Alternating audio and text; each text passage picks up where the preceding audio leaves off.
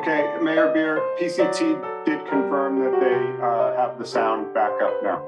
Okay. Thank you. Thank you so much. So where were we? We were talking about Chief Steidel. Okay, hold on a second. I'll just get my bearings here. Okay.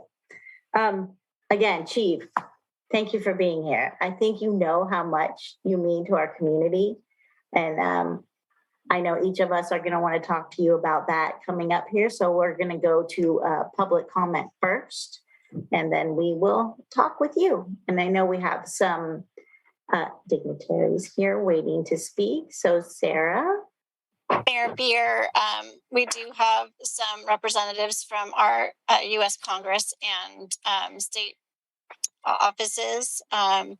Katrina Rill is here to represent Congresswoman Jackie Spears' office. I sure am. So Dan, are you in Texas? Yes, I am. Okay, I looked it up and it said it was 103 degrees in Richardson today.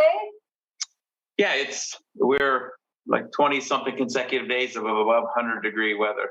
96 tomorrow and the rest of the week, and it's now like around 81. Yes, it's cooling off. Yeah, it was 70 in Pacifica today. Do you miss us already? Yes. But in all seriousness, Dan, I am going to miss you so much, and the Congresswoman will too. And you have seen me at endless council meetings presenting congressional records, and you are now also entered into the congressional records. So you can look up your own history on behalf of Congresswoman Spear. That's very Thank nice. you so much for everything that you have done for the community and for our office. It's just been such a pleasure to work with you.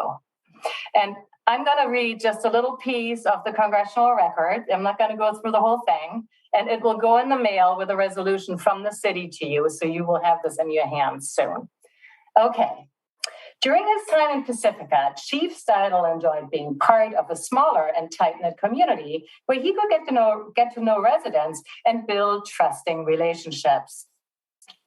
It is very common to see the chief visiting with people and laughing with people during council meetings, ribbon cuttings, parades, and festivals.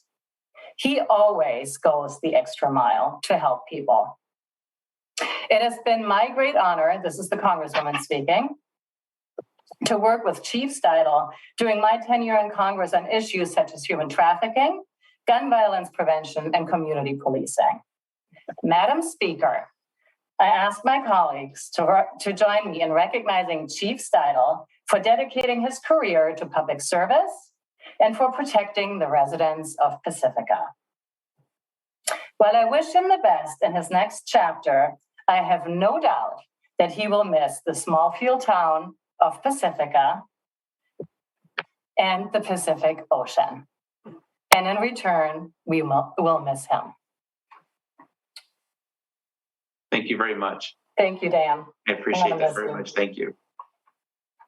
Thank you, Katrina. It's good to see you. It's great to see everybody. Go ahead, Sarah. Okay, and I believe that we have a representative from Congresswoman Anna Eshu's office that's dialing in. I'm going to just check to see if the number at last four digits, 8100, is Nicholas from Anna Eshu's office.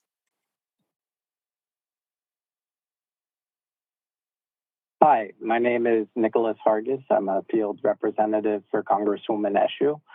And on behalf of the Congresswoman and her office, I want to thank Chief Steidel for your 29 years of service to the city of Pacifica and 33 years in law enforcement, sir. Thank you for keeping the city safe. Your diverse roles and extensive community outreach truly are a shining example in public safety, and we wish you all the best in retirement. Thank you very much. I appreciate that. Yeah. And then Congresswoman Eshu's office also provided a flag that was flown over the Capitol. And I'm going to see if I can screen share a photo of that.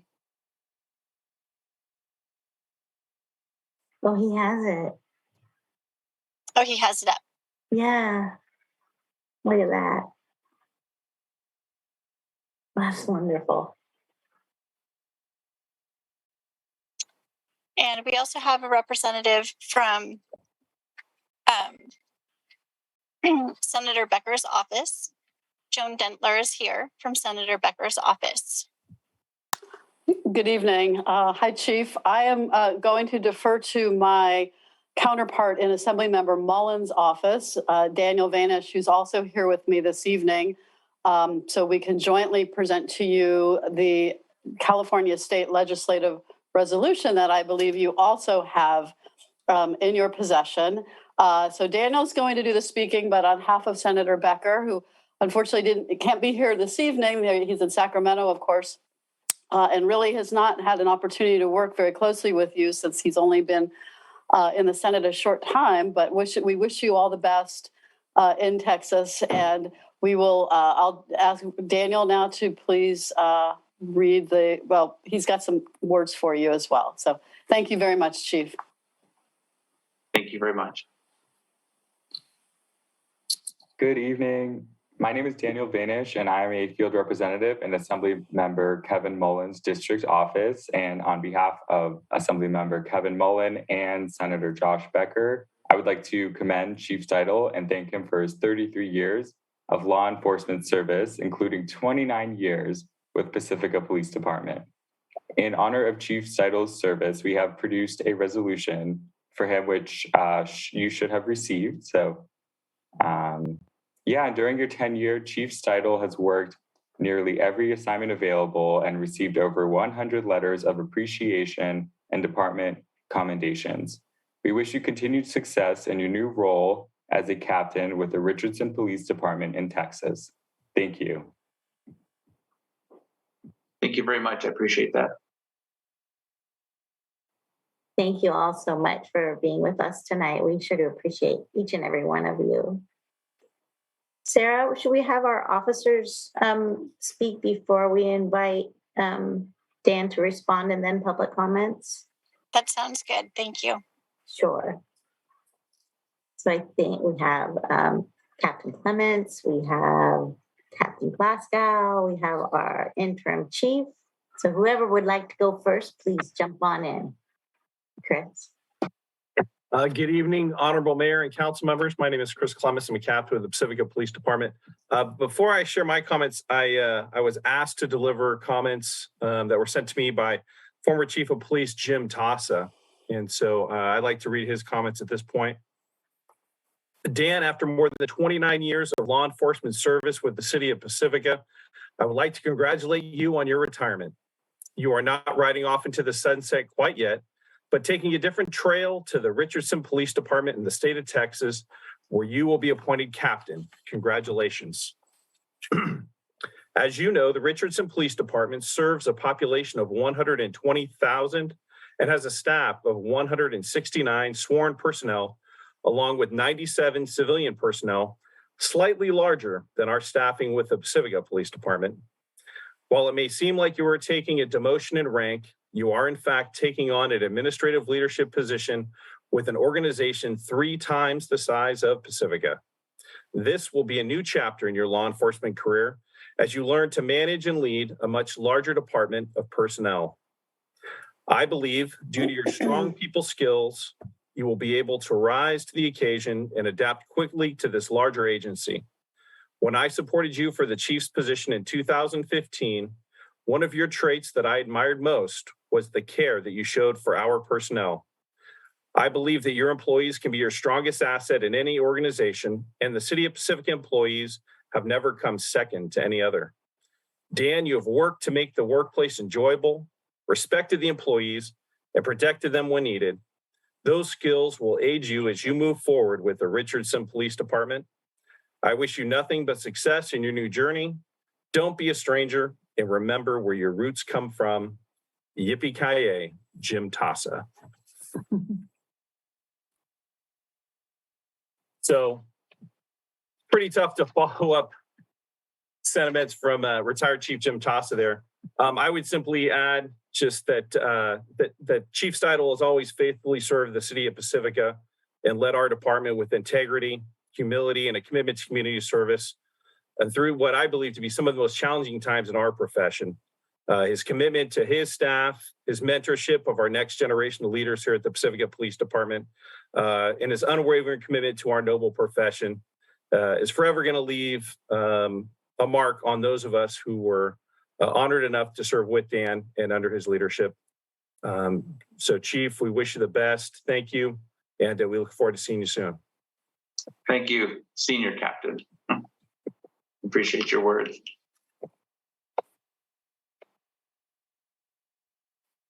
I think there's Captain Glasgow, and then we have our interim chief as well. Hey, boss, how are you? Looking at your junior captain. I want to basically echo sentiments that Chief Tassa had just mentioned, those nice words that he had provided, and piggyback off of what Captain Clements had said.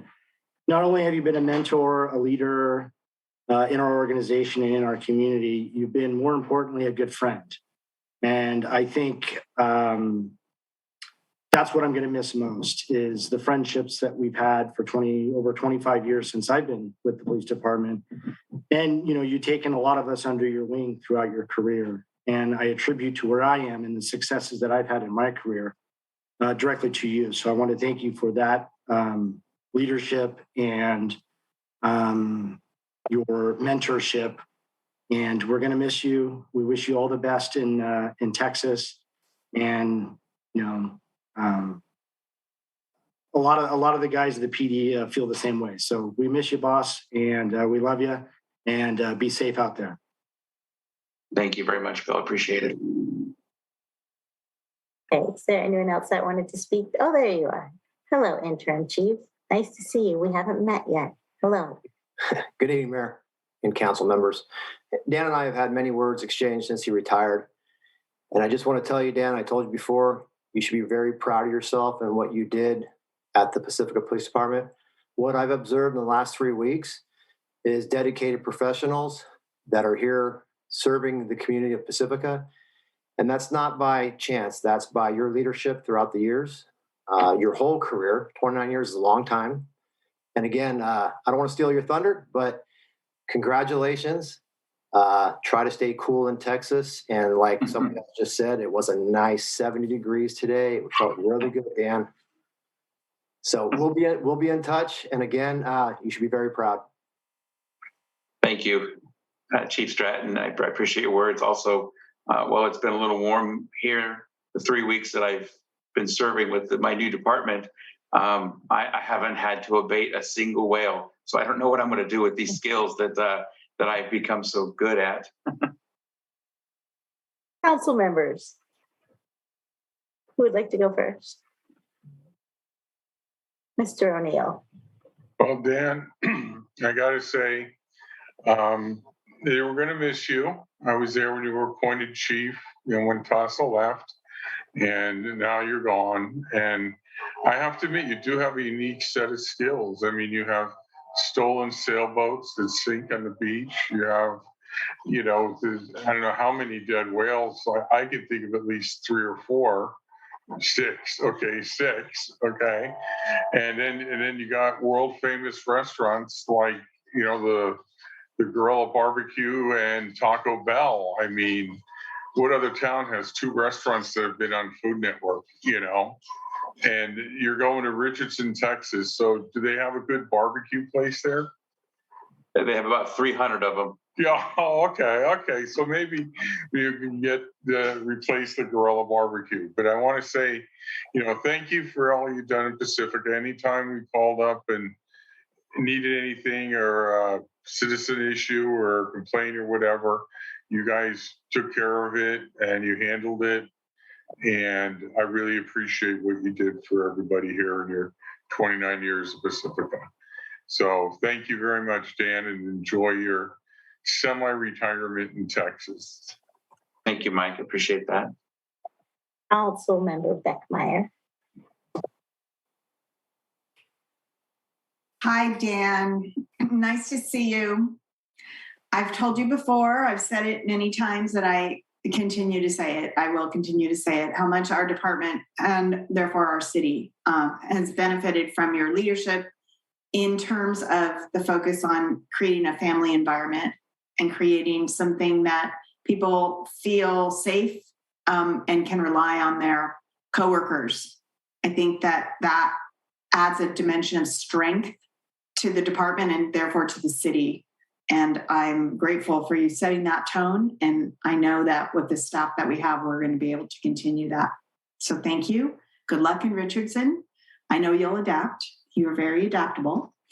And enjoy. Thank you very much. Appreciate it. Thank you. Councilmember Vargas. I want to know if they have fireworks in Richardson, Texas, because that's another thing to add to your many issues that we have. And I appreciate everything about you. I started writing down words and I just kept going. So it was too many, but just then I did your name because I thought, well, that'll limit it. But special, 23 years, extremely funny, industrious, dedicated, leader, education oriented. So that was your name, which is really cheesy. Sorry. But we've had many cheesy conversations. So I thought I would go that direction. And I just want to thank you so much for every single thing you've done here, your candidness. Really, I always say this, but the laughter, because if I talk to you on the phone, we're just laughing. Yes. And I always appreciated that because I could be so serious and you would make me laugh. So I thank you and I hope that everything is smooth there. And if you ever need to cool off, you got the Pacifica summer you can come back to. Thank you. Thank you, Sue. Mayor Pro Tem. Hi, Chief. By the way, we have had a whale wash up on the beach since you left. I don't know if you've been keeping track. Oh, I was sending text messages all day.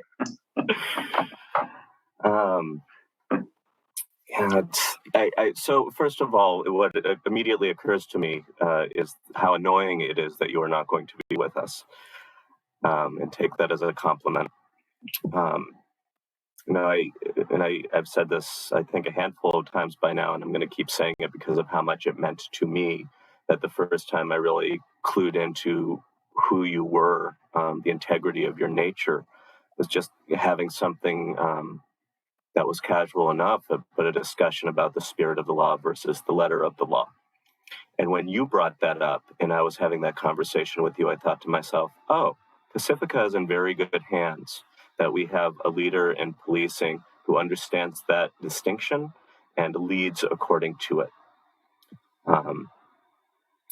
And from there, I've had the distinct pleasure of watching and working with you for years. It's extraordinary to me to meet a leader who challenges themselves to grow, challenges their own preconceived notions and biases, and reevaluates themselves regularly so as to constantly become the best possible leader in any given circumstance. And that is why I'm so annoyed you are leaving, because I trust you to be that kind of man. And I'm certain that we'll find somebody who will rise to the occasion. But in the meantime, we're losing somebody who had already risen to the occasion.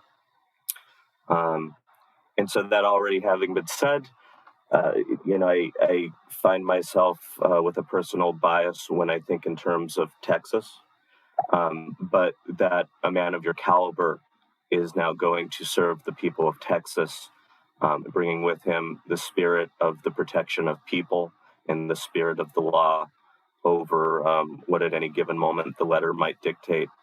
I think they are in exceptionally good hands, and I'm looking forward to perhaps an opportunity of healing that you bring as you take with you the love and admiration that you have well earned in the city of Pacifica. So thank you. Thank you, Tiger. Appreciate your words. It's my turn. So Dan, I met you in 2005. And when I saw in the proclamation, that's when you were promoted to sergeant, right? So sergeant title. Yes. That's how I knew you for a very long time. And at that time, 35% of our Pacifica 11th graders were binge drinking. And you and I did a lot of work around that topic. You helped with compliance checks, with our Responsible Alcohol Merchant Awards program, with our Fog Fest. You brought trainings in. You supported all of our prevention work. And I want you to know that today is only 8% of our Pacifica 11th graders are reporting binge drinking. And for the first time in my entire career, I had a young person tell me that alcohol is hard to get. And so please know how much you mattered. Like, your work was so incredibly important to our process. And so therefore, you honored my family and my nephew. And I am forever grateful for that. So thank you so much. I'll miss you. I love you. I wish you the best. Thank you. And now I will invite you to say some words, and then we're going to ask for public comment. All right. Well, I usually for these type of things, I don't prepare anything. I just kind of go off the cuff from the heart, which is where I usually speak my best. It's also where I usually speak my longest, as my fellow executive team members will tell you. But it's really hard to follow those comments. First of all, everybody that's spoken. I'm sure I'll forget some people in my conversation, but the essence of what I'm trying to put forth this evening in my comments is that when I came to Pacifica, if you would have told me that I would be there 29 years and I would be the chief, I would have told you were crazy. I didn't have any intent on rising through the ranks all the way to the top. But as I moved on through my career in Pacifica, I was mentored by good people, by good leaders who insisted that we work hard and wouldn't accept nothing less than our best. And we talk about often how Pacifica doesn't have a lot of money. We need more staff. We need more equipment. However, there's an upside to some of that I've seen, and that is if you're the type of person that wants to come in and work and you're willing to be mentored, there are so many hats you can wear at the police department in Pacifica. There's so many things you can do. And under the right mentorship, which I was fortunate to have, you can rise through the ranks because there's good people. There's been good people there since the day I started there in 1993 and long before.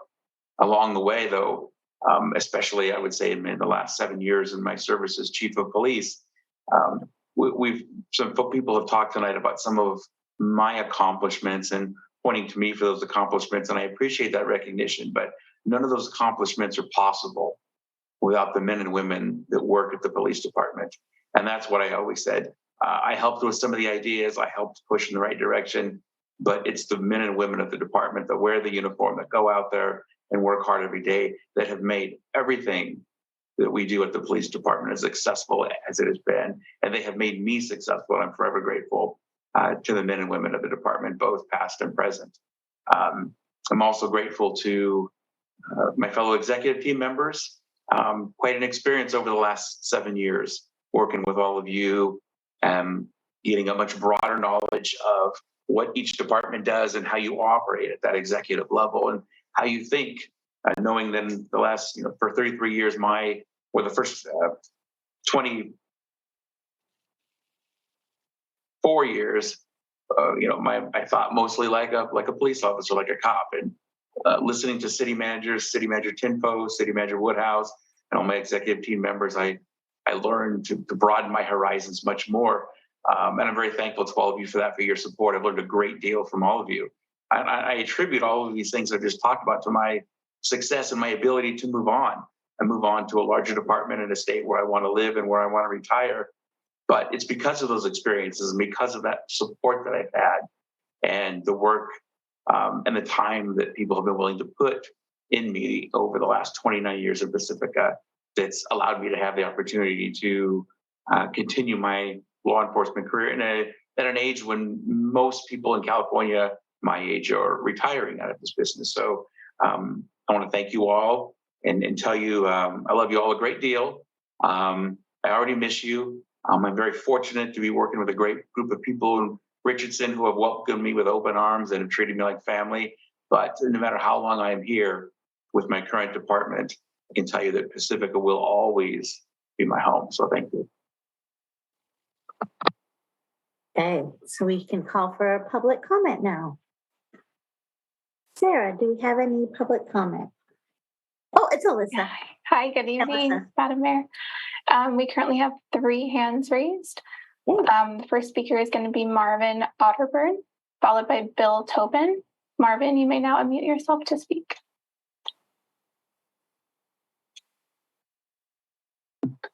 Hello. Yes, this is Marvin. Hello. Hello. Yes, hello. I'd like to send Mr. Dan, former police chief, my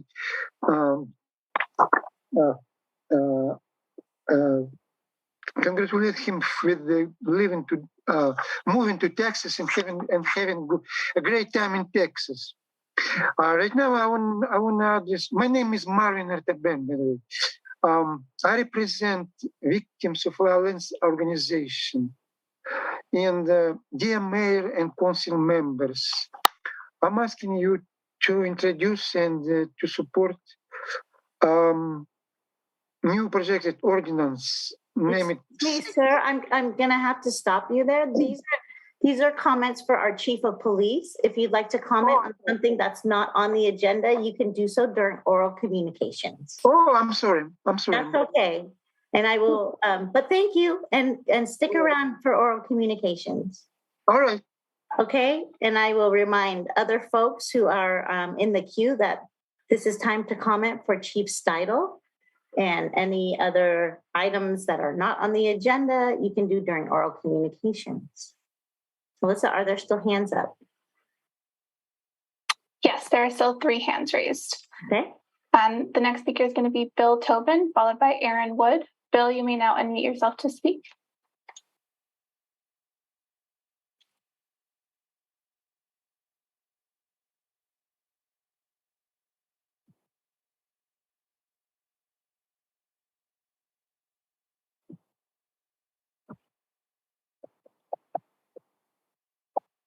Bill, I think I've been asked to, I raised my hand.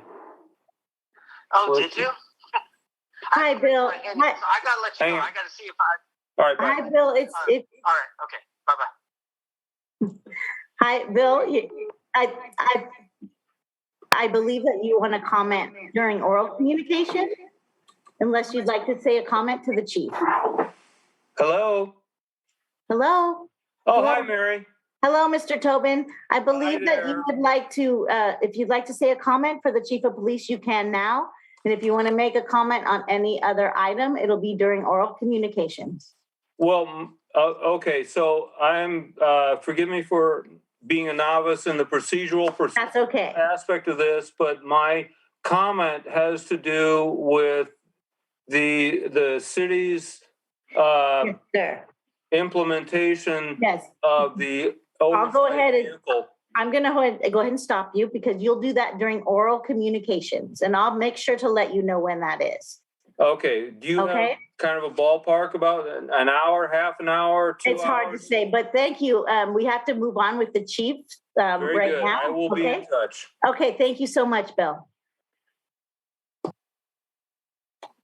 Madam Mayor, there's still 2 hands raised. The next speaker is going to be Aaron Wood, followed by Dwayne Walchborn. Aaron, you may now unmute yourself to speak.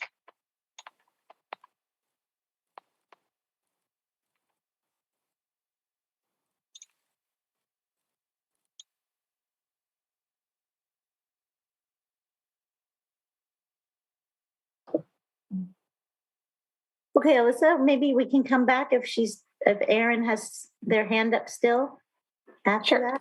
Okay, so we'll move on and then we'll come back to Aaron if they would still like to share for the chief. Perfect. Dwayne, you may now unmute yourself to speak.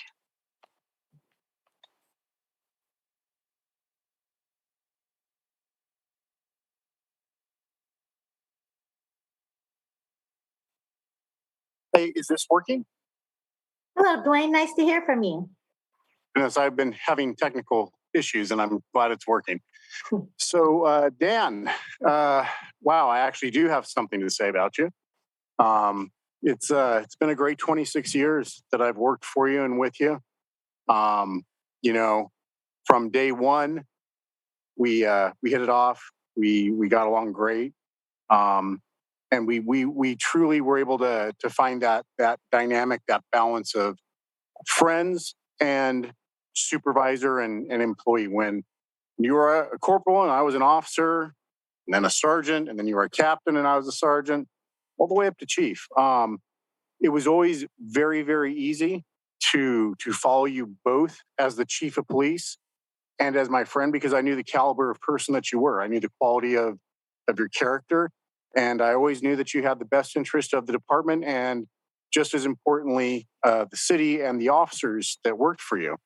I'm really going to miss you. There's no other way to put it. Whoever they get to fill your shoes will be filling your shoes, but not really your role in that department, if that makes sense. So good luck to you in Texas. I miss you, and I'm bummed that you left. Don't know what that was all about, but that was your choice. That's all I got to say about that. Thank you, Dwayne. Thank you. We do have one more hand raised. It's Anita Reeves. Anita, you may now unmute yourself to speak.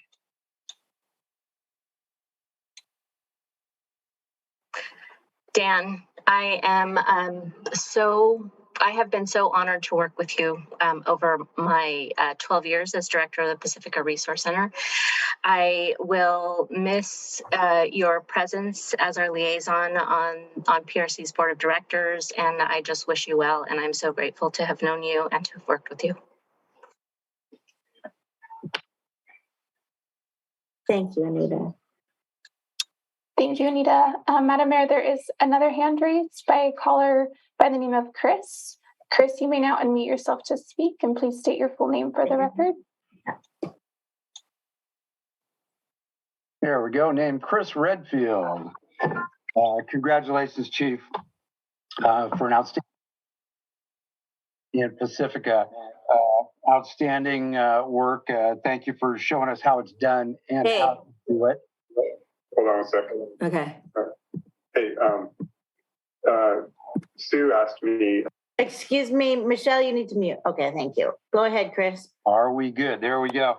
And I said, just outstanding. I said, I think everybody knows who Chief Steidle is in Pacifica, and I think Richardson will probably figure that out pretty soon. Excuse me. And finally, I just wanted to see, is it Stetson or Resistol, Tony Lama or Justin? Want to see some photos. You can get back to us on that. Thank you so much. Congratulations, Chief. Take care. Thank you, Chris. Oh, it looks like there is one more hand raised by a caller by the name of, I'm sorry, not caller. It's by a person with the name of Blake. Blake, if you can unmute yourself and state your full name for the record. Hi, Bettina Blake, Record Supervisor, Pacifica Police Department. Dan, everything's pretty much been said, but I just wanted to let you know that you are truly missed. You're an outstanding leader. You've been told so many times tonight and other times as well. But I wish you all the best and much success in Texas.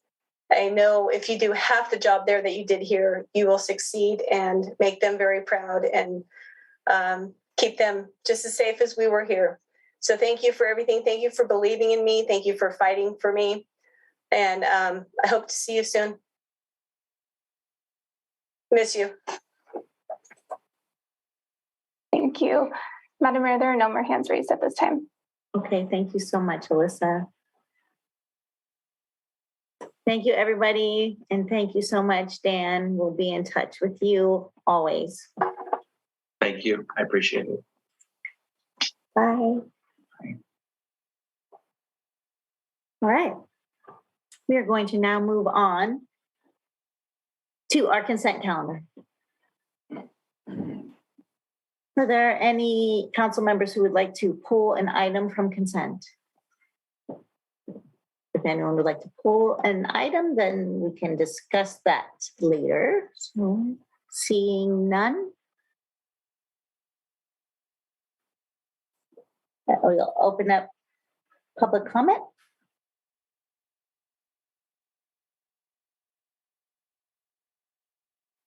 Sorry, I was muted. There are currently 2 hands raised.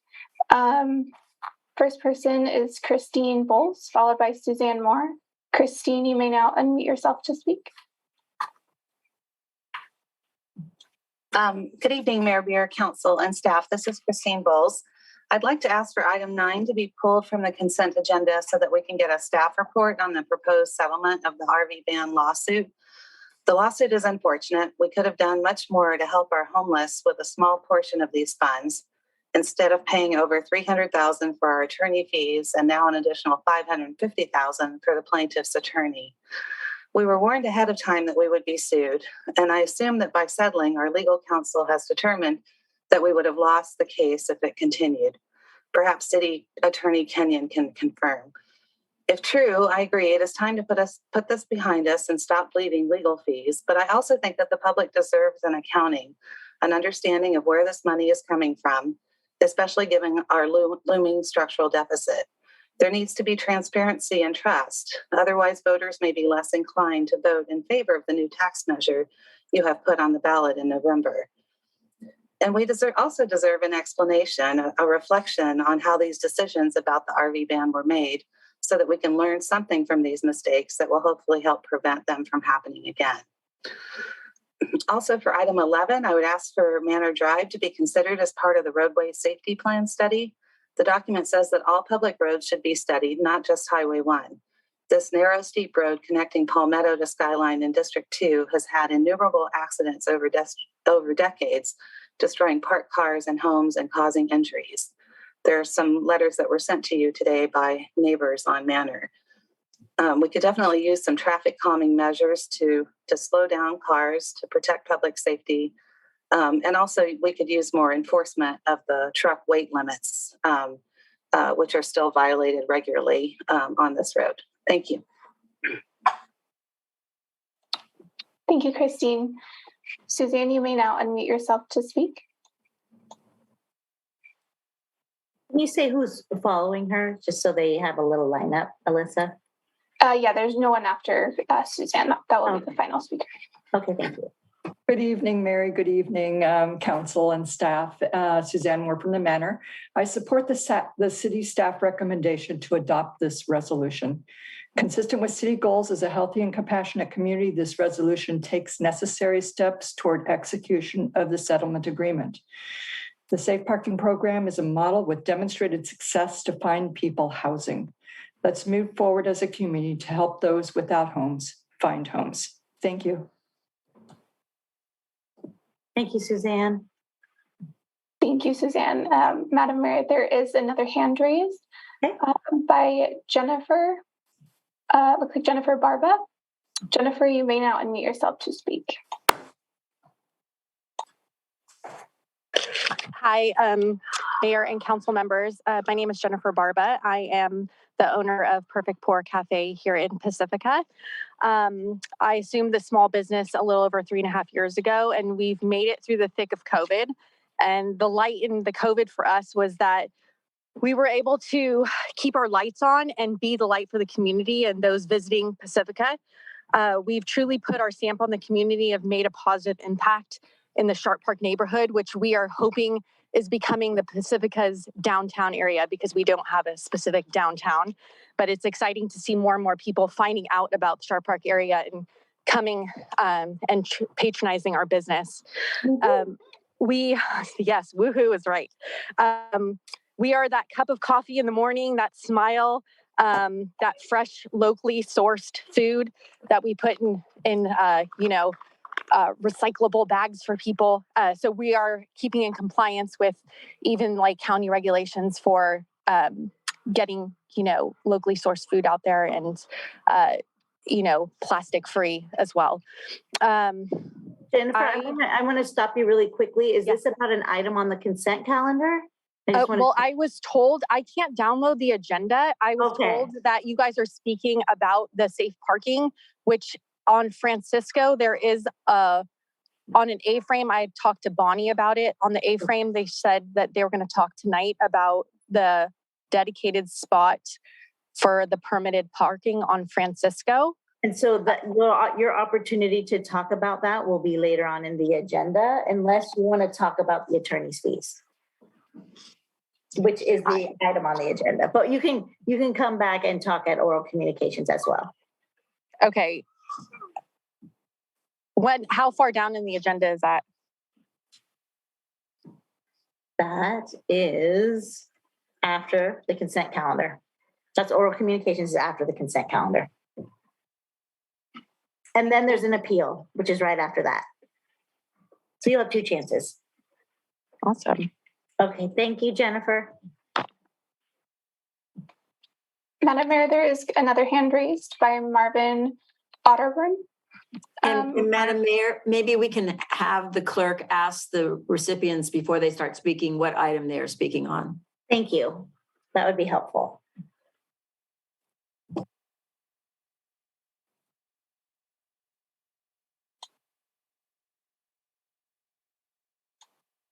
Oh, can you hear me? Now I can. Perfect. The next hand raise is Marvin Otterburn. Marvin, you may now unmute yourself to speak. If you can state which item you are speaking about, that would be great. Hello, my name is Marvin Otterburn. I'm speaking about I'd like to, dear Mayor and Council members, I'm asking you to introduce and support new projected ordinance for the city of Pacifica called Safety from Harmful Energy Transmitting. Oh, Marvin, I'm so sorry that I have to stop you again, but you're going to want to talk during oral communications. This one is for the consent calendar. I know it's confusing if you don't have the agenda in front. No, it's okay. I know it's confusing if you don't have the agenda. So during oral communications, we will have you back. So sorry, I had to interrupt you again. Okay, Alyssa. There are no more hands raised at this time. Okay, thank you. We'll bring it back to council. Mayor Pro Tem. Thank you, Madam Mayor. I don't think we need to pull the item, but I'd favor a staff report on item number 11. Especially in the past couple of weeks, I've gotten a lot of questions about traffic safety concerns on Fassler and Manor. And personally, I can add to that list Lindemar, especially between Alicante and Sheila. So I'd love a staff report and a little bit about the scheduling, including when people will have opportunity to give public comment about the traffic safety study. Thank you.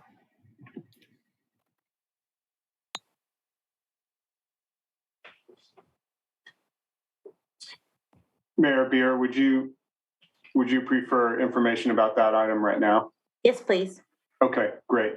Yeah, concerning the Fair and Pierce local roadway safety plan contract, Deputy Director of Public Works, Sam Bautista, and City Engineer is here to talk about what that plan is about and what that scope of work is about.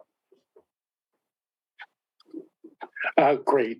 Good evening, Mayor, Council members, Sam Bautista, Deputy Director of Public Works.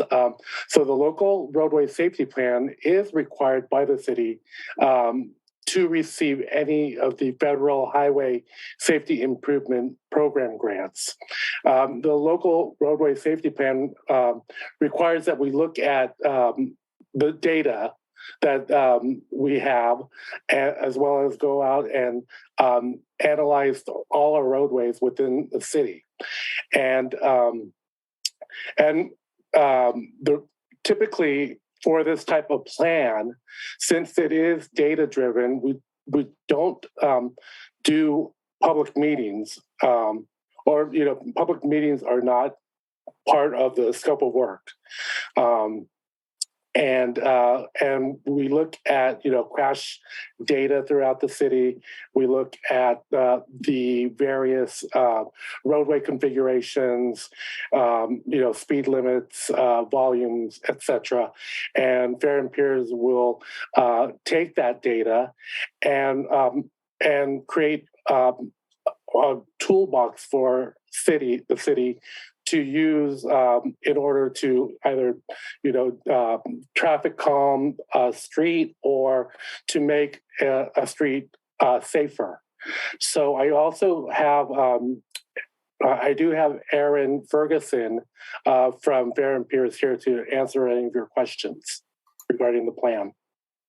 Thank you very much. And I'm looking at packet page 210, which is a schedule for a City of Pacifica Local Road Safety Plan.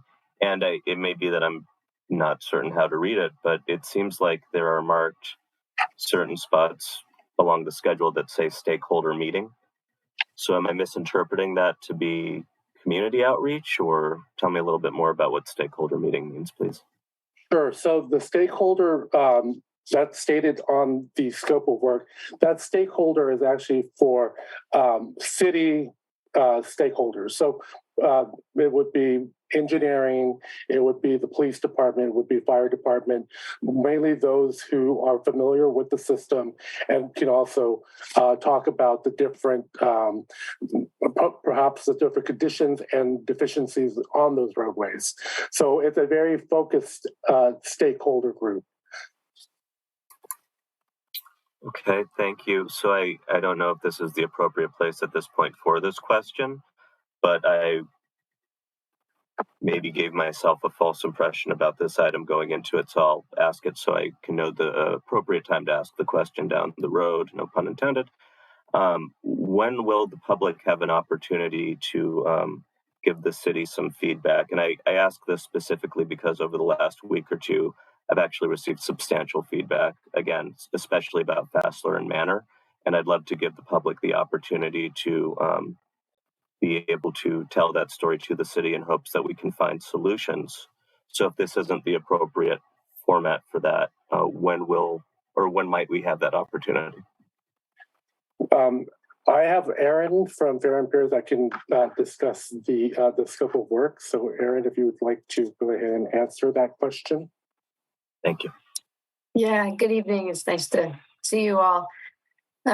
So to the extent that there's already been community input or concerns expressed about specific locations as we start the project, as we're getting our hands around, the collision data, speed data, volume data, we would definitely want to learn from you all, like what you have already heard expressed by the community, and be able to work from that basis of knowledge of, we can see what we're seeing in the data and also compare that to what the community has already expressed in terms of concerns about certain roadways or certain intersections or certain behaviors that they see. And then as part of that specific stakeholder group, that's an opportunity to also learn more from local police and fire department and others who also see, road user behavior on a day-to-day basis. And so we can take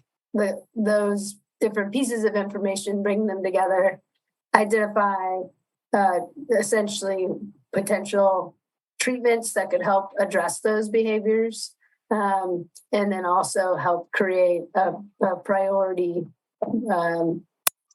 set of projects for the city to be thinking about looking forward. And part of that, creating the priority kind of set of projects or organizing them into kind of like a work plan so that city staff can also think about, funding. There's a lot of new grant programs that can help fund road safety improvements. And so as we put the plan together, we also like to look for what projects might be, competitive for those different funding programs. But to your question, to the extent that there's already, been expressions of concern from the community, we'd want to know whatever those were at the beginning so we could be sure to keep those in mind and integrate those into the data analysis that we're putting together. Okay, so in that case, I'll make sure to funnel information as it comes in. In the meantime, as I've been saying, Manor, substantial problems with speeding, Fassler, substantial problems with speeding. And as I've been contemplating these two streets, it occurred to me I used to have a good friend that lived on Lindemar between Alicante and Sheila, and their car got rammed into several times for just being on the side of the road. So it seems like that's also a hot spot.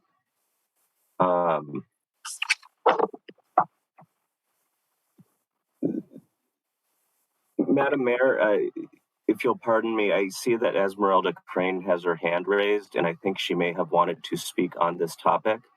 If I need to pull number 11 just so that she has the opportunity to voice her concerns, I'd be inclined to do that. Or if I don't need to pull the item to facilitate that, perhaps you might be willing to reopen to public comment so that she might speak on this item. I can reopen public comment if she'd like to speak on this item. Thank you very much. And thank you, Ms. Ferguson, for answering the question. Okay, there is currently one hand raised, Esmeralda Crane. Esmeralda, you may now unmute yourself to speak. This is Esmeralda and Stephen Crane. We live on Fassler, and we were wondering how can we funnel the information to the consulting firm. We have many videos of accidents just from the past year and other incidents that have occurred on Fassler, traffic related, of course.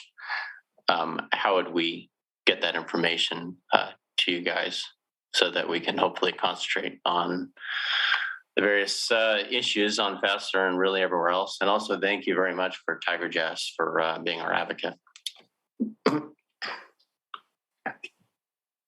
Thank you. Thank you. There are no more hands raised at this time, Madam Mayor. Close public comment and bring it back to council, please. Mayor Pro Tem. Wrong one. I just want to offer the suggestion that perhaps we could post something and connect with Pacifica or something of that nature to garner more feedback. Thank you. Okay. Yeah, Mayor Rivera, Kevin Woodhouse, City Manager.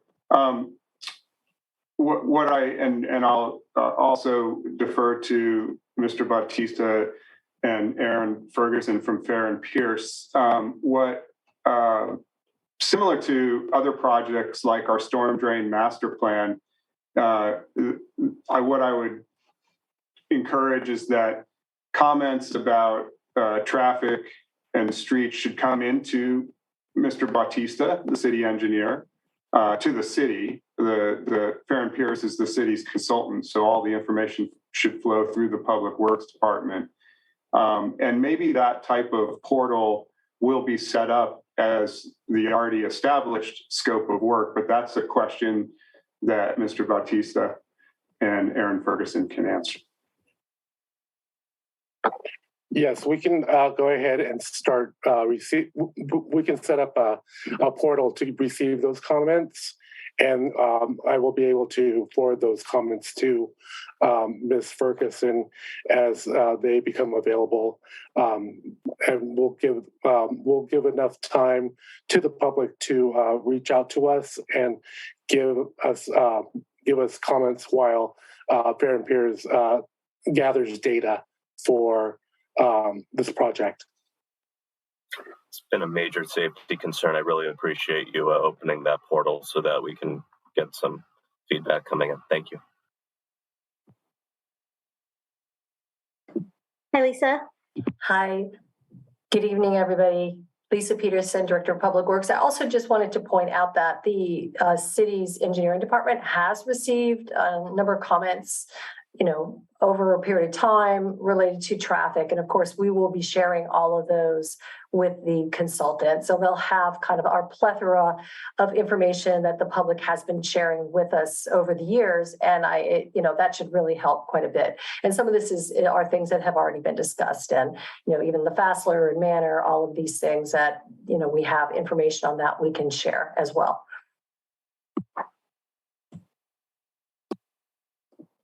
Thank you. Anything else from council? I think I will just quickly comment on item number 9. I know there's been a lot of questions coming in from our community, so I just want the community to know that I'll be gathering information and answering those questions. I don't feel like I need to do that exactly right now, but I will be answering those questions and get that out to the public. There's been a lot of questions. All right, council, do we have a motion? I move that we accept the consent agenda as proposed. I'll second. Roll call, please. With the motion by Councilmember Vaterlas and seconded by Mayor Pro Tem Big Stick for the consent calendar, I'll start the roll call vote with Councilmember Beckmeyer.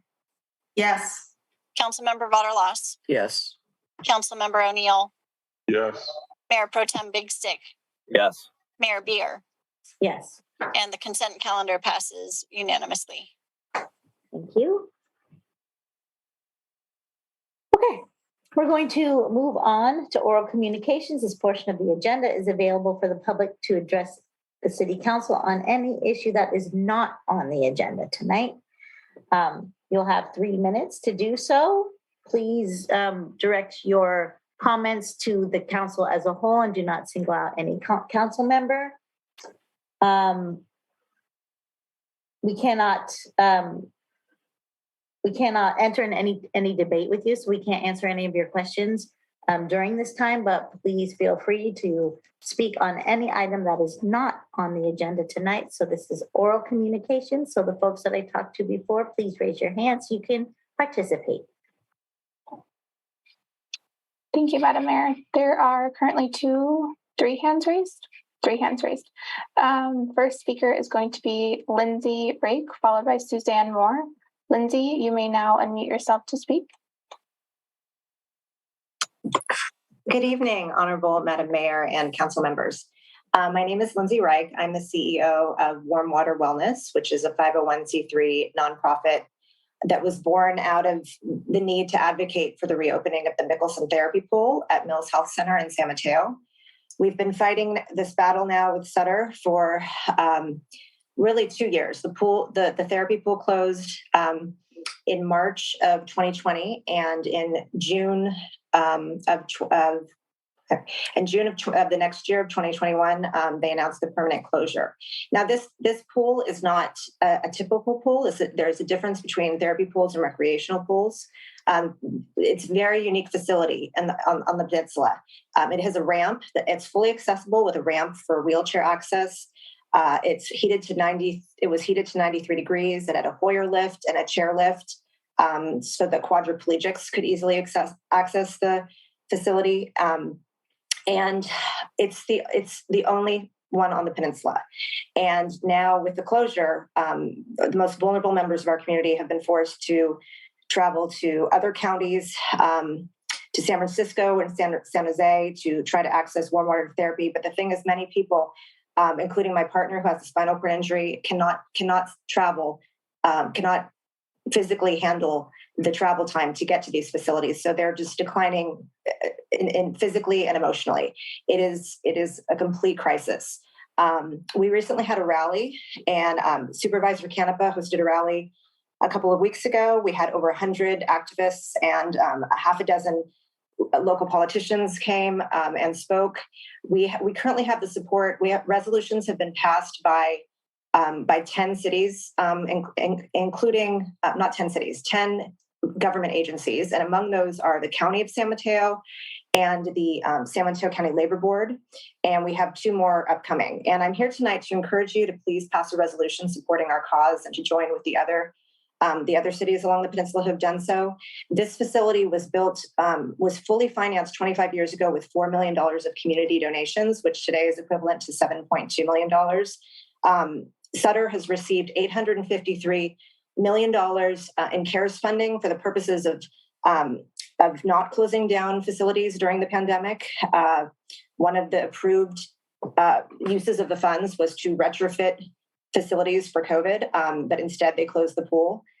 And again, if you could please agendize passing resolution. Our secretary sent you a template, and I'd be happy to provide any further clarification about what we're looking for. The Peninsula Healthcare District has offered to fully finance any operational costs and remodeling of the facility, and Sutter has declined. So we're encouraging you to ask them to reconsider this decision. Thank you so much. Thank you, Lindsay. Thank you, Lindsay. Our next speaker is Suzanne Moore, followed by Christine Bowles. Suzanne, you may now unmute yourself to speak. Thank you, and good evening again, council and staff. Suzanne Moore from the Manor. Our council candidates have been given a contract, a list created by the California Secretary of State as a code of fair campaign practices, which includes expectations on messaging.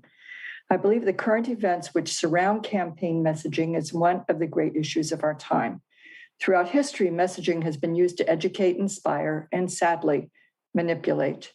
I want to take just a moment to speak to the impact of messaging, suggest tools of critical thinking, and identify actions when encountering inappropriate message. Impact. Messaging intends to move the reader to action, to consider an opinion, support an action, vote for a candidate. There are manipulative techniques, and we've all seen them. Name calling, personal attacks, fear-mongering, frank misinformation. We have seen on the news how these tactics can embolden destructive action. Pacifica's recent hate crimes in our schools and past vandalism against our unhoused are local examples. Negative messaging also inhibits public participation, impedes public discourse and discussion of public concerns, and hinders solution building. The impact of negative messaging on the public good is profound. Critical thinking is now taught in our schools, but some of us missed out and could use a refresher course. Step one, perhaps, is to increase awareness of common tactics like the one I just mentioned and learn to take a step back.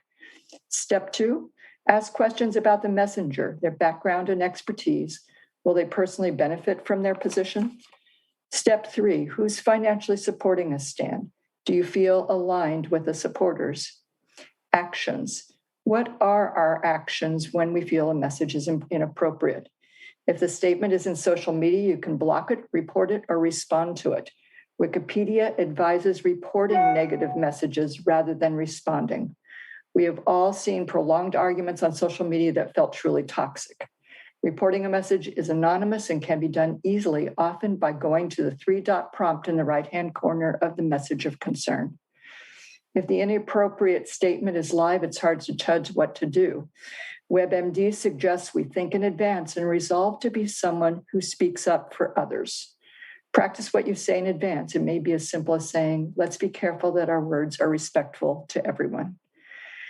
To regain true public discourse, we need to regain respectful messaging, hear concerns, identify common values, and take necessary steps toward solutions. Thank you. Thank you, Suzanne. Thank you, Suzanne. Our next speaker is Christine Bowles, followed by Remy Tan. Christine, you may now unmute yourself to speak. Thank you, and good evening again, Council. This is Christine Bowles, and first I just want to thank Suzanne for that really wonderful comment. I've heard such horrible things that have happened in the past here against John Keener in particular, and I would hope that we have learned our lesson and moved past that here in 2022.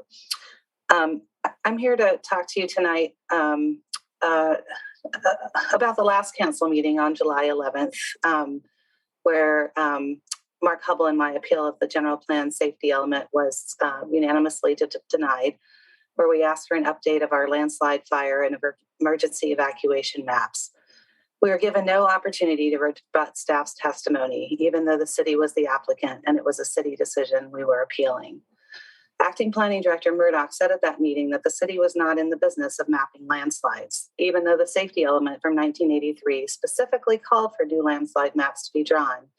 And the Howard Donnelly report prepared by city geologists handed us the documentation of the 475 landslides of 1982 on a map.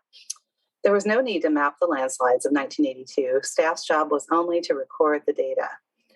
I wanted to let you know that I'm continuing to work on these important issues of public safety. My family has created a GIS mapping app where location data can be input on a simple Google form and supporting documentation attached. Deb Wong has kindly been going through Tribune articles and sending me images and articles from other years' tragedies. There are many, especially during wet El Nino years.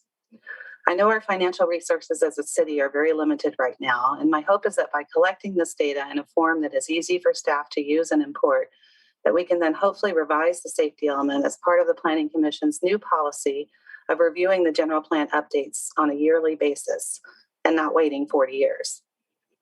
Before Deb and I invest our time in all this work, and it's a lot of work, I would like to show an example of our documentation process to staff and get the assurance that this data collection is useful and would be considered.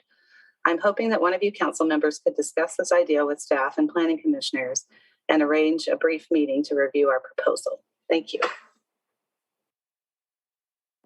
Thank you, Christine. Thank you, Christine. Our next speaker is Remy Tan, followed by Jennifer Barba. Remy, you may now unmute yourself to speak. Hi, Honorable City Council. This is Remy Tan from Manor. I noticed they just did a repave on Hickey Boulevard, and I was just really concerned about that, considering the city really is lacking funds for everything and it's a structural deficit. Because that street was fairly smooth. I drive down that street every day, so I was pretty shocked to see them do a repave on it. Consequently, I had correspondence with Lisa, our head of Public Works, and she gave me a lot of useful information. But what I was surprised is the street condition was assessed at a 19 out of 100, and definitely that street wasn't at a 19 out of 100. I'd say it was probably about 70 or 80. So I'm not sure what metrics that all this algorithms they're using for the street analysis and what the consultants are exactly doing. But it seems like the Public Works really needs to kind of step back, look at all the streets in the city and say, hey, does the actual field condition match up with what's the consultants are saying? Because that one certainly doesn't, and it's pretty wide. It's a 4-lane plus parking wide street. It's pretty big deal to repave that. And there are other streets like over in Pedro Point or behind the Eureka Square that has been in ruins for years and decades. And a little street between Farallon and Beaumont, little alleys has never been paved properly since I've lived here 25 years. So I know there's streets out there that are that need a lot of work. So urge the Public Works to really take a look at what these consultants are coming up with and making sure that they're doing the job and the streets that need paving really get paved. The other issue that I saw is there's a lot of trash down at Esplanade this weekend when I was taking my walks down there. And apparently, again, there's a homeless, camping out there. And they're not in oversized vehicles. They're actually in cars. And they're leaving trash all over the place. And it's something that I think the police resource officer needs to go out there and, kind of help, see if they have any, mental health needs or other needs, and then make sure that those guys are packing their trash out. It doesn't cost that money to send those police assistants off to take care of that problem. And there's also human waste there that needs to be taken care of. It's really disgusting. There are a lot of tourists there, and it's kind of disappointing. Thank you so much, Remy. Thank you. Thank you, Remy.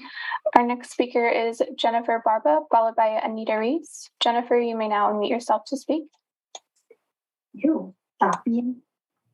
Hi, sorry for the earlier hiccup, Madam Mayor and council members. Now I know when is my turn to speak. So my name is Jennifer Barba. I'm the owner of Perfect Pour Cafe here in Pacifica. I'm sitting here with my sister, Angelique Riccardi, as well. We are chiming in regarding the temporary safe parking on 2500 Francisco Boulevard. I guess it's in the works or up for a nomination for a spot for the temporary safe parking. I'm just here to kind of talk about. Madam Mayor, that's on the appeal and on the agenda. Excuse me, sorry. No, can you stop the clock for just a second, please? Sorry, Jennifer, 1 second. That's okay. She was talking about the 2400 Francisco appeal from the Water District. And that's on the agenda, so she needs to comment during that time, not during oral communications. I'm talking about the temporary safe parking spot on Francisco Boulevard. Yeah, I understand. I'm sorry. I kind of didn't think it was that specific, the appeal, but that's okay. If we want to bring her back to talk during the appeal, do other council members want to chime in on that? Yeah, I'd prefer to give her whatever time is appropriate, including if what she's speaking on is not specific to the CDP, but I'd at this point like to hear what Michelle might have to say about it. Thank you. Stop. 1 minute. Just wait.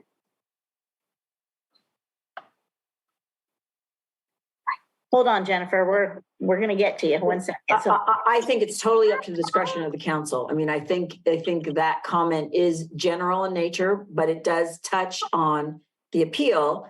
So this speaker can speak either at this point on the general topic, or she can wait and speak to the whole topic on the appeal. It's really up to the discretion of the council.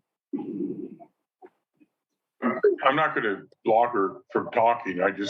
If she was going to talk about that specific thing, it should be addressed at 2400.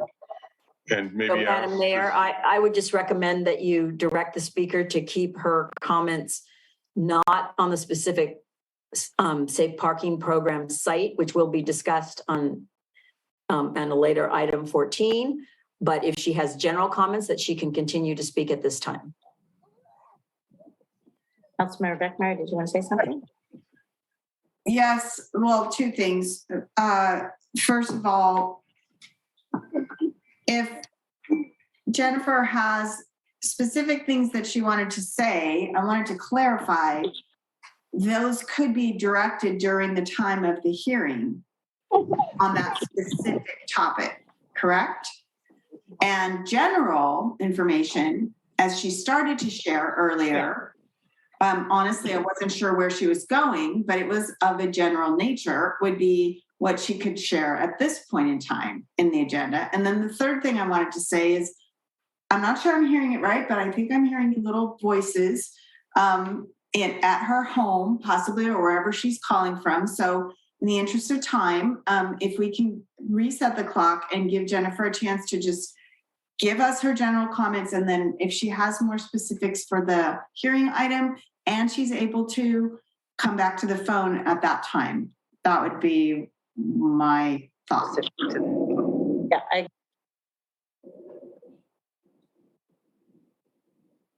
yes, I agree with that. Okay, so Jennifer, if you can make the general comments, and then if you have specific ones about that specific place, the parking place, then you can speak during the appeal. Sorry for all the confusion tonight. That's okay. This is a good first go round speaking at a council meeting for me. So I appreciate the time. So I guess I'll just generally speak about the nature of our business and how grateful we are to be serving the community there on 188 Clarendon Boulevard. We're a little local coffee shop that we assumed an existing business over 3.5 years ago and kind of made it through COVID, and have really made a go of that little spot, and, made it through COVID and was kind of like, kept the lights on and kept a hot cup of coffee and smiles on our faces, and have done, I think, a really great service for the community, for Pacificans, for local Pacificans, and also for visitors coming from, other areas visiting Pacifica. So we are we're located in a visitor serving area. We're zoned for that. And we do see a huge influx of visitors and serve a lot of people and have lots of wonderful conversations with people from near and far. And so, like I say, we're grateful to be part of this community and serving. And I will come back to the meeting, I guess, at item 14 and just talk about how that, I guess, specific line item would, how it would be challenging for our business. So I thank you for your time, and I will return after I put my kiddos to bed. Thanks for your understanding. I'll raise my hand then. Thank you so much for your time. Yeah, thanks for understanding, Jennifer. Appreciate it. Okay, thank you. Thank you, Jennifer. Our next speaker is Anita Reese, followed by Brenda Maxwell. Anita, you may now unmute yourself to speak. Hello, Anita Reese with the Pacifica Resource Center. And I just wanted to share that we continue to be open to the public on Monday, Tuesday, Thursday from 9 to 5, Wednesday 9 to 7, and Friday 9 to 1. We are closed between 12:30 and 1:30 for lunch, Monday through Thursday, and we are open one Saturday a month from 9 to 1, including this Saturday, August 13th. Whenever possible, we are still encouraging folks to call it before they come to our office and either schedule a phone appointment or an in-person appointment. Our phone number is 650-738-7470. We are also currently enrolling Pacifica Youth in our Back to School program to provide backpacks and gift cards so that families can purchase the school supplies that they need. Part of this is because of COVID and not needing to put too much, touch too many things that folks are going to take home. And this way they can buy what they need. So if you or somebody you know needs help with back to school items, please contact PRC to schedule an appointment. Our distribution is starting this Friday and Saturday and will continue on a rolling basis. Our next two grocery distributions are this Wednesday, August 10th and Wednesday, August 24th at the American Legion Hall, which is at 555 Buell. If you need groceries before then, please call PRC to schedule a time for pantry support. We're also planning some changes to our grocery distribution with the addition of another refrigerated van and driver, which will allow us to increase our grocery rescue pickups and deliveries. So, if you or somebody you know also needs help paying back rent, I urge you to contact us so we can explore ways to help keep you housed. Housing is key. The state and federal support for past due rent during COVID closed on March 31st, but I did want to share that to date, 318 households in Pacifica have been supported with nearly $5 million in rental assistance over the last year. So, and then lastly, we are continuing our Unhoused on the Coast outreach work. So please contact our UC Outreach staff by email at ucoutreach@pacresourcecenter.org or by calling PRC if you see know or see someone who's living on the streets in an encampment or a vehicle. So if you live in Pacifica and need support with any of those services, please call us at 650-738-7470 by email at info@pacresourcecenter.org or at our website at pacresourcecenter.org. And even if you need something else other than what I mentioned previously, call us and we'll give you a referral or a warm handoff if we can't do and provide the support directly. Thank you. Thank you, Anita. Thank you, Anita. Our final speaker is Brenda Maxwell. Brenda, you may now unmute yourself to speak. I also want to encourage Mr. Tobin to raise his hand. I think this is when you would want to talk as well. Actually, I'm not sure now. I did want to speak on the appeal by the water district in support of it. So should I wait until later or? Yes, please. Okay. Thanks, Brenda. Thank you. Thank you. Madam Mayor, there are no more hands raised at this time. Okay. Then we will close oral communications. Bring it back to council communications. Who would like to go first? a lot of my committees shut down during the summer, so I really don't have a lot. So I would like to mention, if you wish, the Historical Society is having the bologna lunch on August 14th. And you would be eating food cooked by Ohlone Indians from the Ohlone Cafe in Berkeley. And they would also be given some information about the Ohlone tribes. And it's really kind of fun and interesting. Thanks, Mike. Councilmember Barbalas. Sue Beckmeyer had her hand up first. I think she never put it down. Oh, okay. I went to a lot of things.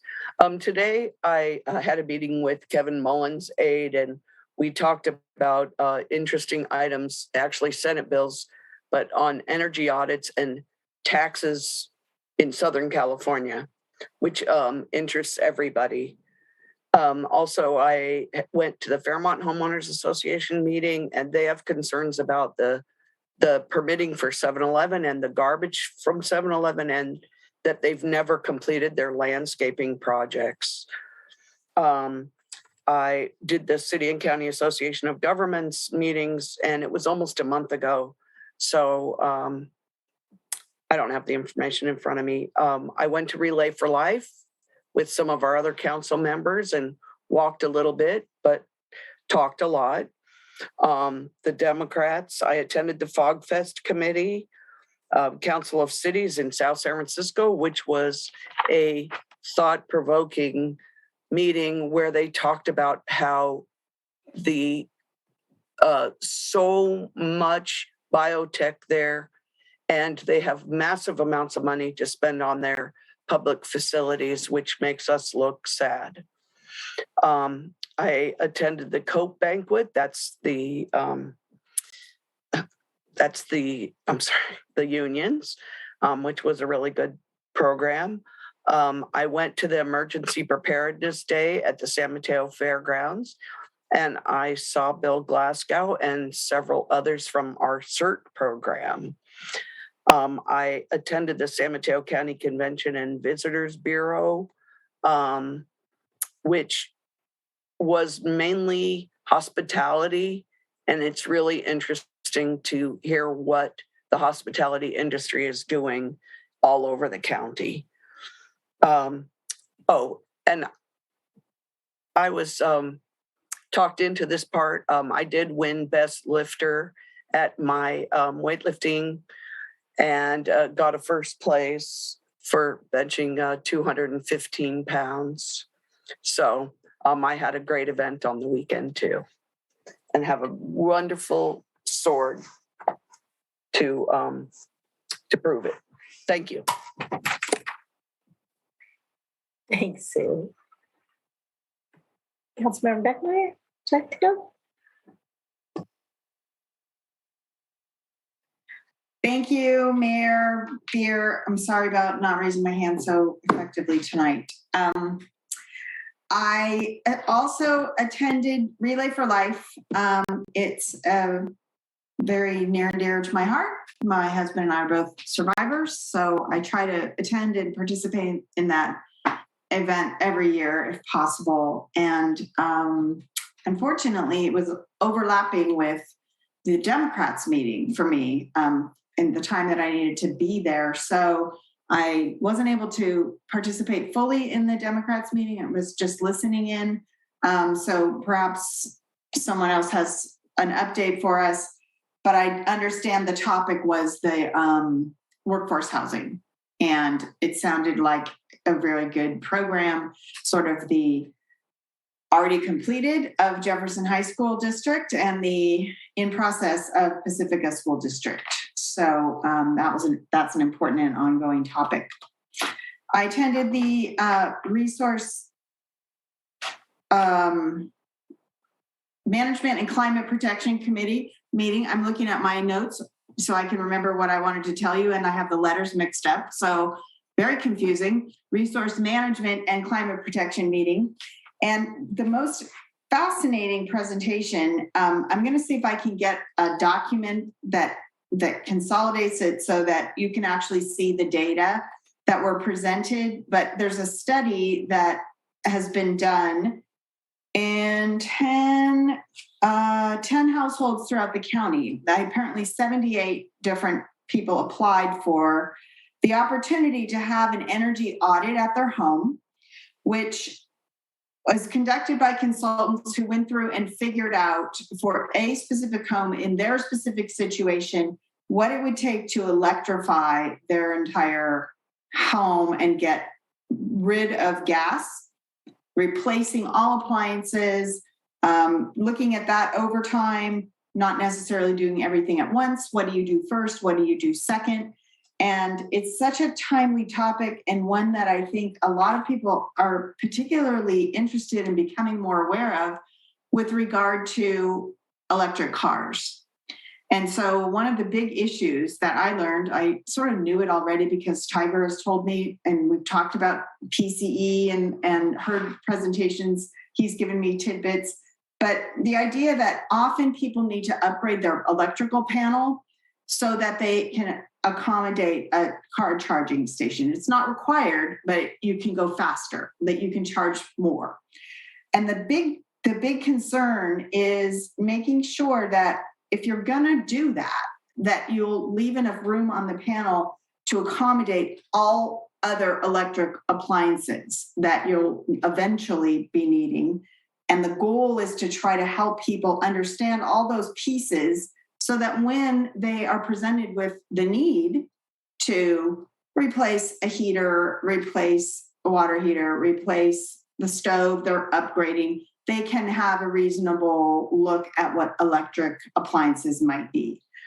Every time I attend a presentation, and I've met with some folks individually on this topic because they're very interested in upgrading our REACH codes.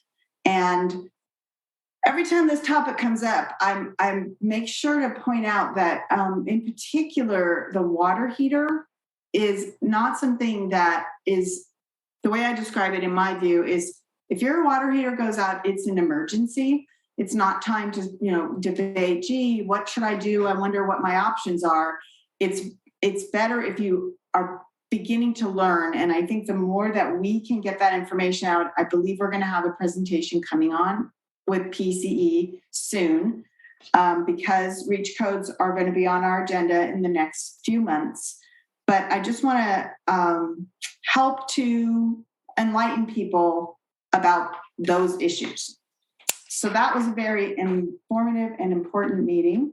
And the other message that we have always from Bosca, from Tom Francis, is that we're in a drought completely, even though our region, relative to other regions, has done very well, due primarily to the location that we get our water. So from Hetch Hetchy Reservoir, that particular reservoir filled at nearly 92% this year, which is almost unheard of across the rest of the state. That doesn't mean we don't need to conserve. And the good news is conservation was up in the month of July, but we still need to do more. So that's my message. Thank you. Thank you. Councilmember O'Neill, did you have something else you wanted to say before I go to Tiger? I just actually wanted to kind of respond to Beckmeyer in regards to affordable, the teacher housing.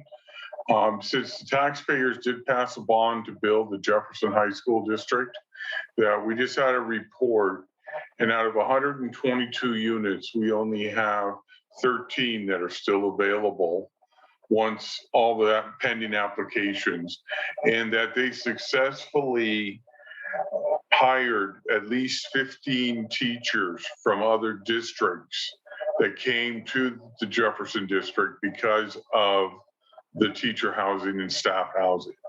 So, and it's interesting that the breakdown is roughly 60% certificated, meaning teachers, and 40% classified, which are the custodians, school secretaries, bus drivers, van drivers, etc. So I think it just proves that the recruitment and retention is important for this project as we move forward with the PSD Odstad project.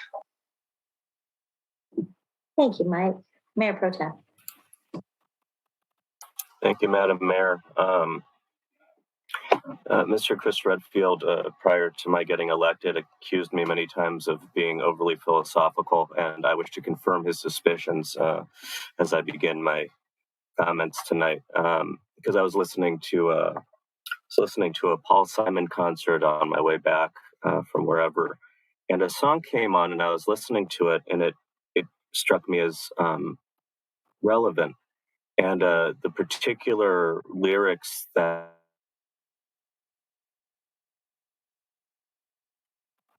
I'm going to, yeah.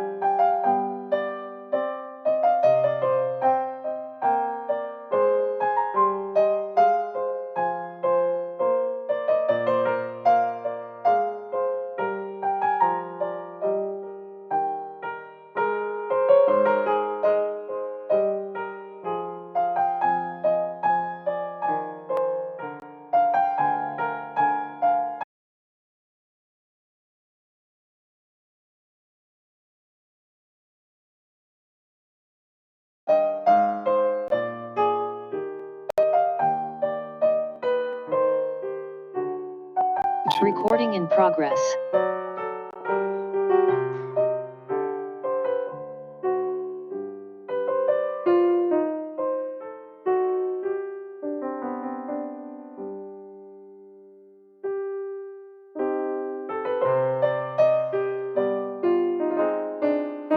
Okay. Continue, Mayor Pro Tem. Okay, so I start from the beginning. Just kidding. Hold on, Tiger, because they're not broadcasting yet. It just has a sign that says coverage of this meeting will return momentarily.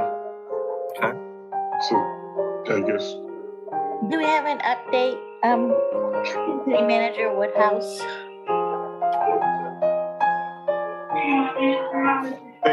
They just sent a message saying, anticipating that new update message now that they are back up.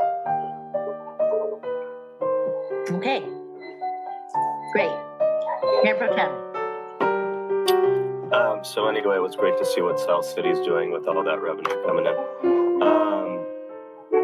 Went to the Peninsula Clean Energy meeting on the 28th. Unfortunately, a battery project, a storage project we'd been working on, has fallen through.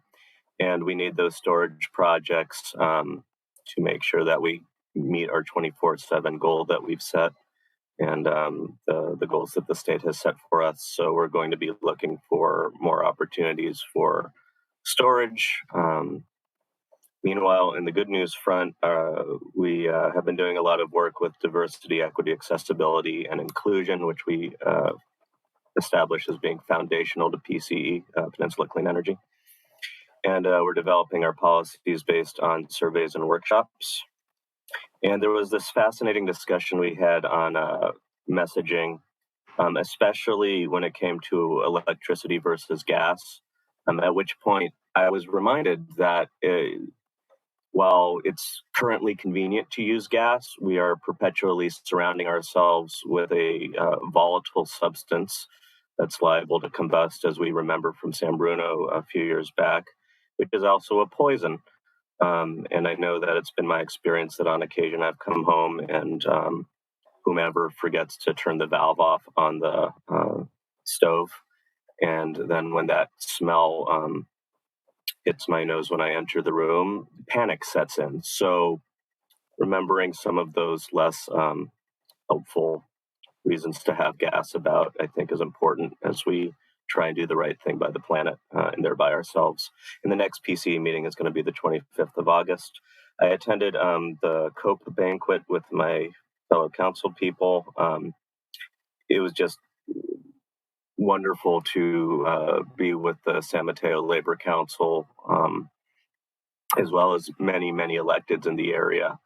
And it's just always an inspiring event and a great opportunity to reconnect with San Mateo County. So that was awesome. We had a meeting on the Boys and Girls Club last Tuesday. They're going through the fundamentals of essentially starting a new board. And everyone in attendance was very much looking forward to the board creating a budget that assures the parents that the club will be financially stable going forward. On the concern side, meanwhile, it was really great to see all of the activities planned for the year and all the work the club staff is doing to bring the clubhouse physically up to ship shape to serve our children in perpetuity. So it was a really heartening meeting. Councilmember Beckmeyer and I will be meeting with PCE staff regarding REACH codes on Wednesday. And I know I'm looking forward to that as we gear up to bring that or hear it in council in the next several months. And while I'm here, I've seen that literature about the warm water wellness therapy pool a handful of times now, and we've been very busy. But since it was brought up in this moment, if other council members have an inkling to bring that resolution forward, I certainly plan on following. Okay, looks like a big consensus. So, City Manager, happy to discuss it with you later, but I wanted to take this opportunity to voice that support now. Thank you. Okay, thank you. Also, thank you for mentioning the 988, really important for our emergency mental health issues, please use 988. It's very helpful. And so the Mayor's Mental Health Initiative has been working hard all year, bringing in trainings, and we've just connected with some funders, and we'll be having a press conference very soon because we were able to get some resources for our local nonprofits. So look for the press conference, and then I'll tell you the good news after that. So people have asked me, oh, have you been on a break? And I'm like, a break? No, I haven't been on a break. Let's see. I attended the Economic Development Committee meeting. I went to Relay for Life, which was beautiful. Thank you so much for everyone who is there and organizes that event. Super important. I went to the Open Space meeting, the Pacificans Care event, Councils of Cities. Zip Trips was super fun. Thanks, Mike, for being there with me. And yeah, it was really wonderful to see Pacifica highlighted like that. I went to, hung out at Grocery Outlet, doing a 5 for 5 at Grocery Outlet for Pacificans Care, and it was really successful and a whole lot of fun to be out there with the community. You give 5, get 5, and it's really fun. And so thank you to Pacificans Care for supporting our core agencies. I also, I went to the CCAG Bike and Pedestrian Advisory Committee meeting, and I want to tell you a little bit about that because there's a lot going on at that level. So the MTC distributes federal transportation funding from the Federal Highway Administration to projects and programs that improve safety, improve access to transit, and bike and pedestrian projects like Safe Rides to School. There's a 4-year funding cycle. There was $32.6 million available for project funding here in San Mateo County. And CCAG sends CCAG and BPAC review all of the applicants, all the applications. And so BPAC sends 2 members. One of those members was me. So I spent many hours reviewing and scoring these applications. There was 29 of them. They said, oh, it should only take you 10 hours. No, it took me at least an hour per application just to really review it and then score it and then put in all of the information. So Pacifica had 2 applications in. Much to Ryan and everybody and Lisa for those applications. It was an honor to be able to score them. It was very interesting to see all the different projects that are out there. It's really important for the community to understand that when we have these plans in place, like our bike pedestrian master plan, that's when you have funding available, and then the projects need to be, applications need to be filled out and projects need to be submitted, and then they're reviewed. So everything takes time. But it was very interesting to see all the different projects, including projects from BART. So it was an honor to actually be there and be able to score those. A lot of time. It took me a lot of time. I'm also a new member of the Coast Pride Board of Directors, so I'm very proud to be on that board. We had a board retreat where we went and hung out with some horses at a ranch in Hafu Bay. So that was really interesting. But now we do have representation from Pacifica, so Coast Pride will now be serving fully from Pescadero to Pacifica. All right, I'm going to finish there, and I'm going to turn it over to City Manager Woodhouse. Thank you, Mayor Beer, Mayor Pro Tem Big Stick, and council members. Kevin Woodhouse, City Manager. I just have one announcement, and it is that I would like to introduce our interim police chief, Kirk Stratton. And Chief Stratton will come on and have a moment here to make some comments after I provide a little bit of information about his background. So Chief Stratton comes to Pacifica after retiring in 2020 from the town of Colma after 27 years in Colma, with the last 6 years of his service there as the chief of police in Colma. He is an active member of the California Police Chiefs Association and the International Association of Chiefs of Police. And he, in his years of retirement, has remained very active He's an administration of justice adjunct professor in the San Mateo County Community College District, and also an instructor for the South Bay Regional Training Consortium, the Police Academy.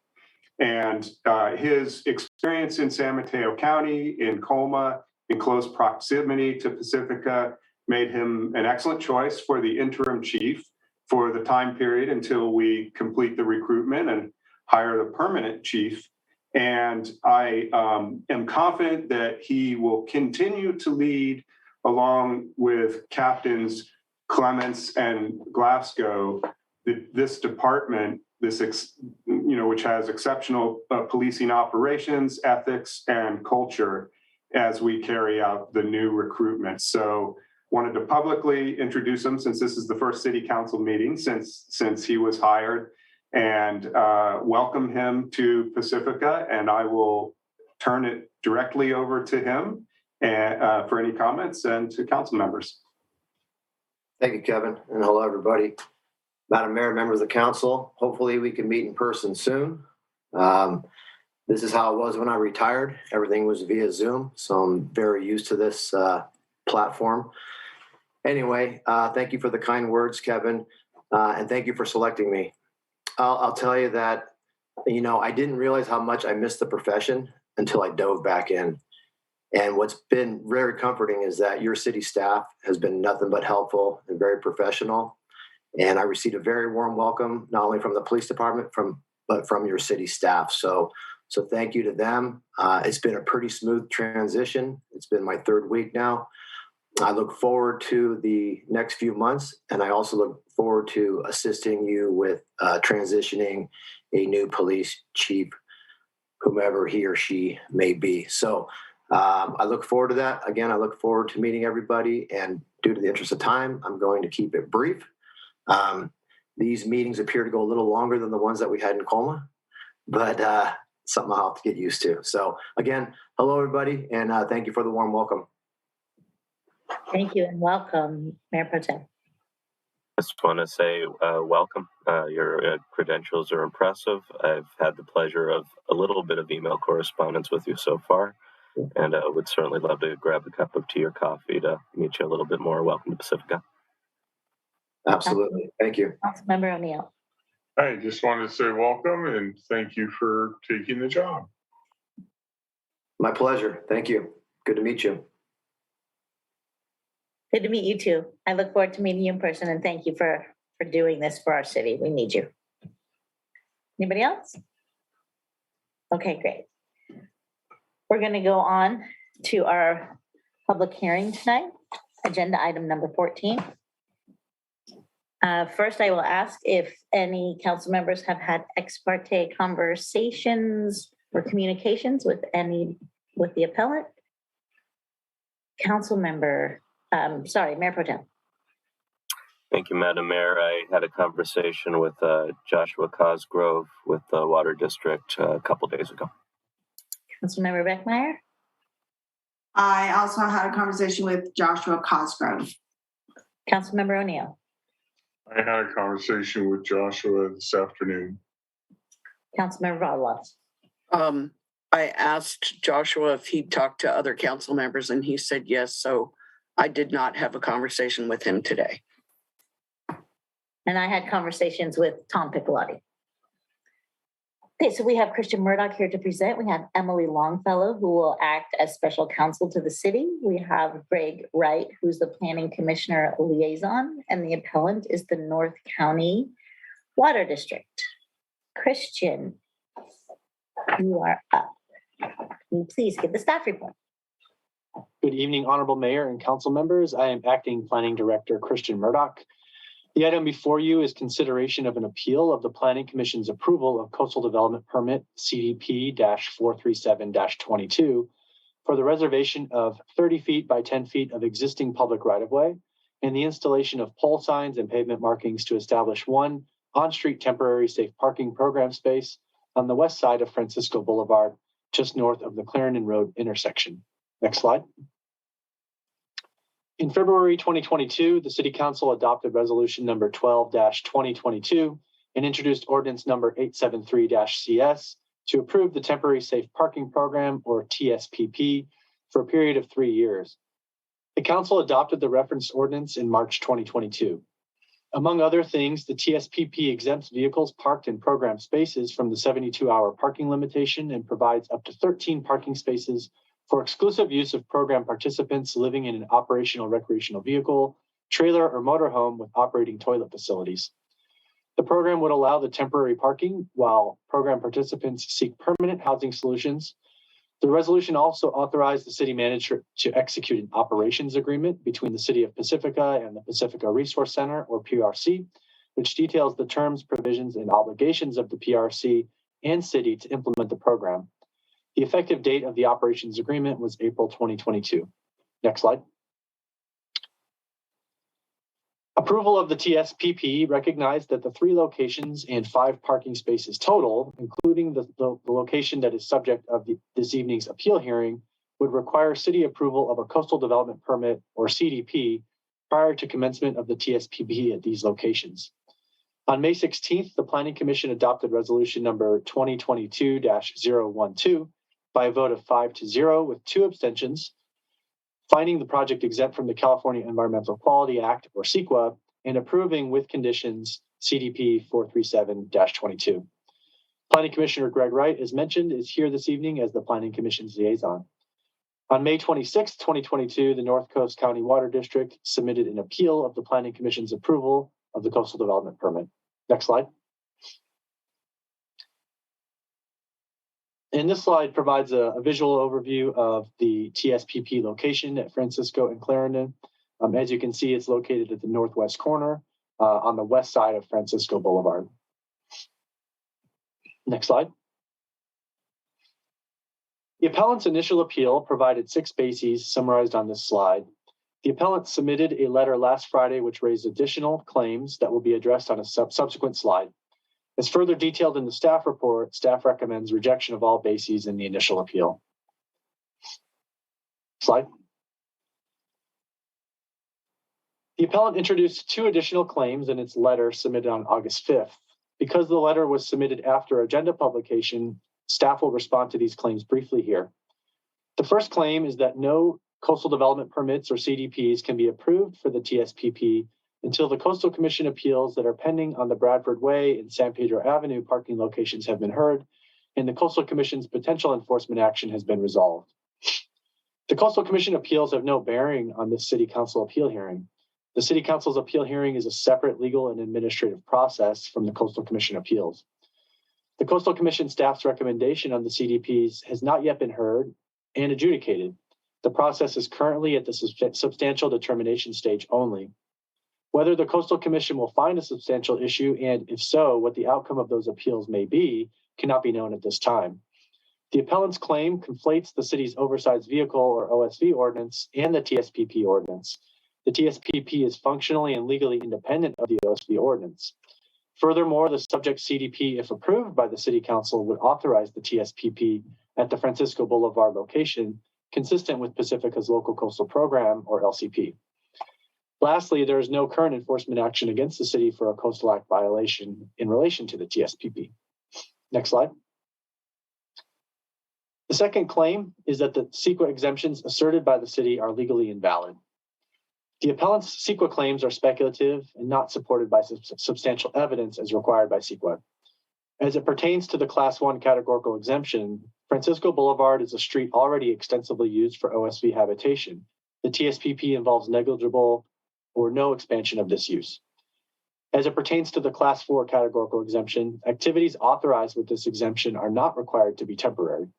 Even so, there is no standard for temporary in this exemption, and because the TSPP is impermanent and only authorized for 3 years, the activity evaluated for the CDP qualifies as temporary. There is no evidence of permanent effects on the environment from the subject CDP. And lastly, the activity in the CDP separately and fully covered under the Class 1 exemption. As it pertains to the general rule exemption, the TSPP and CDP are not the OSV ordinance. The TSPP is functionally and legally independent of the OSV ordinance. The subject appeal pertains only to the CDP that has been appealed and not to the TSPP or OSV ordinances. There's no evidence in the record of significant environmental impacts from the single TSPP parking space at issue in the subject CDP, including traffic safety, given the ability to safely site a program vehicle in the subject location as determined by the city engineer. For those stated reasons, staff recommends rejection of both additional claims. Next slide. For all the reasons stated in this presentation and those more fully detailed in the staff report, staff recommends that the City Council find the project exempt from the California Environmental Quality Act under Class 1 and Class 4 exemptions and the common sense exception, and that the City Council deny the appeal and uphold the Planning Commission's approval of the coastal development permit. Thank you, and staff is available to answer any questions. Thank you, Christian. Do we have questions from council? Councilmember Beckmeyer. Thank you. I do want to ask if you could please, Acting Director Murdoch, go over the CEQA exemption. Just touch on it briefly, if you would. I know it's sections 15301 and 15304, but if you could just elucidate that just a little bit more, I'd appreciate that. Certainly. Just give me a moment to pull up the relevant language. You'll want to direct your attention to packet page 239. This section discusses the categorical exemptions applicable to the coastal development permit approval action taken by the Planning Commission. Class 1 refers to section 15301 of the CEQA guidelines, which are administrative regulations adopted by the state to implement the California Environmental Quality Act, or CEQA. And so these exemptions, including Class 1, Class 4, and others, include text that describes the nature and the range of activities or uses or projects that would be encompassed within those exemptions.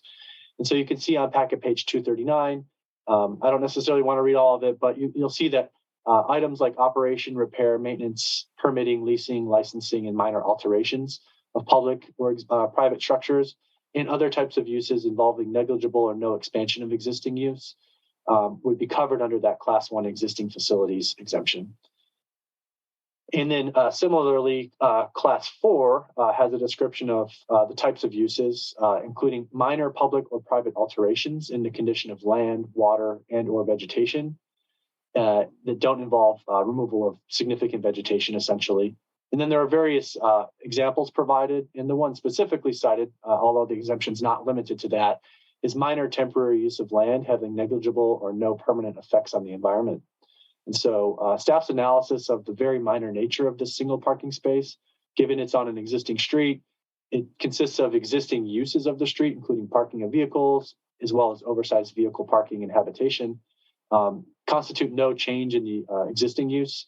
They're utilizing existing facilities that are already there and are overall extremely minor in nature and have no potential for significant impact on the environment. And so the third category, the general rule or common sense exception, sort of wraps that all up generally by saying if it's clear that an activity in question would not have any potential significant impacts, it's also exempt under that common sense exemption. And so in this case, again, the extremely minor nature of one oversized vehicle parked in this location on an existing street where those types of vehicles are already being routinely parked, there's essentially no change in the condition from an environmental analysis standpoint.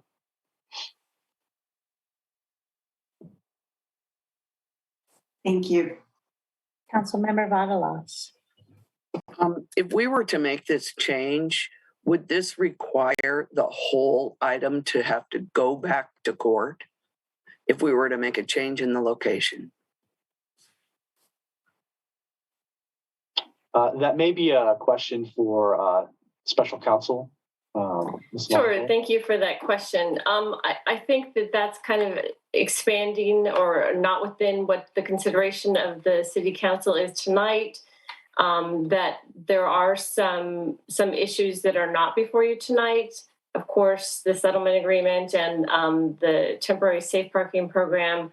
Tonight, really the issue is the city council's consideration of this one particular CDP permit that the Planning Commission approved and was appealed by the Water District.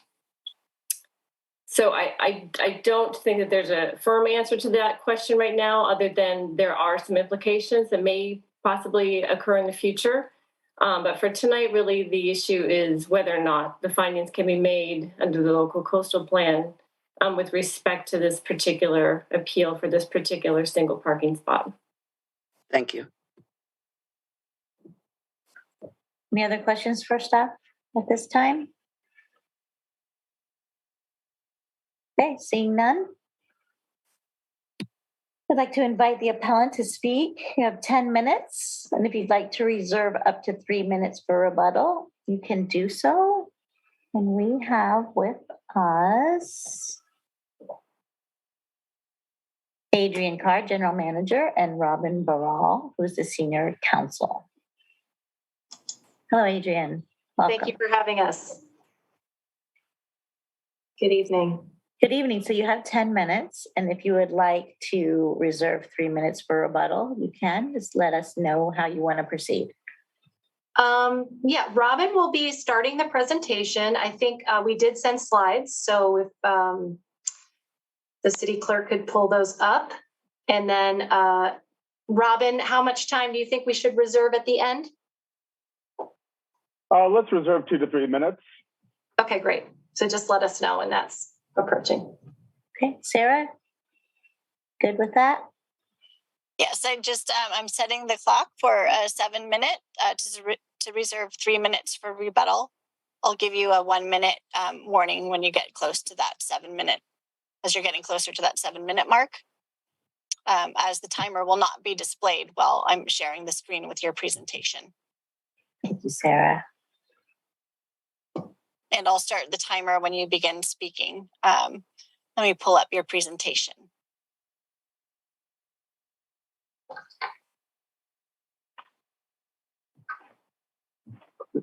Second. Great. Well, thank you. My name is Robin Barral. I'm special counsel to the North Coast County Water District. The district also has in attendance Pat Miyake, the district's general counsel. We're both attorneys at Hanson Bridget, a firm that has represented the district for decades. And more broadly, we take great pride in our firm's involvement in countless initiatives that have required regional cooperation to solve our most pressing challenges. We also have Adrian Carr, the district general manager, in attendance, and she'll be speaking later on. And an ad hoc committee was created for this matter, which included Directors Cosgrove and President Piccolotti. We also have several other members, directors in attendance, as this issue is very important to our board. As we get started, I wanted to give an overview. As government agencies, from our perspective, the district really feels like we should be collaborating on how to implement the safe parking program in a manner that works best for both agencies involved. And from our perspective, it's really unfortunate that city staff has largely rebuffed the district's efforts to find an informal, mutually satisfactory resolution of the issues that the district has raised. The district is therefore moving forward with this appeal, with litigation obviously being the last resort if this appeal is denied. So if we could get to the next slide, we'll cover our proposal. Our request is really quite simple. We're asking that the city accept the district's appeal and deny the CDP. In addition, we're asking that the city council direct staff to relocate the site on Francisco Boulevard to an alternate site outside of the coastal zone. Now, I'm not going to spend a lot of time on our legal argument. We have limited amount of time, and our letters mostly speak for themselves. But I think it's important to note that on the Coastal Act claims, our position, the district's position, is that issuing a CDP for Francisco Street is in violation of the Coastal Act. The Coastal Commission staff has concurred, as noted in our letter, and we feel that is entirely relevant to this appeal, regardless of the fact that the Coastal Commission does not have jurisdiction of this appeal. The claims that they raise, the information contained in the staff report, are relevant from the district's perspective as to the findings that the city should make in connection with this CDP. So we've therefore incorporated the commission staff report into our appeal. With regard to the CEQA claims, again, the district's position is that the CEQA claims, the CEQA exemptions are invalid as a matter of law and on the facts of this appeal. So if this CEQA exceptions were challenged, there's a two-step process that a court would go through. Do these findings, as a matter of law, fall within the scope of the exemption? And is there substantial evidence to support those findings? The district's position is that neither of those criteria would be satisfied, but only one would need to be found to be the case in order for those exemptions to be challenged. So ultimately, we believe that the use of these exemptions was not appropriate, given that these are a substantial expansion of, for example, a 72-hour parking program. And General Manager Carr has some visuals to show how the location of the oversized vehicle at the corner could interfere with traffic circulation and other concerns. And lastly, the information contained in the Commission staff report shows a recommendation that there's potential inconsistencies with the city's LCP as it pertains to implementation of these programs. So that in itself, inconsistency with a city plan is indicative of a CEQA issue. So given all this, these are the legal claims, and we have limited time here today to speak before the city. But ultimately, there's going to be operational issues as well, which General Manager Carr will speak to. And those issues are largely as important or more important to the district. In addition, as a district, we are a little perplexed that there have been proactive efforts to really find alternative sites that have largely been rebuffed. And for example, our position being that these sites should be located outside the coastal zone, we note that the Commission has a similar point, and that we're trying to help the district or the city get to a point that would achieve that result. I'm going to turn over the presentation to Adrienne so she can discuss some of the operational issues related to our appeal. Thank you. So this oversized vehicle parked long-term at this location would really impede the district's emergency operations. It would also impact the district planned headquarters upgrade project. This planned construction would last more than a year and would be a nuisance to program participants, which we certainly wouldn't want to subject someone in an RV spot to that construction.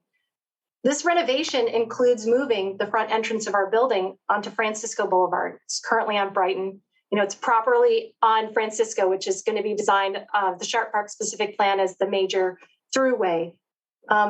To us, really putting this RV in front of our site is the equivalent of putting this spot in front of the city hall or the council chambers, in addition to blocking signage. Can you, next slide? 1 minute remaining.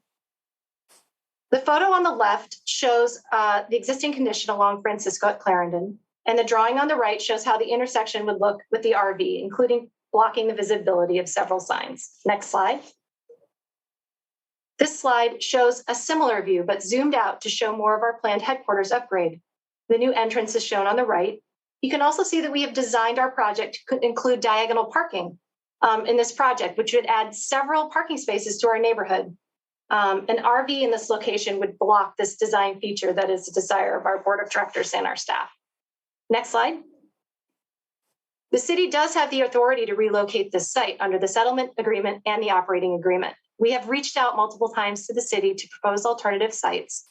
One example would be our Skyline Tank site, which could be used for one of the vehicles.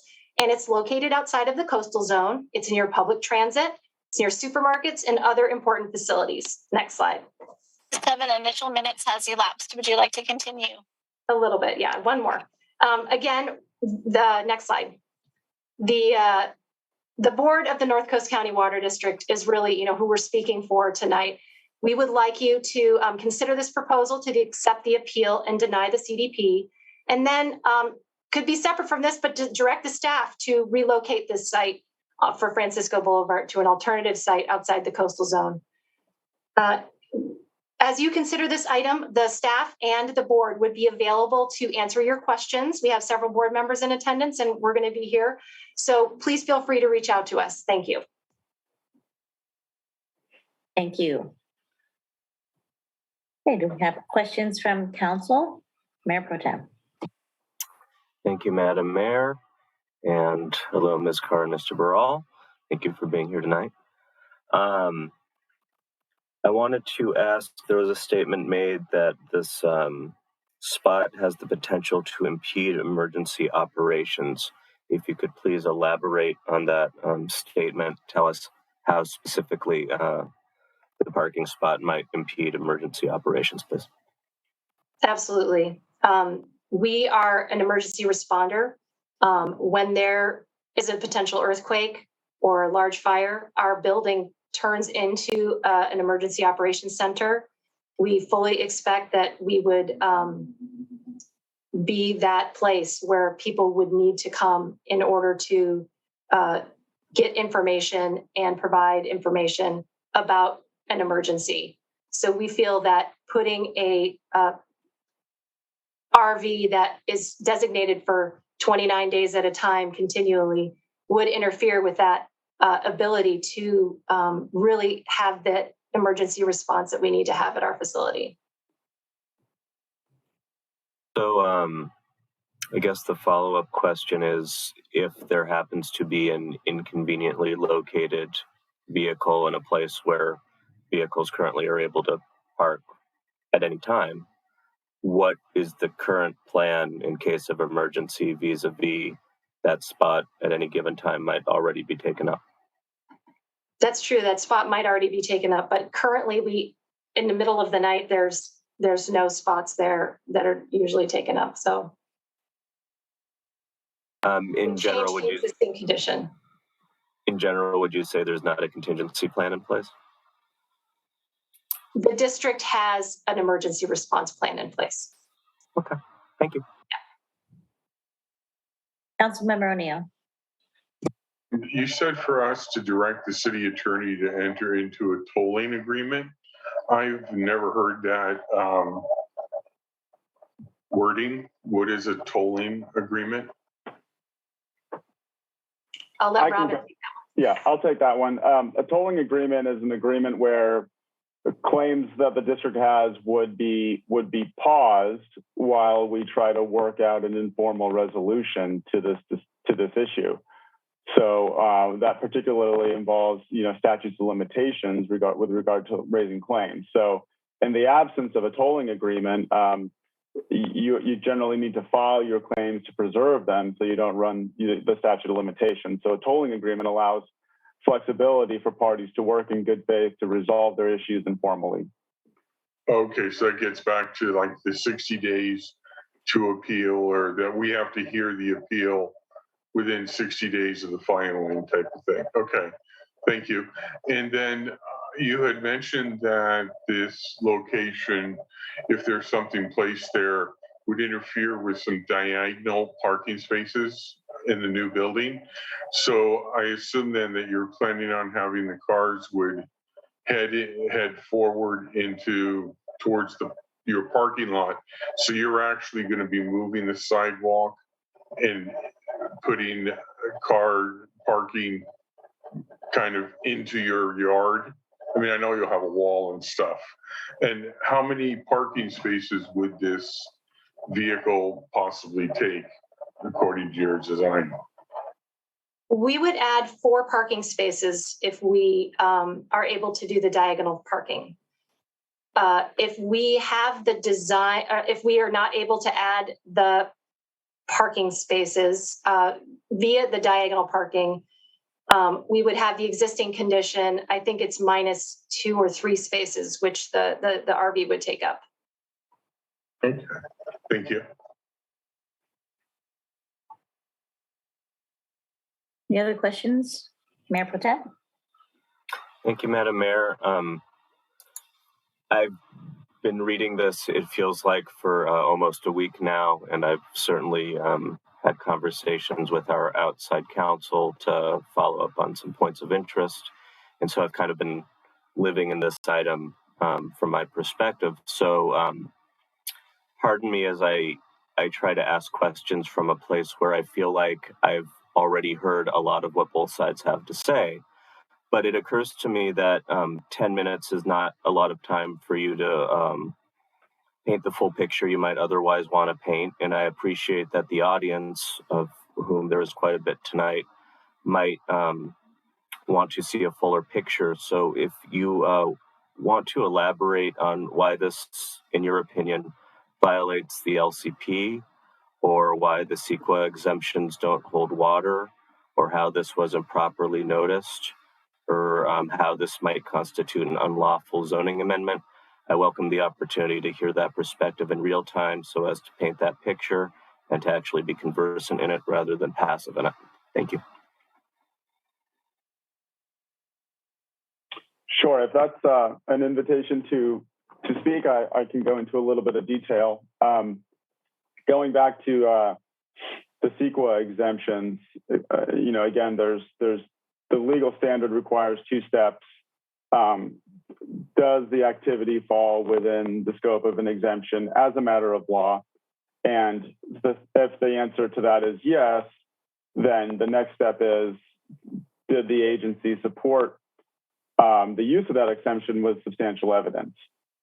Our position is that the use of these exemptions does not fit within the legal scope of these exemptions.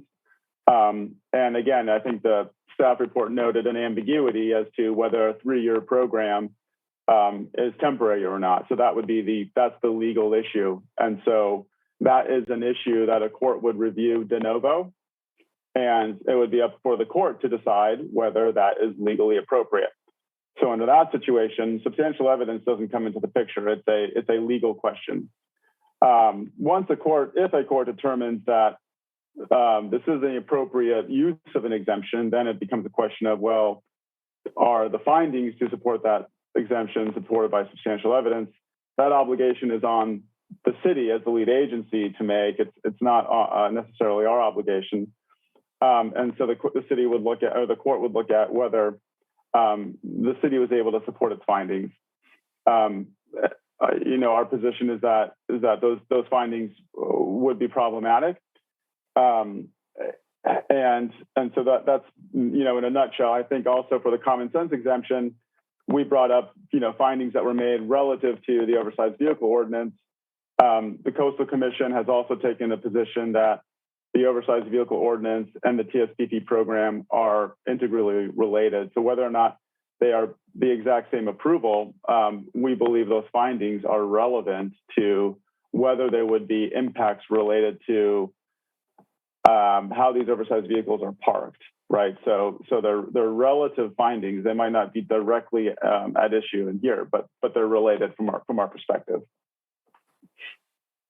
So, as I hear you saying that you're looking at what the Coastal Commission's saying, and apparently the Coastal Commission is saying the oversized vehicle ordinance and the temporary safe parking program are interrelated. And then as I'm hearing that, I'm, as having lived it for years, even before I was on council, I've been acutely aware of this process as much as I could be. And I'm thinking to myself, no, those are 2 programs. And then I find myself thinking, well, in that case, I'm waiting for the Coastal Commission to describe their understanding about whether or not these are related or not, because they haven't necessarily been living it the way I've been living it, let alone the other council people. And quickly, I hear some of what you're saying, but it feels like something that otherwise is relatively simple, because at least to my mind, these are distinct things. After that, with that understanding that these are distinct, it doesn't seem. So you're recommending that I wait for Coastal Commission to tell me their understanding for me to decide that these are distinct? Forgive me for being kind of jumbled, but I'm trying to make sense out of something that is kind of getting jumbled in my mind as I'm trying to understand.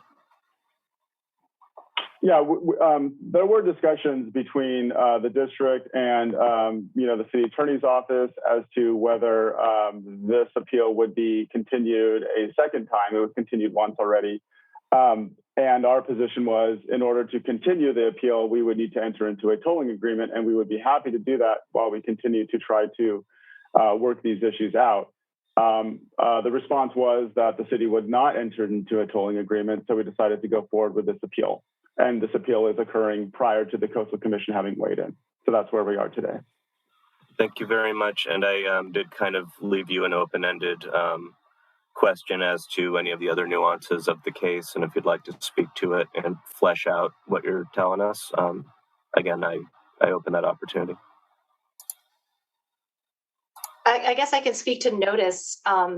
So the previous discussions I'd had with the city were after the July 2020 city council meeting, where the similar but different program was considered by the council. And I followed that, and then I checked in with the city manager the following month just to get an update to see where everybody was at the city on this program. And I was told that their city was no longer considering the site in front of our building. And so, as the city staff said in their staff report, Forgive me for interrupting. How long ago was that? August 2020 was the last time I had communicated with the city manager about this parking spot on Francisco, 2400 Francisco in that block, because it was proposed as part of that earlier program as well.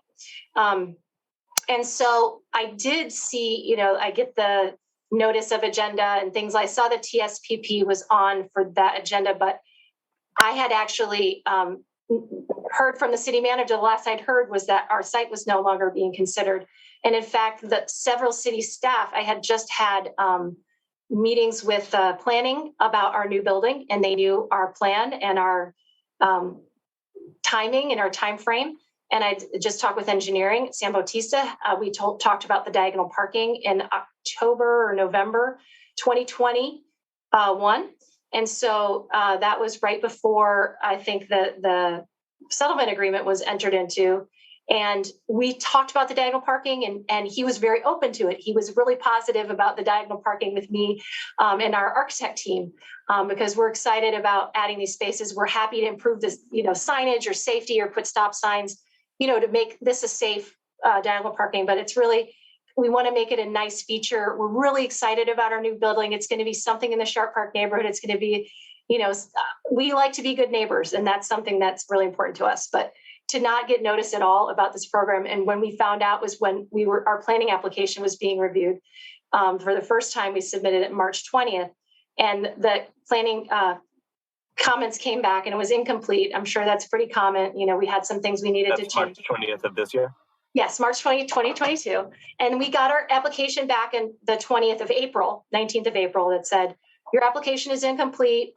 There's several things we're doing, a noise study, a traffic study. But the one comment from engineering that was surprising was said, please remove diagonal parking. It creates an unsafe condition. And we met with planning and the next week, and they said, oh, I don't know why engineering, you're gonna have to meet with them to see why they said it. But just so you know, that actual location where you've proposed the diagonal parking is where the RV spot has been approved. And I said, what? You're kidding me. Nope. Nobody called me from the city to say, hey, just so you know, this is coming up. We've chosen your site. So that was the first time I found out about it, when our planning application had been denied for the first time. So that's where we are. And the notice, it was just really disappointing. I would have liked to have noticed.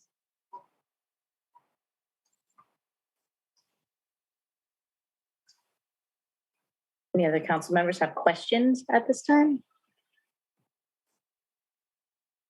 Okay, let's go to public comment, and then we can bring it back and we can talk some more, because I have a lot I would like to say, just not in the form of a question. All right. We currently have 5 hands raised. First speaker is going to be Jennifer Barba, followed by Christine Bolts. Jennifer, you may now unmute yourself to speak.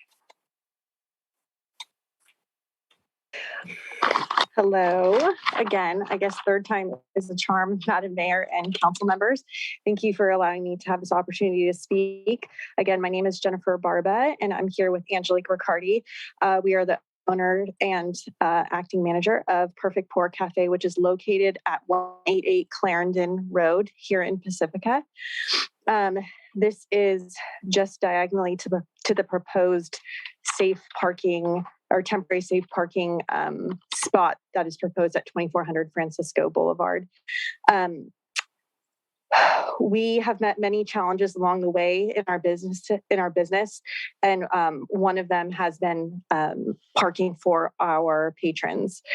We operate in a visitor serving zone, and I think that having a large parking spot for the temporary safe parking would impede 2 spots for potential patrons to park and visit our business. In the past, we've met and the same challenges and gone through the correct chain of command to get our curbs painted green, which is a 30-minute parking zone. And oddly enough, through the engineering department, they painted the curbs, but not in front of our storefront. And so we still meet the challenges of parking issues because people tend to, park and leave their vehicles for 72 hours before we have to call the police and they're asked to move. So I can only imagine what it would be like to have a vehicle parked and taking up 2 potential spots for up to 29 days, I think it is. And this would be a rotating spot. That's my understanding.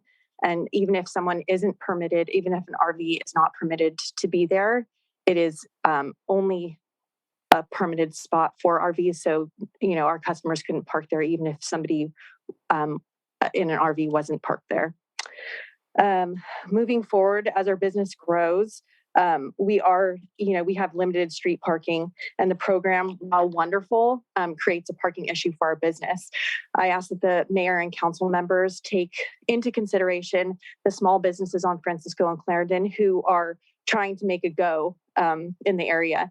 And we ask you to really look at the already limited parking in our area and consider if the area for the temporary safe parking is beneficial to those in need and to the small businesses in the area. While we're compassionate to the program and the cause, we are concerned about how it will negatively affect our business. Thank you for the opportunity to speak, and we are open to speaking more on it. Thank you, Jennifer.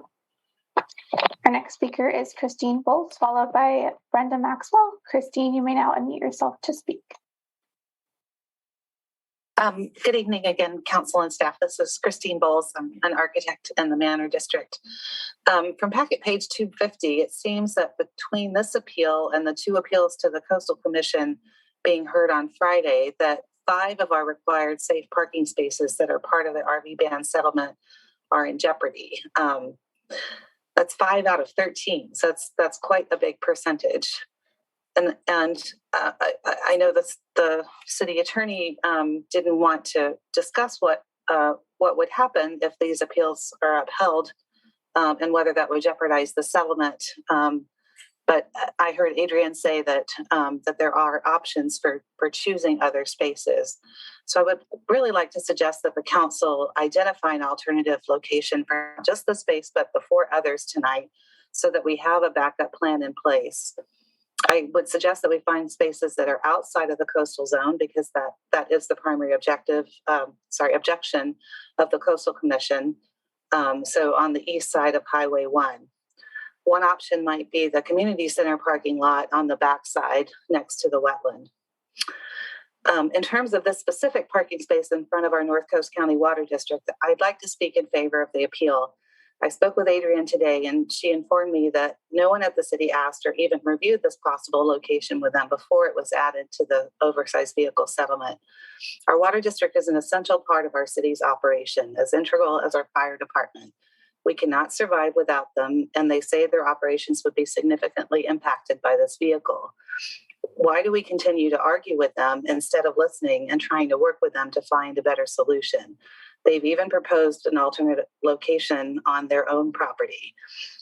It's shocking to me to see their legal brief in the record submitted today, that the Water District was forced to hire an attorney to argue against planning staff's recommendations. Again, this is more money that we taxpayers have to flip the bill to pay attorneys. And this parking space is apparently holding up their permit for their construction project, which delays the project as costs of construction continue to rise, also potentially raising the cost to us taxpayers. I urge you to settle this matter today, uphold the appeal, and identify alternative locations for this parking space and the 4 others so we can stop paying attorneys and move on. Thank you. Thank you, Christine. Our next speaker is Brenda Maxwell, followed by Remy Tan. Brenda, you may now unmute yourself to speak. Whatever. All righty, thank you. Thank you, Mayor Beer and Council. I'm here to support the appeal by the Water District. None of the areas where the RVs are allowed to park were given advance notice and that they were the chosen locations. An EIR should have been done to determine all impacts on the areas where the OSVs were allowed to park. I do not agree that it shouldn't be in the coastal commission zone. I feel that the sewage treatment plant site is paved and ready to go. It's city-owned property, and therefore the city could assume any liability that happens from any of the participants in the program. We also have the Calera Creek wastewater site, again, that's city property, and put everybody there to be monitored and maintained. Would I think be a better solution? We had a recent incident. Because let me go back to, we've also been told this is not just a 3-year program. It will renew every 3 years. And that's a little concerning. I'd like some clarification. Does it truly end after 3 years, or will you reconsider it and do an additional 3 years? But we had a recent incident with an oversized vehicle because, as you're aware, 3 of the sites are in East Fairway and 2 are in West Fairway. So of the 13, 5 are in Fairway Park, which seems a little obsessive.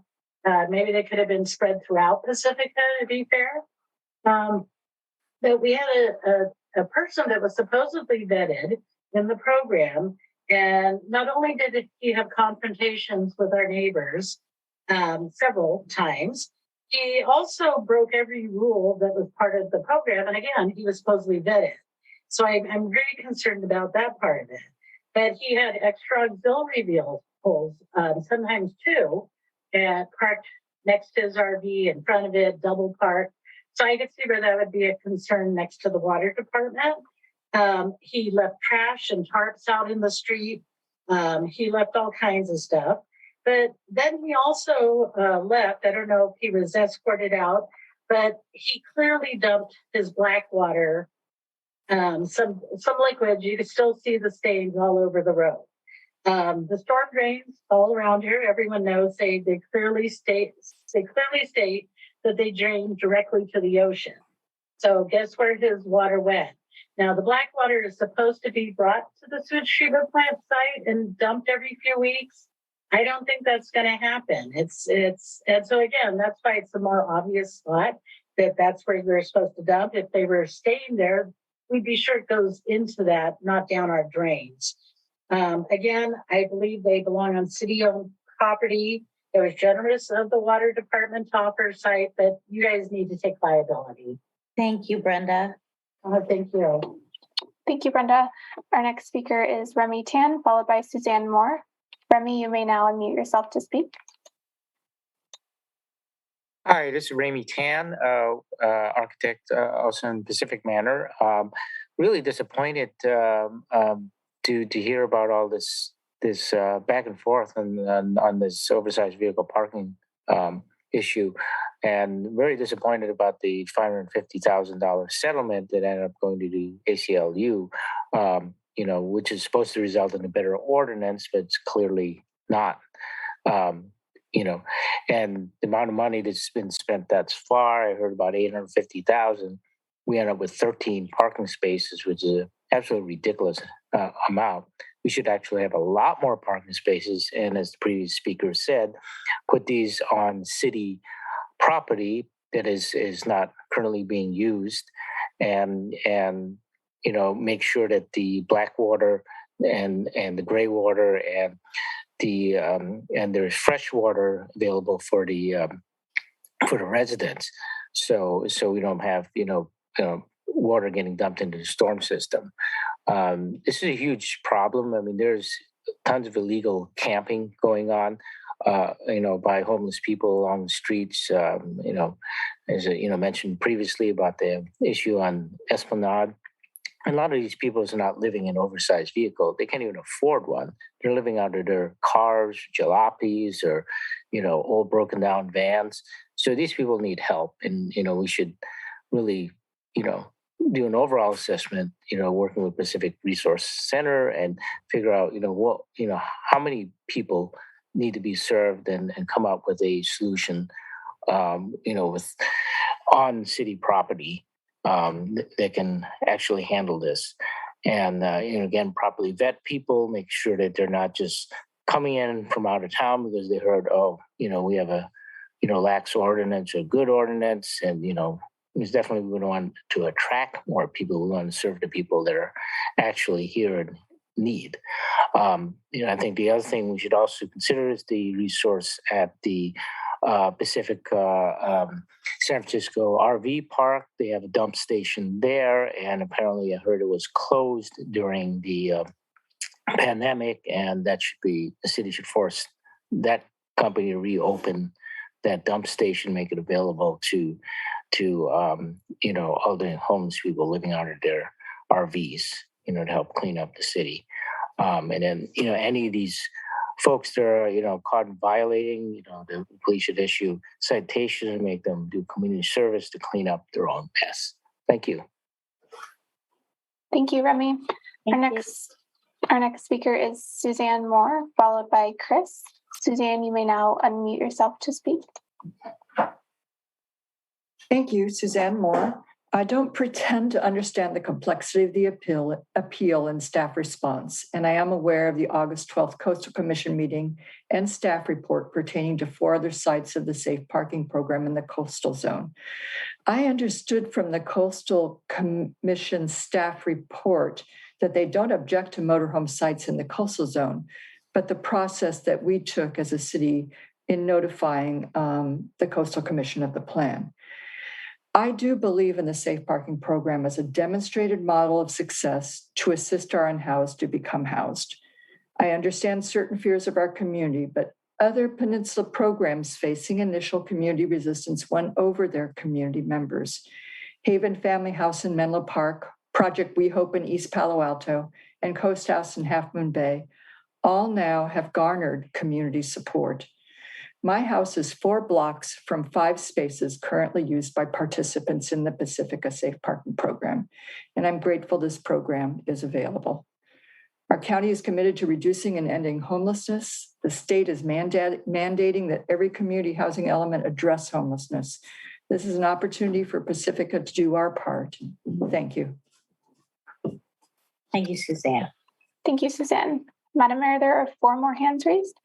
Our next speaker is Chris, followed by Samuel Castillas. Chris, if you can unmute yourself to speak and state your full name for the record. Thank you. Good evening again, Staff Council. Chris Redfield. Wow, the rumors and misinformation continue.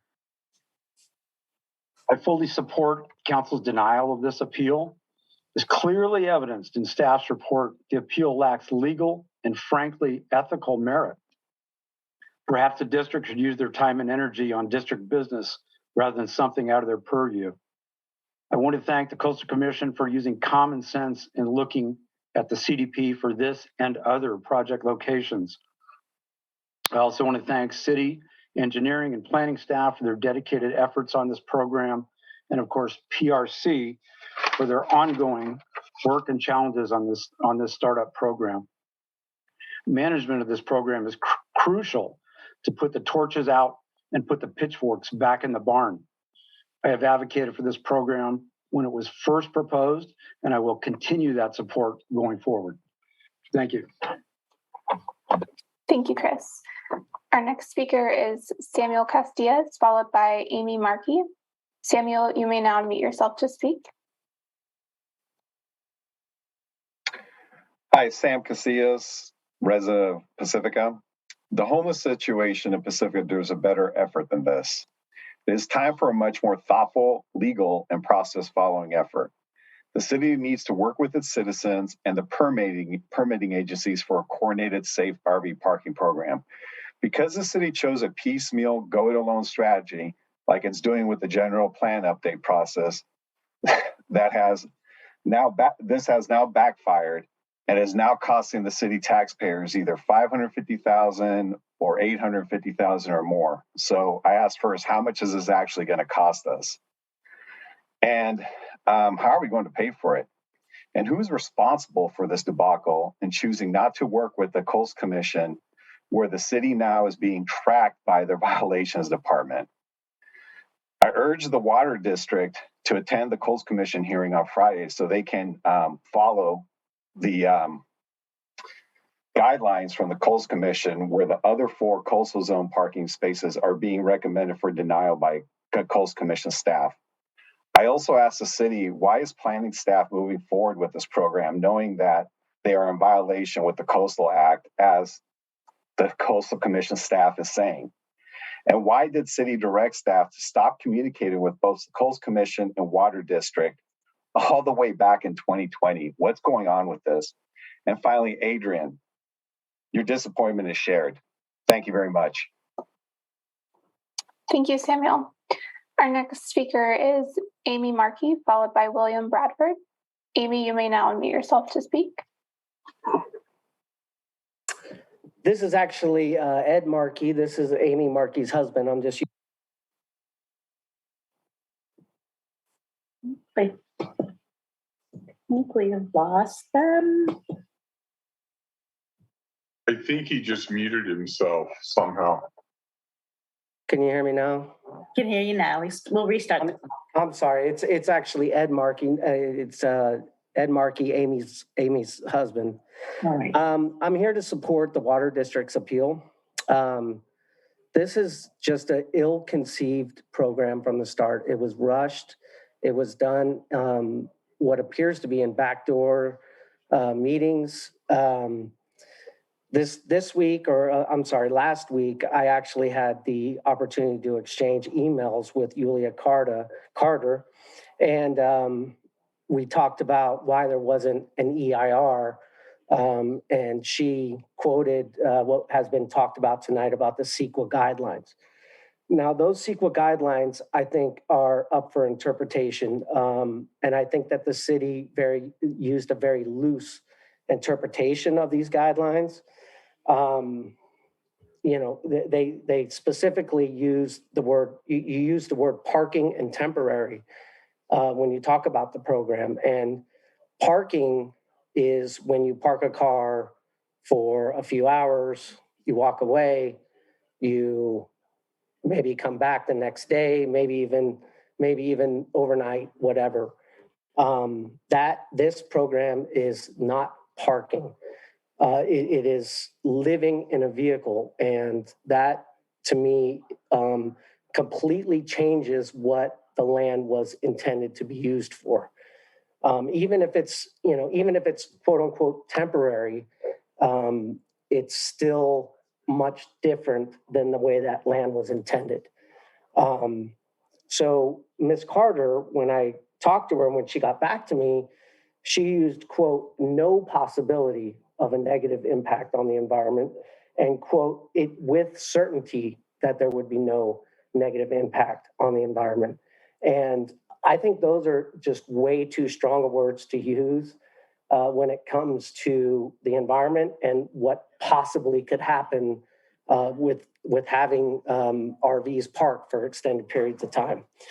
The most glaring issue to me is the fire danger, and that goes along with, when I park my vehicle and I walk away and I'm not inside of it, I'm not cooking in that vehicle, I'm not using appliances in that vehicle, and so forth. That is extreme fire danger, even in an urban setting like the one that we're discussing on Francisco.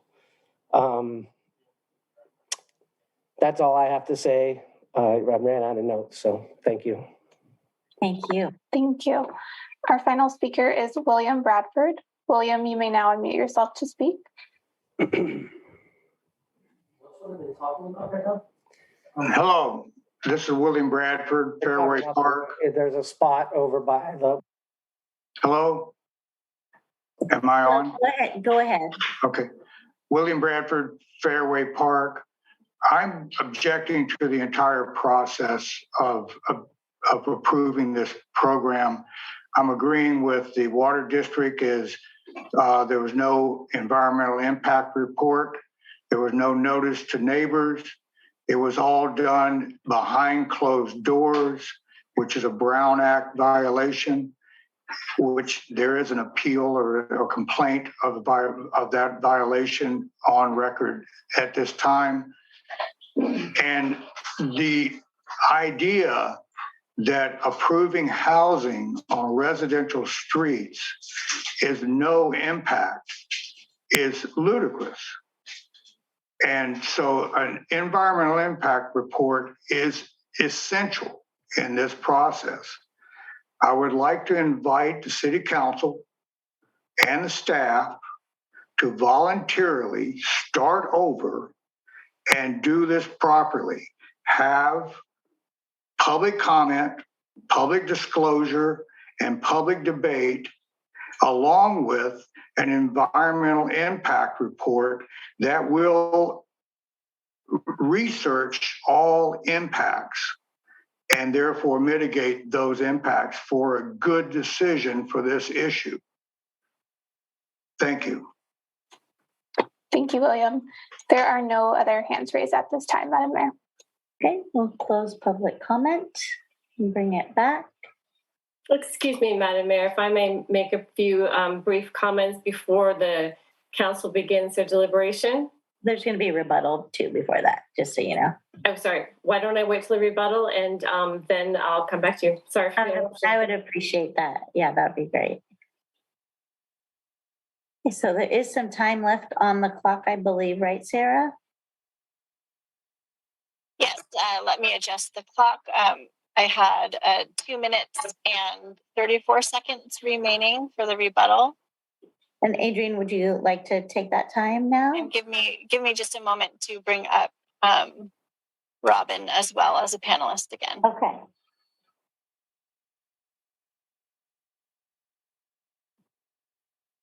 Okay, and I can, if they don't need the presentation displayed again, I can go ahead and display the timer while they do their rebuttal. What would you prefer, with the slides or without, Robin? Without the slides is fine. I'll go ahead and speak a few points on the rebuttal. Okay. Oh, there you are, Adrienne. Sorry, I didn't see you. Whenever you're ready. Great. Just to touch on a few of the comments that were made, the district agrees that there are clearly impacts associated with this program that need to be analyzed. We agree that the implementation was piecemealed, as noted in our letter. And we agree that the ordinance authorizes housing, not just parking, and the CDP also authorizes housing and not just parking. I also want to touch on the alternate site issue. There really is nothing that prevents the city from directing staff to find alternative sites. The program guide provides that the city needs to provide notice to the PRC. And there really is no other criteria as long as the alternate spot meets the criteria for safe parking. I've had brief conversations, I had one meeting with the city attorney's office to discuss the district proposal, and the city attorney confirmed that all that would likely be needed is a resolution to swap out the listing of where these sites are and potentially a CDP, but obviously our position is that there shouldn't be any sites located in a coastal zone. So based on the feedback that I received from the city attorney's office, all that's needed is a resolution to change the location of this site. The district proposed 3 sites. We submitted that information to the city. And the Skyline site, for example, the unutilized tank property could accommodate 1 or potentially more spots pending further review. There's obviously issues that would need to be resolved as how that structure would work and collaborating with the city.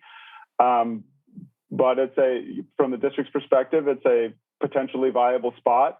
It's outside of the coastal zone, and it would provide a much more safe, secure location for program participants because the district does have intention to renovate, and the spot would be clearly far away from any major construction that the district is proposing.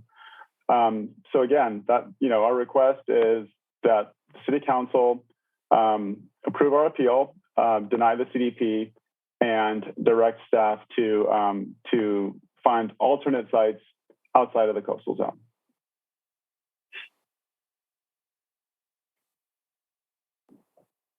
Thank you so much. Emily, did you want to jump in now? Yes, I did. Thank you, Madam Mayor and members of the City Council. Most of the comments that we've been hearing tonight center around the temporary safe parking program and the oversized vehicle ordinance. And I just wanted to make clear the scope of the City Council's review tonight. The city, as the applicant, has applied for a coastal development permit for one on-street temporary safe parking spot to be located on Francisco Boulevard, which of course the Planning Commission granted.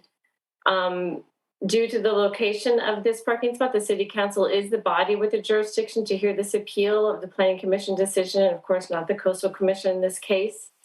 And the issue before the City Council is whether or not to approve, deny, or modify this particular CDP as described in the application as it was presented to the Planning Commission. The Council's decision whether or not to uphold this Planning Commission decision approving the permit should be based on whether or not this particular permit for this particular spot is consistent with applicable local coastal program policies and whether the CEQA exemptions can be made, which I'll address briefly. The scope of the City Council's jurisdiction tonight on the permit appeal is limited to the jurisdiction that the Planning Commission had below. That is, again, whether or not to approve, deny, or modify this particular proposed CDP permit for this particular parking spot. What isn't at issue is the temporary safe parking program, which was approved, of course, in February of 2022, this year, or the oversized vehicle ordinance itself. What is at issue here is this spot, which was described in the city's application, which is what the Planning Commission considered. As such, it wouldn't be appropriate in the context of this appeal to discuss alternative sites. It is beyond the Council's purview tonight to consider these when you're talking about this particular appeal. And similarly, again, matters that have been previously approved by the City Council, and that includes this the issue of the temporary safe parking program and the oversized vehicle ordinance, are not before the Council tonight in the context of this particular appeal. Also, just a couple of clarifications regarding some assertions made with respect to the Coastal Commission and the Coastal Commission staff's position. So, of course, as you know, the Coastal Commission has appeals jurisdictions for those parking spaces that are within their appeal zone. And the Coastal Commission staff has positions with respect to its own appeal process. And that, of course, is a two-step process. First is whether or not there's a substantial issue, and then whether or not it can be put up to a full hearing. Of course, that decision hasn't been made yet, and any position or opinion by the Coastal Commission staff, and as set forth in the staff report, isn't binding on the City Council tonight. The City Council has its own independent appeal jurisdiction, and that is what the City Council is doing tonight, pursuant to its own municipal code. And again, the Coastal Commission at this time hasn't made any decision with respect to its own appeals, and the City Council has adopted that safe temporary parking program previously. Also, just a couple notes about CEQA. There is evidence to support the City Council's decision, should it find to support the CEQA exemptions here. I think it's important to note that we've heard a lot about the impact or the potential impact that parking could have in general and how those impacts should be considered. But what we need to consider tonight is the City Council is really just looking at this 10 by 30 temporary parking spot, which is in a location in an existing right-of-way where the parking already is allowed for oversized vehicles. And the issues with respect that were asserted by the district's council and discussed previously mostly have to do with implications of the program itself. So here we're talking about this one spot, and I do believe that, as set forth in the staff report, that there's substantial evidence, one, factually, that this one spot falls under category 1 and 4, and that there's substantial evidence to uphold the support of those exemptions. And finally, just with respect to notice, again, this has to do with that separation of the temporary safe parking program that was approved previously. There was appropriate notice given, of course, for that program, which was considered by the City Council and its independent discretion previously. Again, notice was given tonight for this particular appeal. Notice, of course, was given with the Planning Commission first for the CDP, and so notice has been complied with. So with that, I'll send it back to you, and thank you so much. Okay, thank you, and we will now close the public hearing, bring it back to council. Madam Mayor, before we close the public hearing, I see that Bill Tobin has raised his hand, and I appreciate that he maybe had difficulty connecting earlier, so I'm not sure if you might have interest in hearing him before we close the public hearing.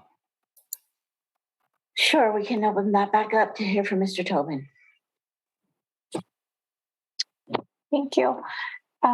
Looks like there's just Bill in the crowd with his hand up. Bill, if you could unmute yourself to speak. Thank you.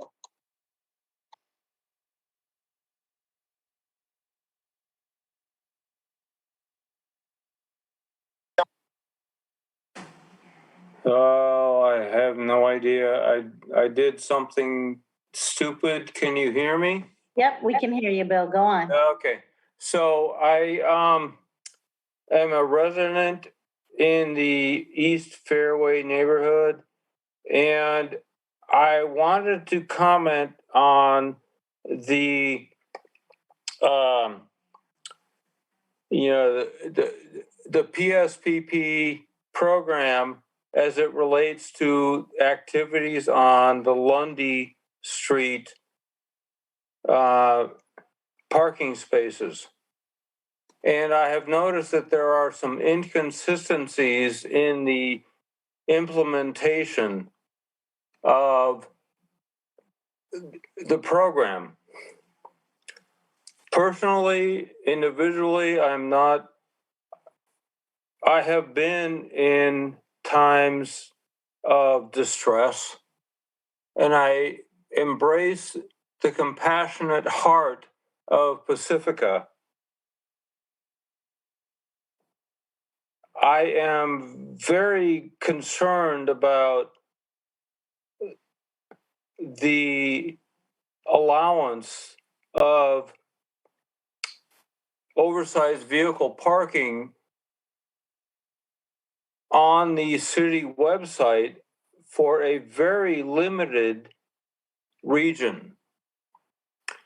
And if we look at the parameters whereby a oversized vehicle is allowed to exist, if that, forgive me if that word is not nice.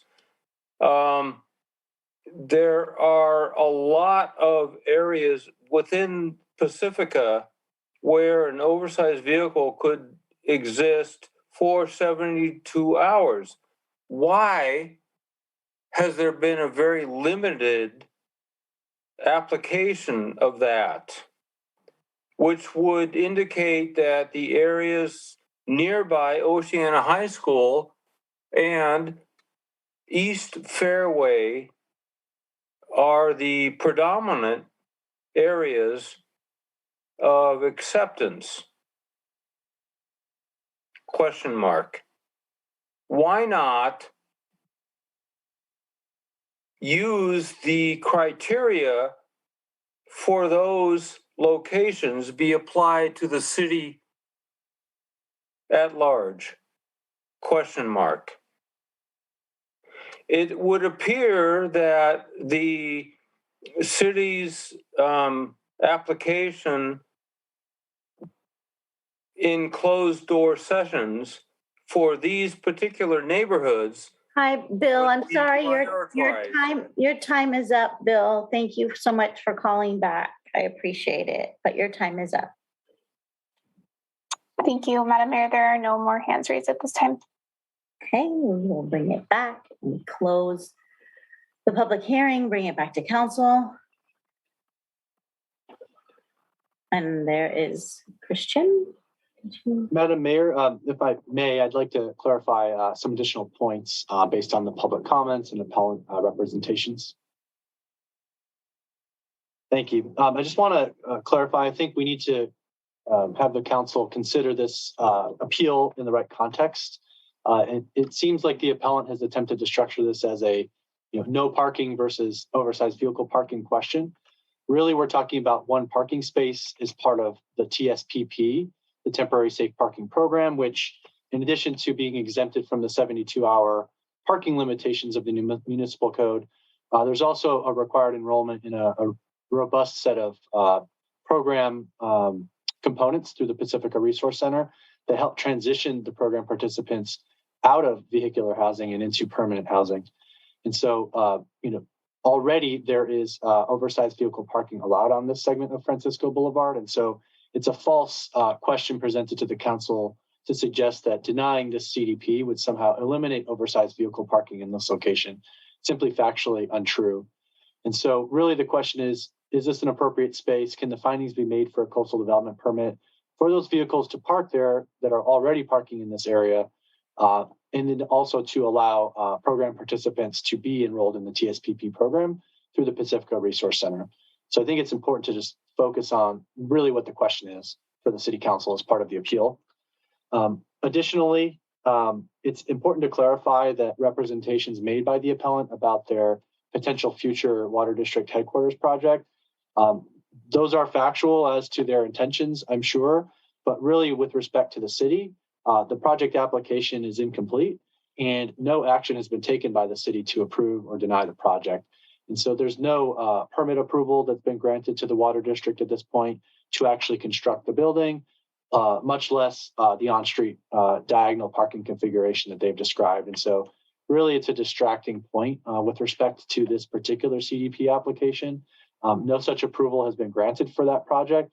And the city has ultimate domain through the city engineer over the public right-of-way, such as Francisco Boulevard, including the design and configuration of travel ways and on-street parking areas.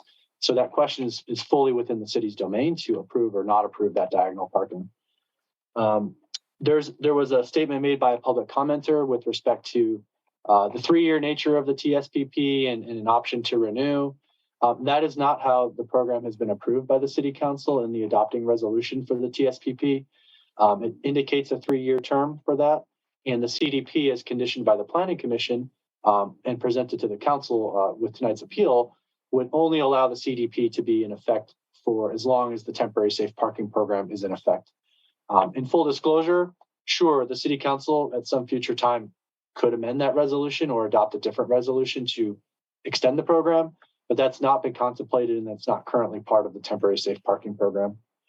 And then lastly, I would ask Public Works Director Lisa Peterson or City Engineer and Deputy Director Sam Bautista to speak about some of the engineering considerations that went into identifying the Francisco Boulevard space for appropriateness in terms of a temporary safe parking program location. Sure, Acting Director Murdoch. So in regards to this space, engineering looked at multiple areas to park and only 13 spaces were found in the city. Engineering assessment was done on city streets that were wide enough, looking for at least 10 feet parking width and at least 10 feet travel lane next to that space. And then started looking at non-residential areas for locations to minimize impact in residential neighborhoods. And this space fit the criteria. There was a question regarding parking utilization.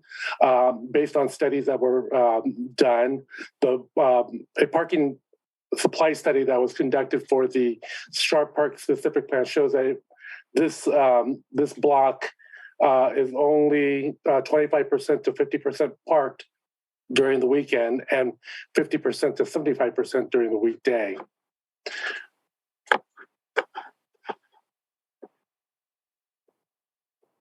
Okay, thank you. All right, so we're going to bring it back to council now. And Mayor Pro Tem, I'm gonna say a little something first, if you don't mind. Thank you so much. First of all, I want Adrian and everyone at the Water District to understand that I too share the disappointment that we were not able to come together and collaborate. These relationships are really important. They're important to me, they're important to our community. And moving forward, it's going to be really important that we're able to sit down together and work together for the betterment of our community, right? So I'm really sorry that that didn't happen soon enough, you know, and that we are here today instead. So I just wanted to say that real quick before we start deliberating, Mayor Pro Tem. Thank you, Madam Mayor.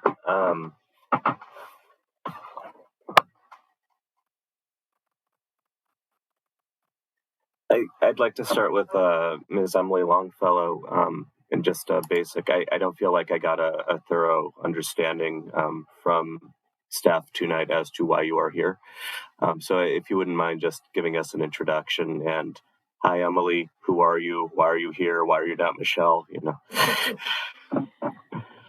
Yes, thank you for that question. And I appreciate the opportunity to respond to that. So as you know, tonight, the city is the applicant for this particular CDP. And as the applicant, the city attorney's office, Michelle and Denise, have been working with city staff with respect to the application and our essentially project proponents.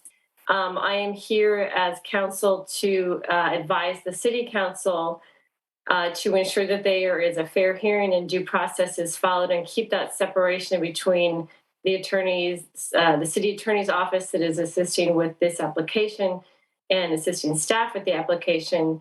And my role is to, again, ensure that fair hearing process. And then I am here to advise the city council. Just as a note, the city attorney's office has not been advising the city council with respect to this appeal. They have only been working with staff with respect to the application. So thank you for that opportunity to give that clarification.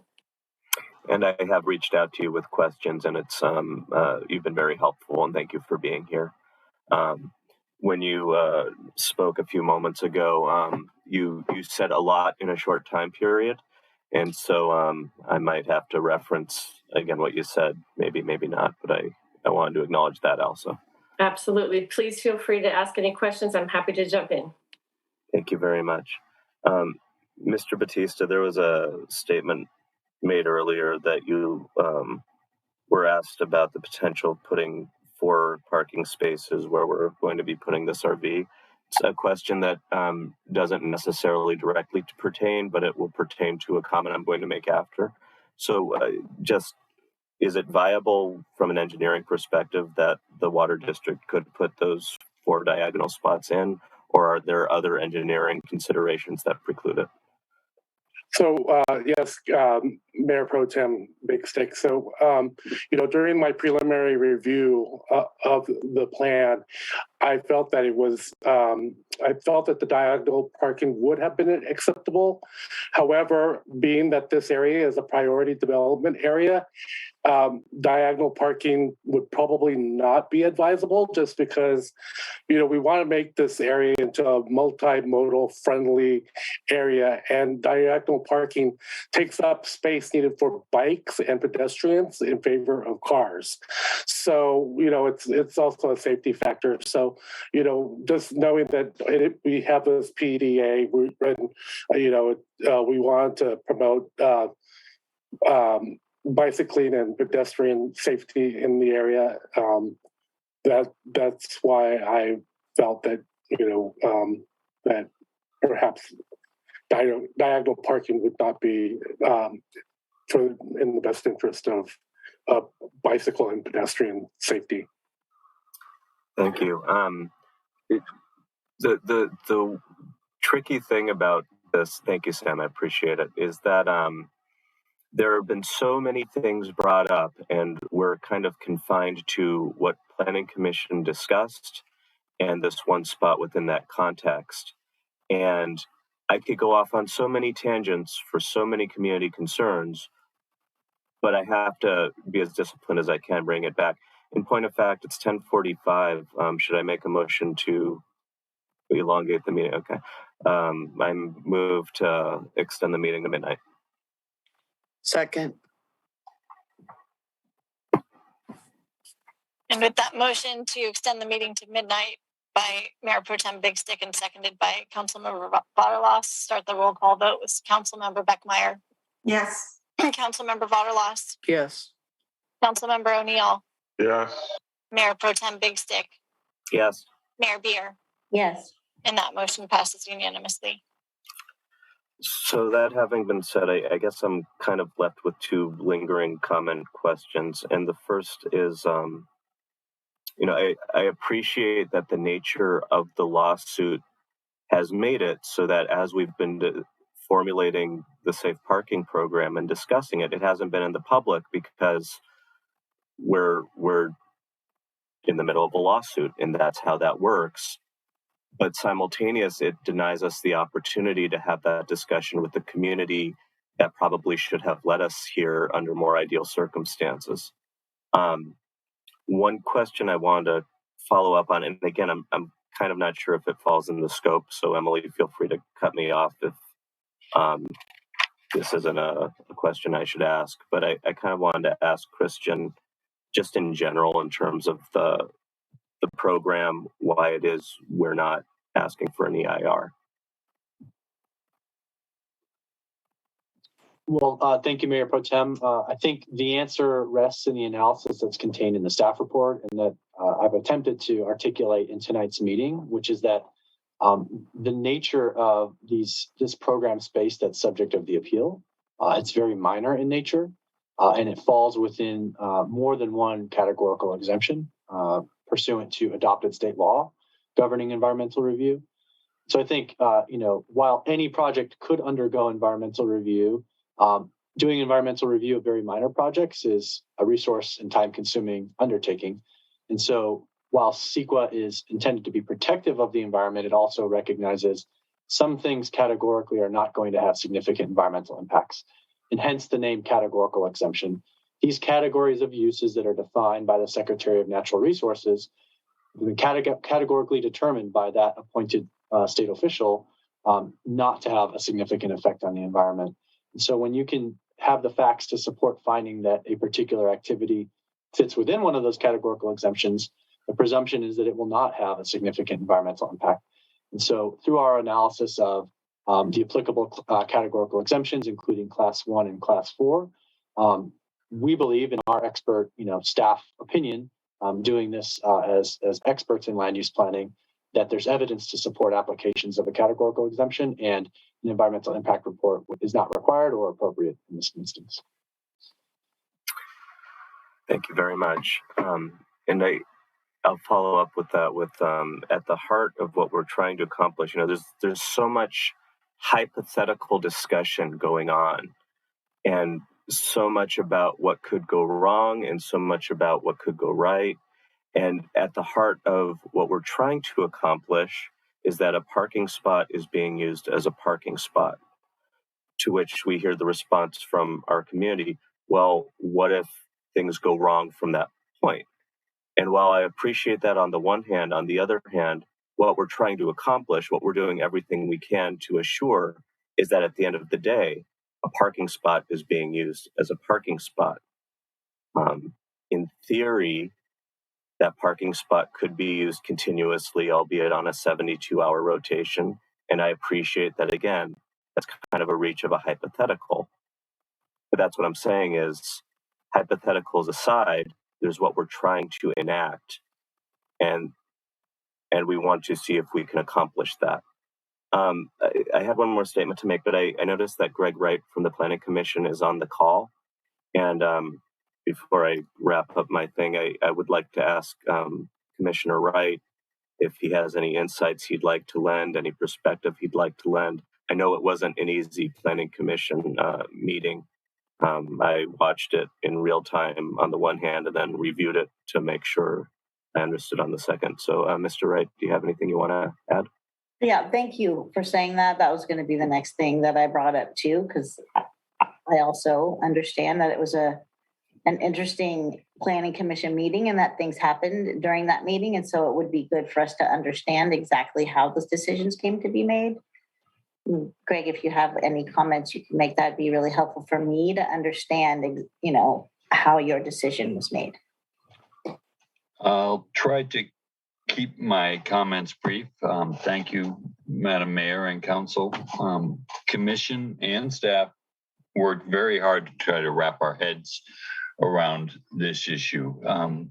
Admittedly, we did feel a little bit of time pressure due to the lawsuit, and we felt like we needed to make a decision to bring back to you for further consideration. We asked a number of questions to really better understand exactly what this program entailed so that we would understand exactly what we were considering. For this particular spot, we understood that it was a spot that was and a use that is currently allowed, that the change in the program was to extend the period of time, and there were a number of conditions by participants that would be placed on them by the resource center. And I'm sorry if I'm not quite as good with the wordsmithing. This is my first appearance here at City Council. It was a very complicated, long process. Then we did our best to make the best decision we could under the time constraints, and we decided in the end to side with staff and support and approve the position. Do you have any further questions that I can help clarify? Yeah, I understand that there was a condition of approval put in toward the end regarding, I'm not sure if I'm going to get this quite right, so please help me with that, reporting out essentially on how the program's going, especially in regard to the concern about emergency response. If you could elaborate what exactly that condition was and how you all came to it and how that made certain members of commission feel better about voting yes to approve, I'd appreciate it. There were a number of questions that came up around that. There was a passionate discussion about that. And I think at this point, I would ask Christian to clarify for me exactly what the exact wording is, because I don't have it in direct memory before I comment further. Could you clarify that? Certainly, Commissioner Wright. So condition of approval number 5, included in the Planning Commission's approval, required that after not less than 2 months and not more than 4 months of operation, the applicant, in this case the city, shall prepare a written operational review report summarizing operation of the program space in relation to the adjacent North Coast County Water District facility for review and consideration by the city manager. The applicant shall confer with the Water District to seek its input into the report. And what that came out of was essentially, I think, a sympathetic audience among the Planning Commission for representations made by the Water District during that public hearing process, that they were concerned about impacts to their operations. Some of those claims the council has heard tonight under the guise of this appeal. While staff believes that there's sufficient evidence to dismiss and discount those claims by the Water District, nevertheless, the Planning Commission included this reporting mechanism.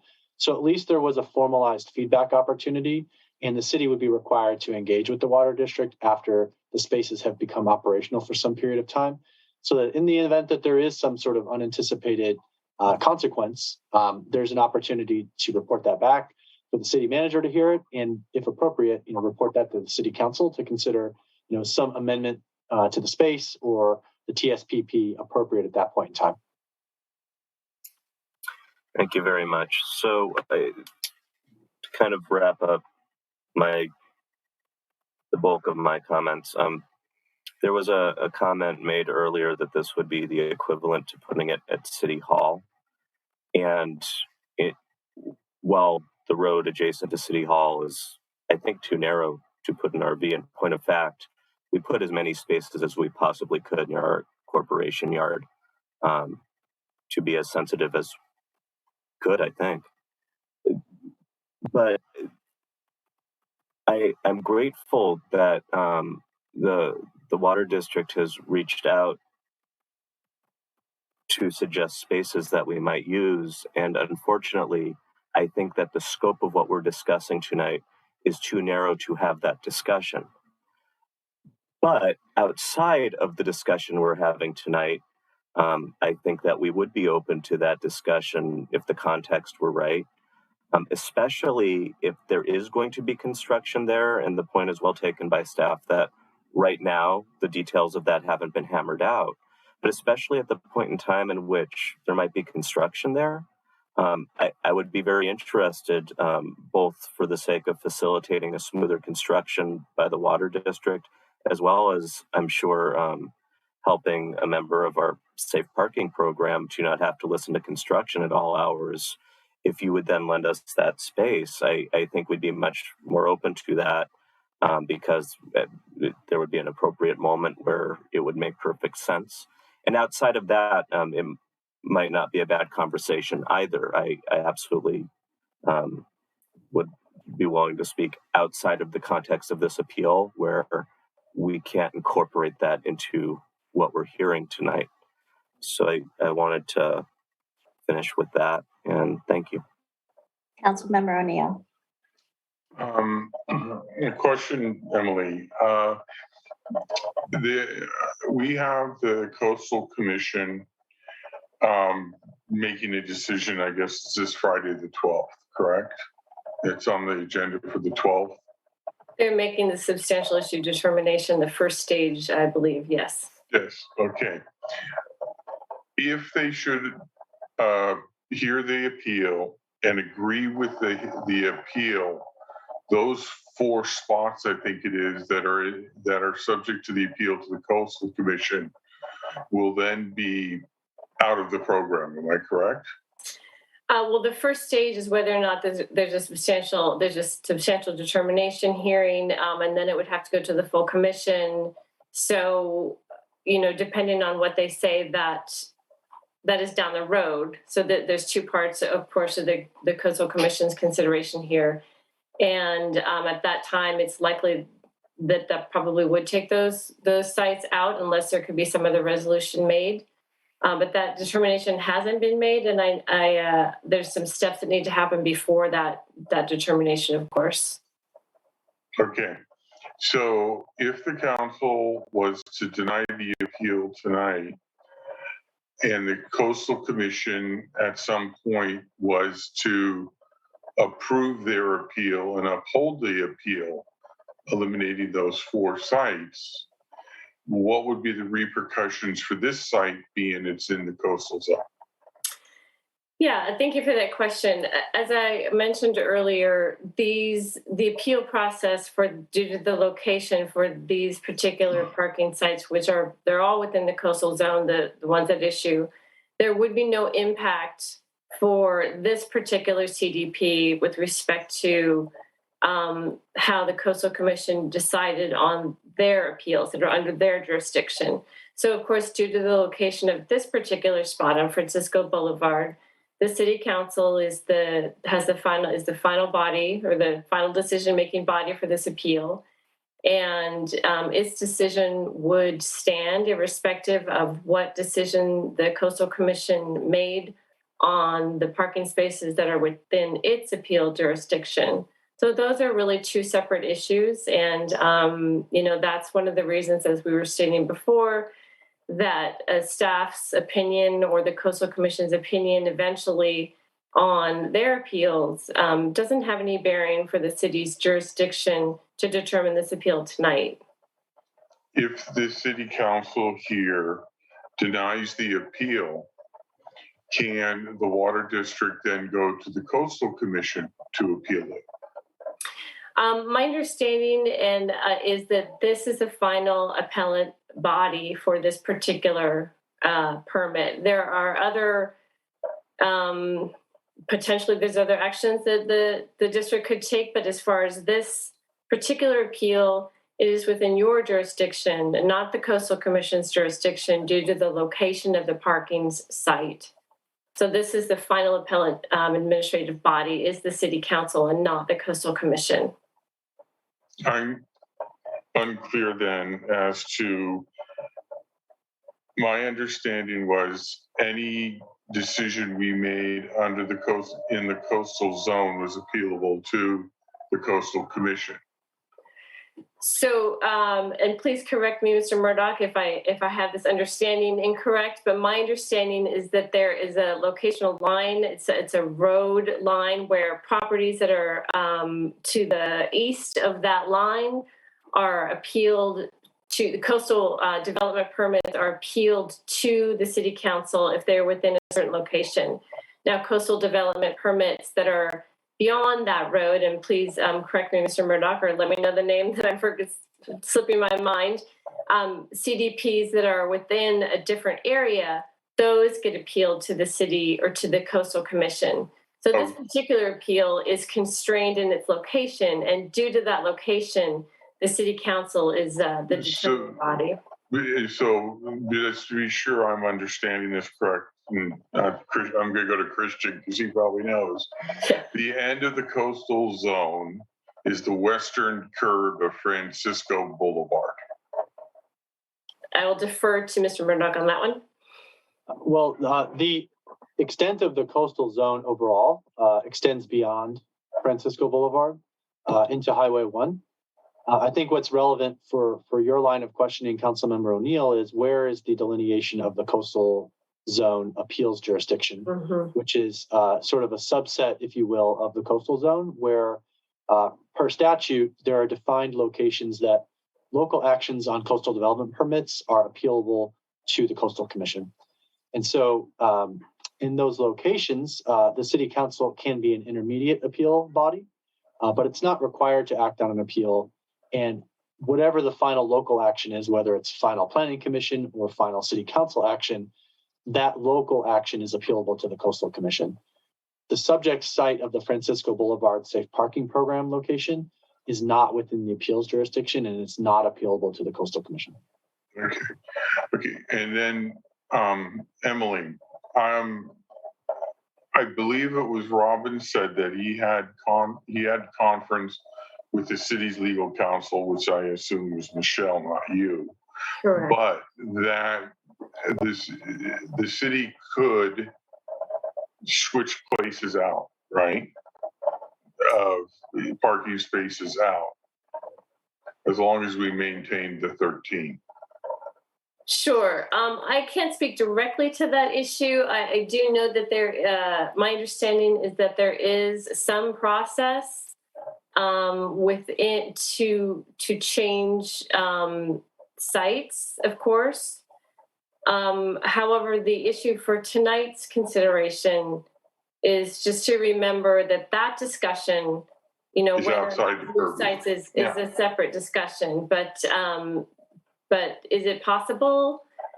Yeah, I think my understanding is that it is legally possible. But for tonight, that would have to be something that would be considered or brought back or direction given to staff. But for tonight, it's really, just centering on this de novo hearing that the City Council is having tonight. And by what I mean by de novo is that it's the City Council is hearing all information with respect to this appeal on this particular permit that was approved by the Planning Commission.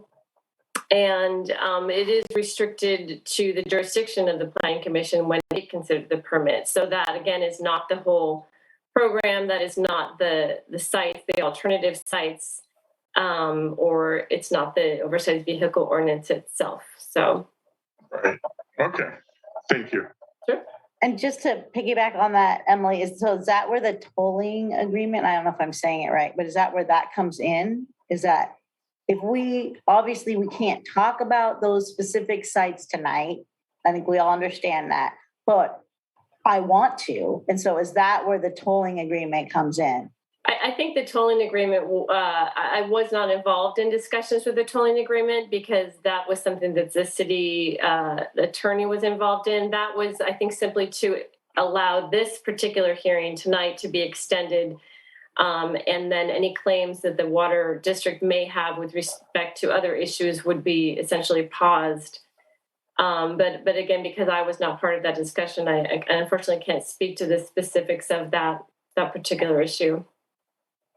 Okay, go ahead, Councilmember Beckmeyer. I'll be back.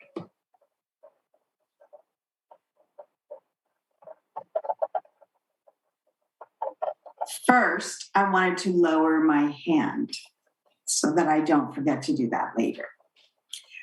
I appreciate everyone's thoughtful, careful questions for our council tonight and for staff and for the appellant.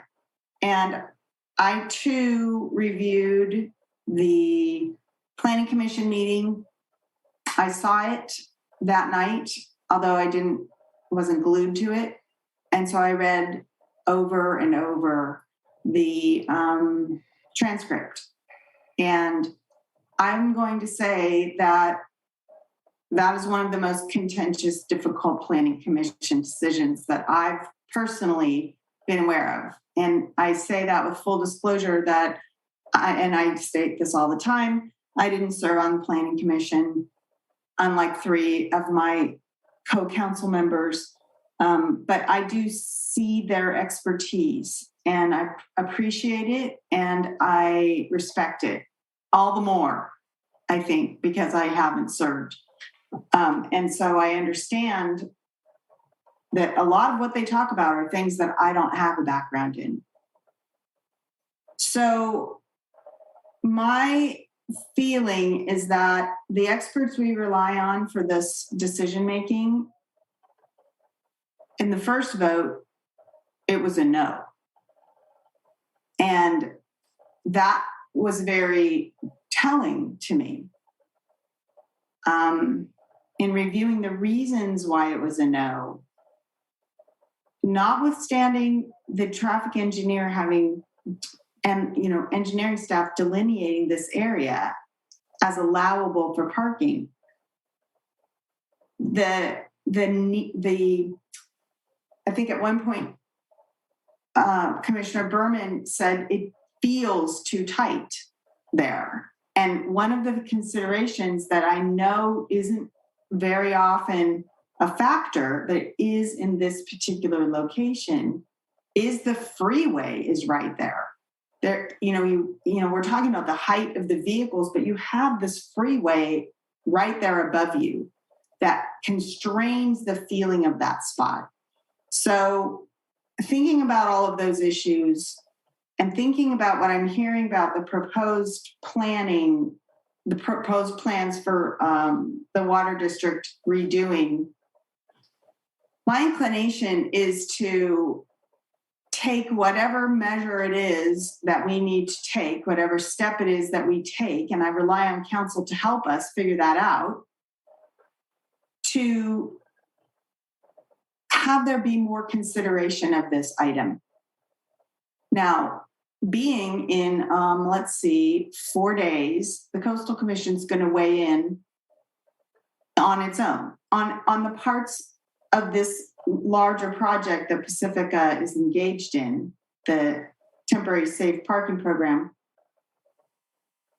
They're going to weigh in on spots that are within their jurisdiction. But the fact is they're going to weigh in 4 days. And so while it doesn't have any bearing on this in fact, as a practical matter, it does.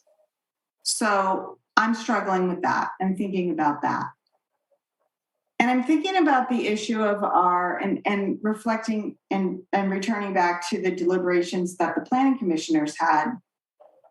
The position that we are in working with our partner, North Coast County Water District, on behalf of all of our taxpayers, ratepayers, our community. I'm not sure what the appropriate action is, exactly how to phrase it or what to do, but I can tell you what I want to happen. And what I want to happen is I want there to be further discussion with North Coast County Water before any temporary parking place goes in at that location. And if that has implications for a tolling agreement or some kind, whatever that needs to look like, I think the first step for us may be, I don't even know. I mean, I'm going to defer to our council and maybe to Councilmember O'Neill, who's raising his hand like, well, let me help you out here, Sue Beckmeyer. So I think my co-council members know where I'm going. Mm-hmm. And I'll stop talking and let Councilmember O'Neill, or let the mayor decide if Councilmember O'Neill can speak. Oh yeah, he can speak. I think another consideration that we haven't really mentioned is, if I remember correctly, there's a bus stop at that corner. I always seem to see people stopping there or standing there waiting for a bus. So I think I would be open to following Councilmember Beckmeyer's idea of continuing this to another date and allowing discussions regarding other options and moving forward. Councilmember Vadala, you have something? I too. I'm just calling you out. Sorry. It's okay. I too read in detail every discussion that the Planning Commission had. I have served on Planning Commission, and the decisions are difficult, very difficult. This decision was not easy for us when we made it. We didn't just arbitrarily throw, a dart and pick this spot. It was difficult.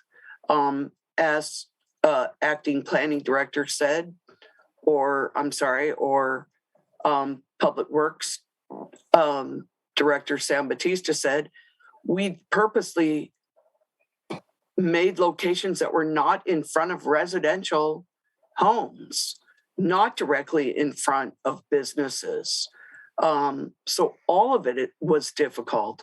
There are very few locations where those items fit. We don't have an industrial area.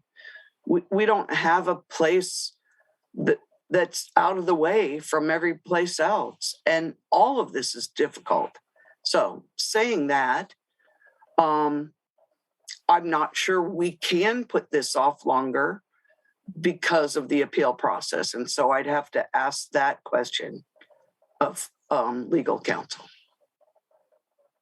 Thank you for that question. I think the basic issue is the decision that needs to be made by the City Council tonight, and this was set forth in the staff report, is whether or not to deny, uphold, or modify the Planning Commission's decision here. So the decision should be made on this particular spot. To the extent that the City Council wants to direct staff as a separate issue to return or consider alternate locations, it can certainly do that. I think another thing to consider is that it would be possible for the City Council to deny this appeal and uphold the Planning Commission's decision on this particular spot, and in addition and separately, direct staff to work or to come back or to analyze potentially different parking locations that may be appropriate, separate and apart from this decision on this particular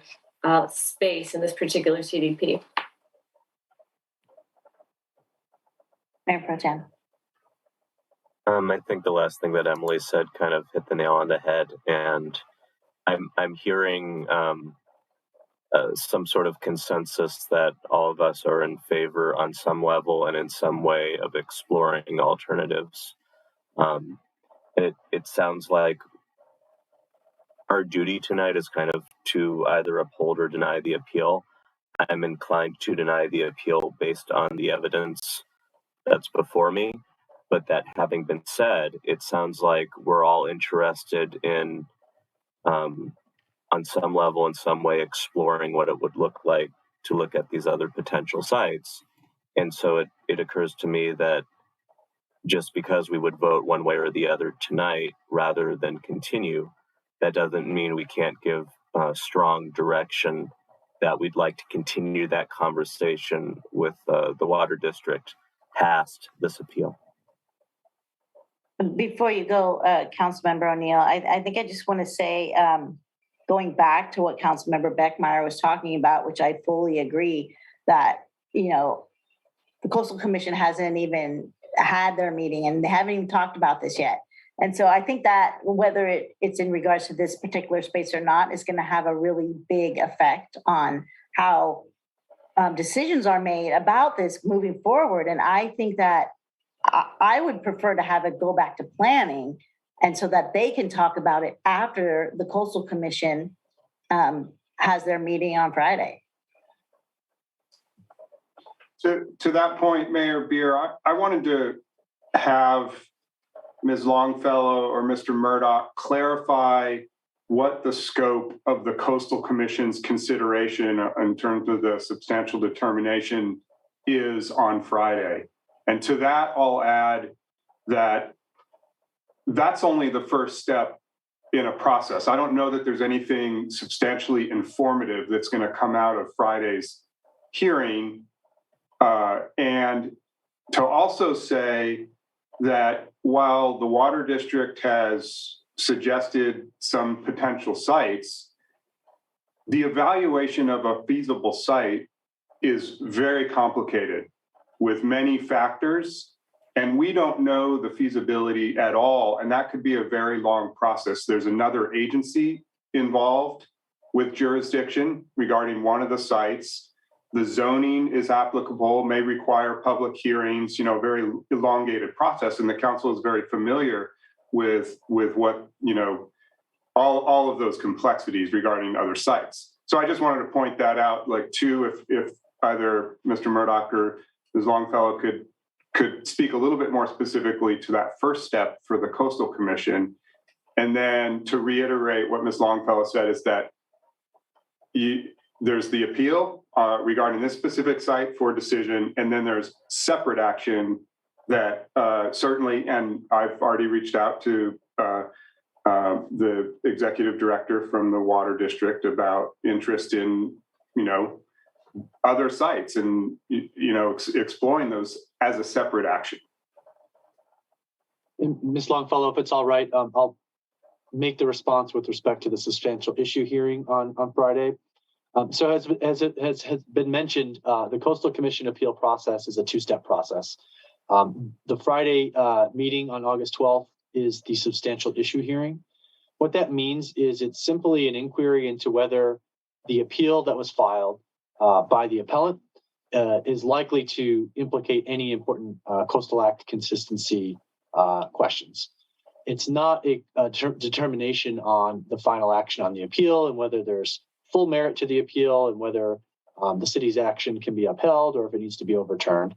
All that will come out of the Friday hearing from the Coastal Commission is, should the Coastal Commission assert jurisdiction and set the date for a future appeal hearing or not?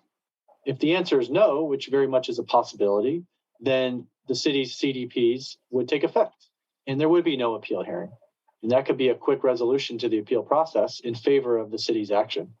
Or the Coastal Commission, as their staff has recommended, may find a substantial issue and determine that a future hearing date on no particular legal timeline would occur at some future date. And only after conduct of that future appeal hearing date would the city know definitively whether or not the CDPs would be approved or if they would be denied. Yes, thank you. I would just like to thank you for that explanation. I completely agree. And one other issue for clarification is that the meeting on Friday before the Coastal Commission with respect to whether or not there's a substantial issue really doesn't have any bearing for the City Council's determination tonight. The City Council's determination on this particular CDP, again, is within the City Council's appeal jurisdiction. It's not bound persuasively or firmly otherwise by the Coastal Commission's determination. And in fact, there's likely a difference of opinion between what the city is considering as an appropriate jurisdiction for the Coastal Commission to have in this case. And I assume it's going to take issue with the substantial issue determination argument that staff has put forth by the Coastal Commission. So I just would really like to make clear that those issues are separate. So the Coastal Commission has its own process and its own evaluation that it does that is not binding on the City Council. And the City Council has its own independent discretion and jurisdiction with respect to this particular CDP. Councilmember O'Neill. Okay. So basically, the Coastal Commission's irrelevant in regards to this decision tonight. So you had said, Emily, our purview is either uphold the appeal, deny the appeal, right? Now, many times on the council, we've modified a planning commission decision, meaning, we've added a condition, deleted a condition, or whatever. Why would a continuance not just be a modification and direction to staff to go and look at whatever needs to be done to modify this decision? Sure. I think the difference, the typical project applications that come before you, the typical planning commission appeals that come before you have to do with the particular site. So a home remodel project or development project. And when the municipal code talks about imposing conditions or modifying the decision of the planning commission, it has to do with the application that was set forth before the planning commission. So in contrast here, what the City Council is analyzing is a CDP for the project essentially is an application for a permit for this particular location. So the application set forth this particular parking spot location. There can be modifications and conditions. For example, I know that there was some markings and some signage, those would be appropriate, but to change the location of that parking spot would essentially be changing the nature of the application itself and changing the nature of what the Planning Commission considered. So again, should the City Council wish to consider alternate locations, that would be a separate process. And of course, it would be possible to deny the appeal tonight, uphold the Planning Commission's decision, and then separate and apart from that, direct staff to continue its analysis and working with the Water District to potentially consider, different sites and return to the City Council as a separate step. Okay, so if I was to make a motion of upholding the appeal with the condition that staff meet with the Water District in the future to what would be the words I would need? So upholding the appeal or denying the appeal. So what deny the appeal. Right. So I think that the appropriate motion would be, I think it would be separate. I think that the first motion would be a motion to deny the appeal as set forth in the staff report, deny the appeal, uphold the Planning Commission's decision of the CDP at issue, and then a motion would be taken on that issue. And then the separate motion would be just direction to staff to continue working towards an analysis of potential alternative sites and return to the City Council or the Planning Commission at a future date after an analysis has been done. So I'm throwing that out for discussion with my council members. There would have to be two motions.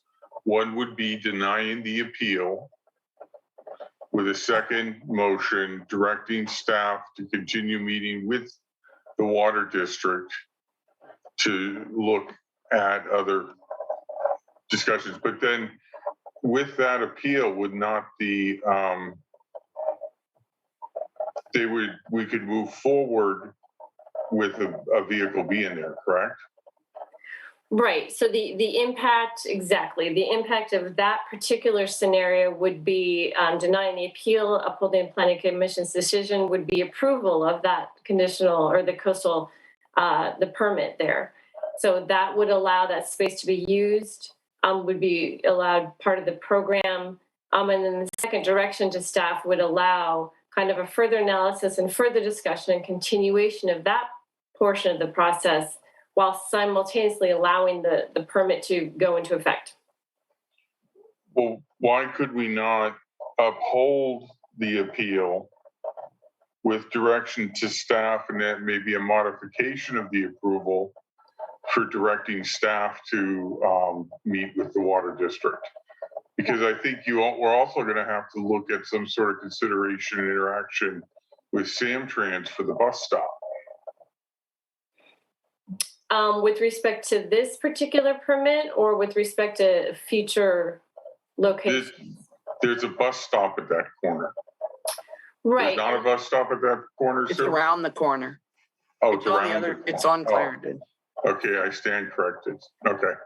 So I think that that's kind of the exact factual scenario that staff would take into consideration if directed to consider alternate locations here.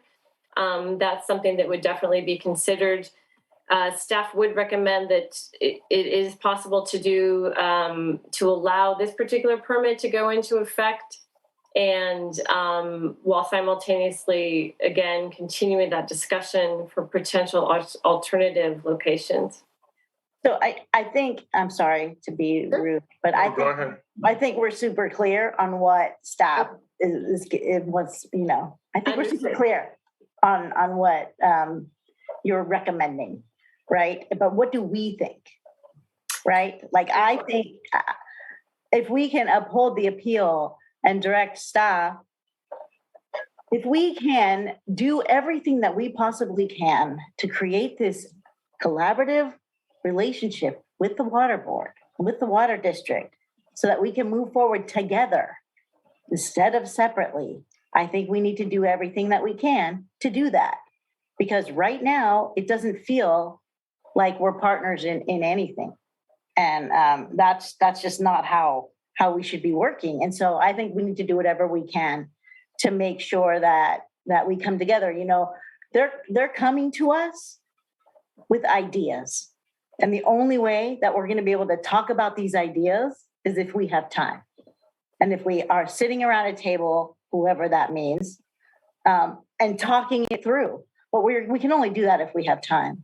And if we deny the appeal and we're able to use that spot, which we don't even know because there's so much like gray areas here with the Coastal Commission, with everything that the water district's bringing to us. I don't think that we should deny the appeal. And certainly, and just to be clear, of course, it's within the, just to clarify, within the City Council's jurisdiction, of course, to uphold the appeal. And what we would do is take your findings as pursuant to the discussion tonight and return with a resolution at a future date to set forth of why the findings can't be made for this particular permit. We'd be more than happy to do that as well. Sorry. Everybody has their hands up. So who wants to go first? Mayor Beer, if I can make a couple clarifying comments that I think would help.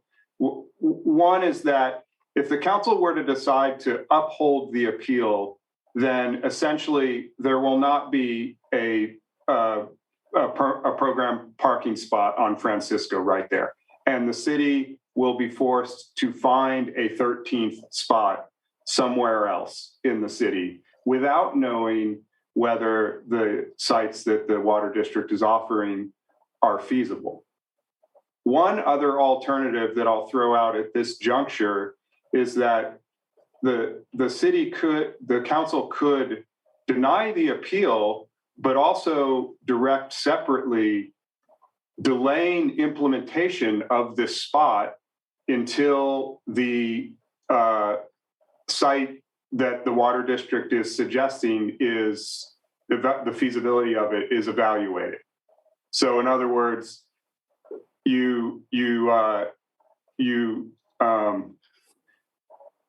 deny the appeal, but the PRC is not going to cite a client there next week. The PRC is going to wait until we know whether the other site is feasible or not, and it's been vetted through whatever hearings need to happen and if zoning changes or whatever, before then an OSV is cited on that. That's just another permutation of an alternative, I believe, and I'll stand corrected if Mr. Murdoch or Ms. Longfellow sees any problem with that one. I just want to say that I agree with that alternative as something that was within the council's discretion. Councilmember Beckmeyer, I think your hand was up first, then we'll go to Tiger, then to Sue. I wanted to revisit the issue of and ask for a clear explanation again of the tolling agreement and what the purpose of that is. Because what I'm thinking about is the implication of whatever decision we make tonight. What action is North Coast County Water District Board going to take? And is that foreseeable? So if I can understand, when we talk about this somewhat ill-defined, loose definition of more time, what does more time look like legally? Because we do have constraints around appeals and legal action and those specifics. So if we could hear about that, please. Thank you for that question. I think that because I was not a party to the tolling agreement, we're going to hear from the city attorney. Hi, thank you. And just to clarify, since we are not talking about the appeal right now, and you are not talking about a separate issue related to a tolling agreement, the tolling agreement as it relates to any future potential litigation that the North Coast County Water District is anticipating, we can discuss that with the district at any time.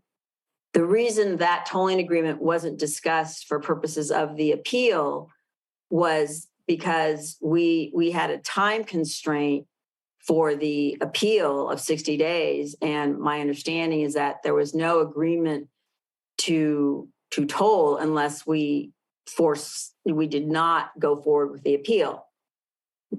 The process that we will be going through, should the council direct staff to consider alternative sites, and the council were to deny the appeal, North Coast County Water District and the city could then enter into a tolling agreement regarding any future litigation related to that future discussion on alternative sites prior to their statute of limitations running, when they could lodge an appeal, a court action challenging the council's final decision. So by taking the action tonight would not forego the council or the city's opportunity to discuss a tolling agreement with the North Coast County Water District. Are you saying though, Michelle, did I understand you correctly, that that's if we deny the appeal? Correct. What if we uphold the appeal? There will be no need correct. There's no need for a tolling agreement because there will be no parking spot at the Francisco site. So there's no need to toll because there will be no action, because you will have upheld the appeal as North Coast County Water District is requesting. So they will have no basis for a lawsuit.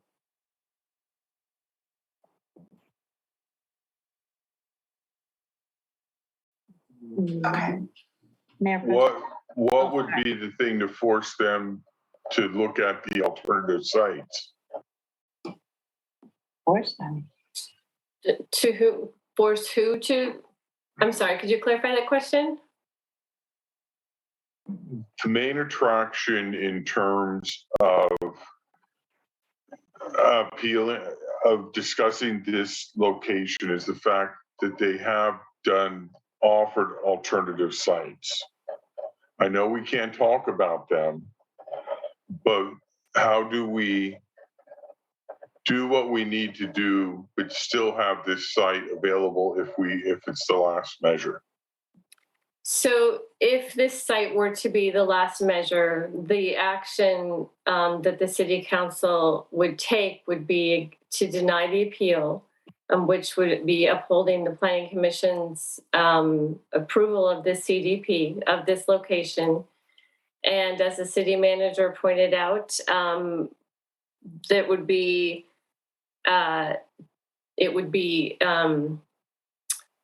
deny the appeal, and then you would direct staff to participate in negotiations about the, appropriateness of these alternate sites, and continue discussions.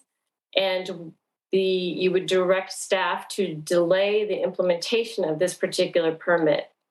So that would be the direction that you would take to make sure that this particular site, if it turns out to be the most appropriate location after consideration, that it is approved. Well, getting back to Mary's point of trying kumbaya, what if we upheld the appeal and we directed staff to delay the implementation of the parking until consideration? That would achieve the same thing that Kevin mentioned. It'd be nicer.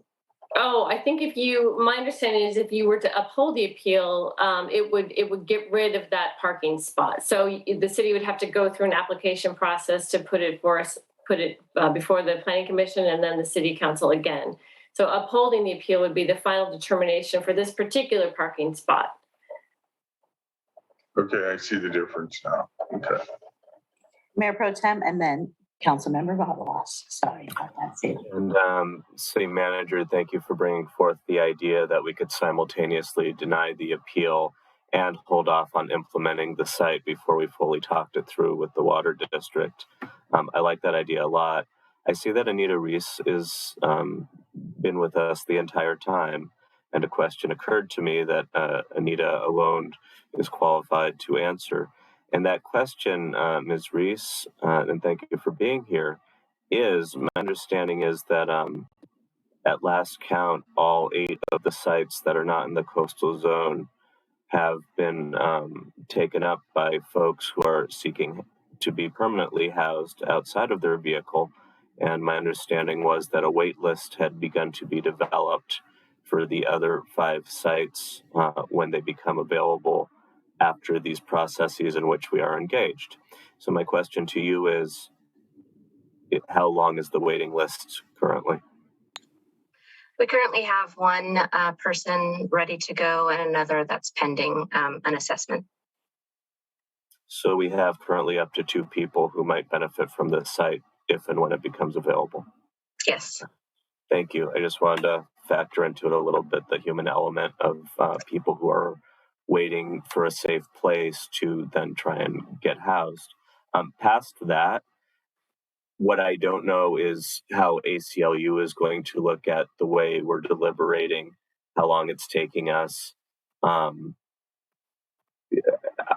don't know how the ACLU is going to feel about this and at what point they might be annoyed. I don't know whether or not the sites that the water district is suggesting are feasible, and they very well might be, and I would be delighted if they are, but I don't know that part. And I'm looking at evidence that suggests that there's enough evidence before me. I'm comfortable denying the appeal. I'm also comfortable saying, well, let's direct staff to look at those other sites in a reasonable time frame, because again, there's people waiting for a safe place to be while they're trying to better their circumstance. But if it's a short enough time, I would love to suss out whether or not there's a preferred site than this, while simultaneously making sure that we have this site available for our promise to the ACLU. Councilmember Vagalos. Okay, if you take all emotion out of it and you just go by the facts, does it fit in the staff report with the facts to deny the appeal? I say it does. So I feel like I agree with what Mayor Pro Tem just said. We deny the appeal. We hold off on placing a vehicle in that location. We collaborate with the water district to see if we can find an alternative. And we search for other alternatives at the same time. But meanwhile, we do have this space, and this is the negotiation. So that's where I stand. You want to make an motion? It's 11:41. Okay. I'll make that motion. Sue's saying no. Did you mean to extend the meeting? No. Mike? Well, we're going to need to be doing that, I think. So I make a motion that we extend the meeting to 12:30. Wait, I just moved that we deny the appeal and we leave the space empty and we collaborate with the water department and look at additional spaces. I will second that. Okay. Just for clarification, the motion would be to deny the appeal, uphold the Planning Commission's decision, and delay implementation usage of the parking space at issue for what period of time?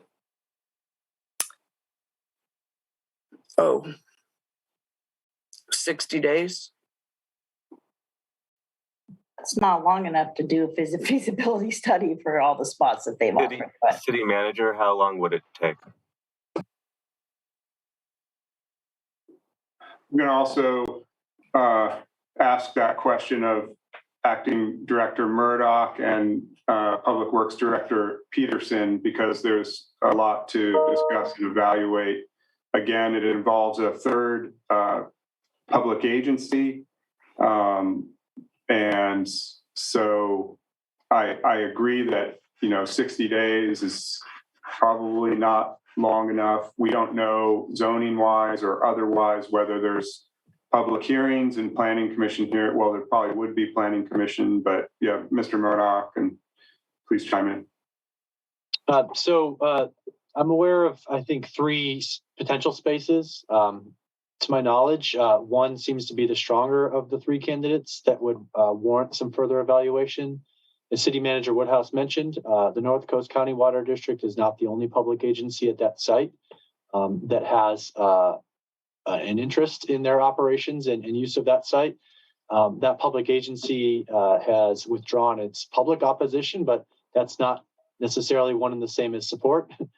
Furthermore, even if they were to support it, it's not clear what legal mechanisms might be needed in terms of modified easements or other operating agreements. Those details would need to be fleshed out with our attorneys and their attorneys. Furthermore, considering what the zoning requirements would be is also relevant. I think for my purposes, with respect to the zoning and permitting analysis, 60 days would be sufficient for that. I think perhaps the more challenging component is some of the physical evaluation, vehicle maneuverability, et cetera. It's really more in Director Peterson's wheelhouse, and I'll allow her to speak to that. Yes, thank you, Acting Director Murdoch. I think that we've already been looking at some of the spots, so I've got some already good understanding about them. I believe that we could do it within the 60-day period for sure. Would you be more comfortable with 90? I think we can do it probably sooner than 60 days from the engineering analysis. So I don't think we need 90. Okay. And to be clear, I want to make sure we understand we're talking about the feasibility evaluation, not necessarily any implementation steps, right? The legal agreements, authorization from other governing boards, potentially zoning processes that might be involved. Those almost certainly would extend beyond a 60-day feasibility evaluation. The feasibility evaluation in 60 days. I agree to the amendment to the motion. I was the second. We can still discuss it, right, before we go to a vote. Right. So I just wanted to make sure that I'm trying to write down all of the conditions for this motion. So just to clarify, the motion on the table would be to deny the appeal and uphold the Planning Commission's decision and delay implementation of the parking space at issue. I would suggest for a reasonable time not to exceed 60 days or 60 days is what I heard, to allow an analysis of feasibility of alternative sites. When you say that, are you talking about specifically, again, just to piggyback on what Mr. Murdoch was stating, a feasibility study and not the feasibility in colloquial terms of the different legal constraints, should there be any, with alternative sites? Is that correct? Yes. So engineering feasibility. Yes. Councilmember Beckmeyer, did you want to say something because your hand is up? Yes, I did. Okay. I have concerns because I feel like staff had an opportunity to do this kind of collaboration and looking at this and didn't have really an incentive. And I feel like if we deny the appeal, they still don't. And frankly, that's harsh. I know it sounds harsh. That sounds terrible coming out of my mouth, but it is how I feel. And I think we've all had so much pressure on us over this entire situation that kind of going, well, it just didn't work out. But hey, we already have the approval for this site. We've got our 13, moving on. I feel like if we can't have a serious and fruitful collaboration between these two public agencies, for lots of reasons that were stated tonight, it might then need to be the case that the city looks for another site altogether. I feel that provides more of an incentive for the collaboration than bird in the hand. That's kind of where I'm at. I hate to have to be like this heavy, but that's my job. And every now and then I actually have to really pull it and be unpleasant. And in this particular case, I'm not really a fan of denying the appeal. So I realize there's a motion on the floor and we can discuss it and ask questions, and that is my discussion. I'll also add just a little bit before you go, Mayor Pro Tem. I also feel the same way. You just said it a lot more articulately than I've been able to. So thank you for that. We have an opportunity to look at more than one space too. So when I think about the ACLU, like what was mentioned before, it's not that we don't want the space, any space. Like we have an opportunity to look at more. And so that was my other thought. And I do not think we should deny the appeal.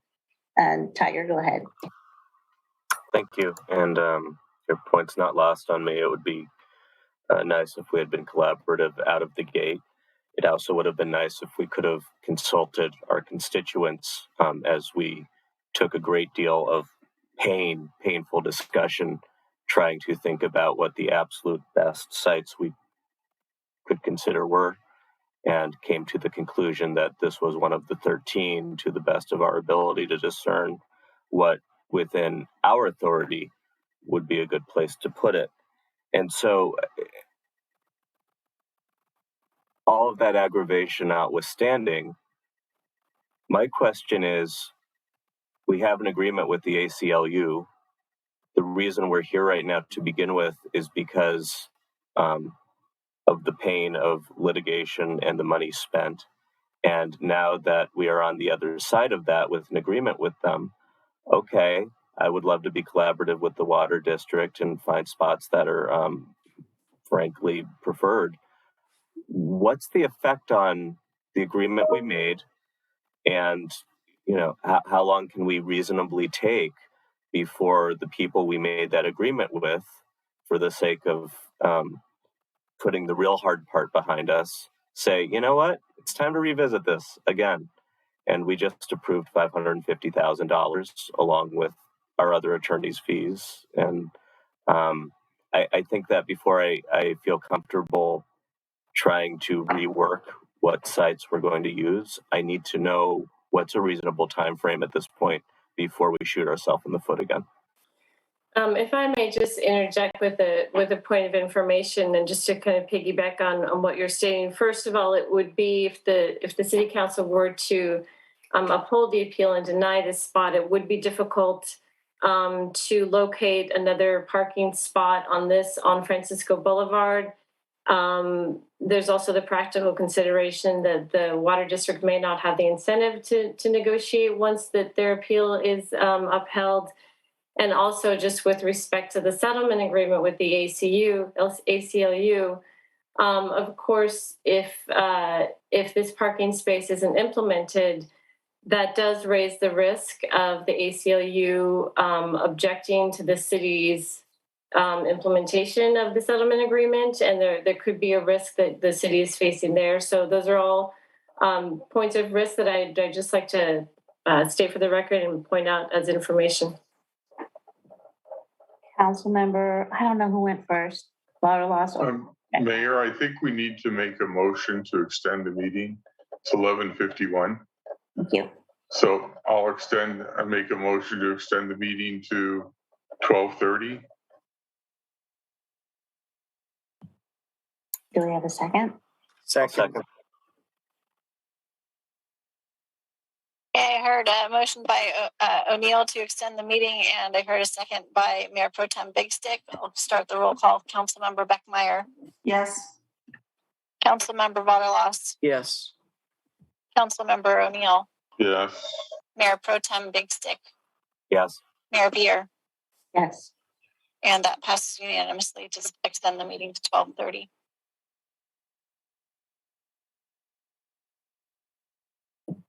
Councilmember Vaterlos, your hand is still up. Go for it. In my motion, I'm not limiting the feasibility of another site to just the water district sites.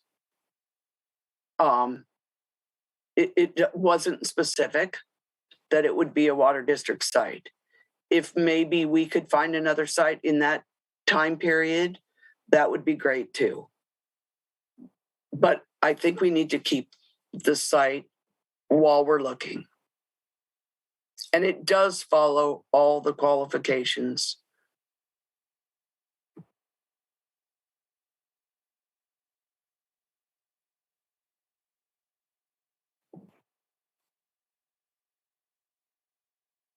I think I've been pretty clear about how I feel about this. So I still think that in order for us to work well with the water district, we need to uphold the appeal.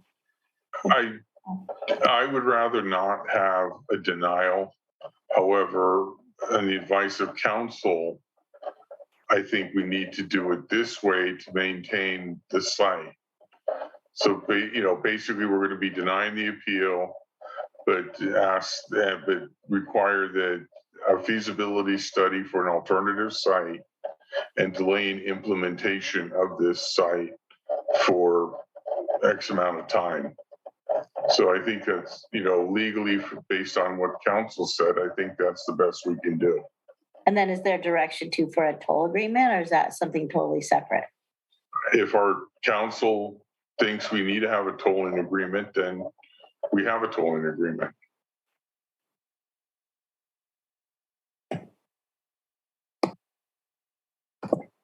Go ahead, Councilmember Beckmeyer. This issue of if we uphold the appeal and then the North Coast County has no incentive to negotiate with us versus if we deny the appeal and the city doesn't have an incentive to work with North Coast County, I'm trying to find a third alternative, and I'm not sure that what has been proposed really hits the mark for me. Is there a way to stay this while those negotiations are taking place and return to this very topic at a date certain so that everybody has an incentive to get this decision worked through quickly and amicably and collaboratively. And it seems to me that would probably require a tolling agreement, but I'm not sure. Right. So the issue before the council tonight, I do think is limited to the denial, upholding, or modification of the appeal and of the planning commission approval. To the extent we could continue the item to a date certain without a decision. So if you would like just to continue this item for a future date, to reconsider it or to think about it further, that possibly could happen. But before the council tonight is really the decision to uphold, deny, or modify the appeal. Okay, council, the main issue we have to decide something tonight is because we extended it because 60 days you have to make a decision on a planning commission hearing. They have offered to do a tolling agreement to extend that time out so that they can maintain their rights under law. What if we were to do something of approving this agreement, upholding the appeal with a modification that they sign a tolling agreement to maintain their rights and extending the appeal, extending it further. Do you follow what I mean? I'm trying. It's late. Yeah, I know. Longfellow, can you just please help the council understand what exactly we're talking about with the tolling agreement? And it's not a tolling agreement, as I understand it, to allow this appeal hearing to occur beyond some Pacifica Municipal Code timeline. Yes. It's a tolling agreement to allow the North Coast County Water District to sue the city of Pacifica over the temporary safe parking program enactment. Right. So exactly. I was about to say that. So there's a difference between, extending the right to appeal for this particular administrative appeal. And the tolling agreement was with respect to some arguable CEQA challenges and some other challenges. Again, I was not involved in that tolling agreement discussion, but those larger tolling agreements, the larger issues under the tolling agreement were other legal challenges beside this particular appeal hearing. And so, again, Ms. Longfellow, please correct me if I'm mistaken in any regard, but the city council, by hearing the appeal tonight and taking whatever action it takes, whether it's to continue or to take some final action, will have satisfied its Pacifica Municipal Code requirement to hear the appeal. And so any discussion of a tolling agreement is to keep the options open for the water district to sue the city of Pacifica over CEQA and other claims unrelated to this permit. And so I just want the council to understand that very clearly, that you're keeping the door open for them to sue the city by entertaining a tolling agreement if that's where the council were to go. Thank you, Christian. Mayor Pro Tem? So Emily, help me, because what I think I'm hearing is if we decided to continue this item, what that would effectively do is allow us that neutrality to try to build our relationship that we seem to be seeking. And it seems like continuing is the most likely avenue to allow for a positive relationship to develop. That is one possible course of action. I would like to remind the council that my understanding is that there is a motion on the table. And so before, moving on too far from the motion that was on the table, if there's a way we could get some closure on that motion, before considering whether or not there's a motion to continue. So the motion that I have down was to deny the appeal, uphold the planning commission decision, and delay the implementation of the parking space for 60 days, during which time staff is directed to analyze alternative sites and determine if those are feasible sites. So that is the motion that I believe is still on the floor. I'll withdraw my second to keep that verbiage. We might use some of that verbiage. And if I could just add a couple of things to help kind of coalesce a little bit.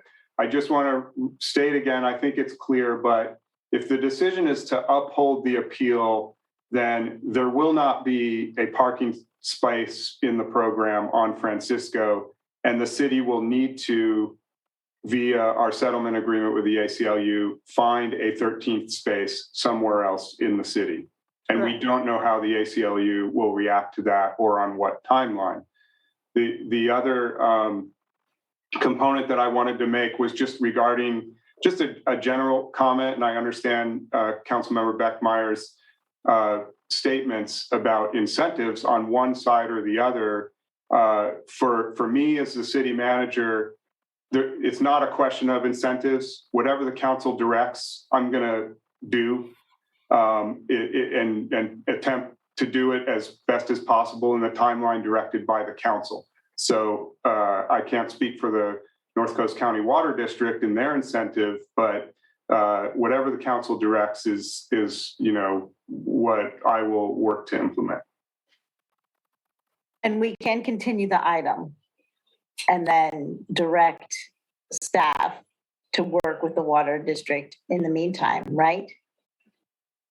Yes, and I think you can continue to a date, to a future date determined, or I don't know if you have to do certain date at this point, I think, but you can continue and separately also direct that work.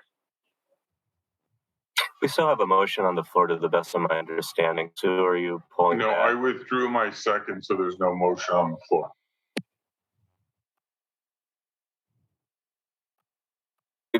Is there still waiting for a second on Sue's at that point, or is the motion gone right now? Died for lack of a second. Correct. Well, no one asked for a second. My motion stays on the floor to see if there's a second. Is there a second? So I'm going to second for the sake of conversation, and why I'm asking about the continuance is to decide then how I'm going to vote on it. So I'm seconding first of all. I am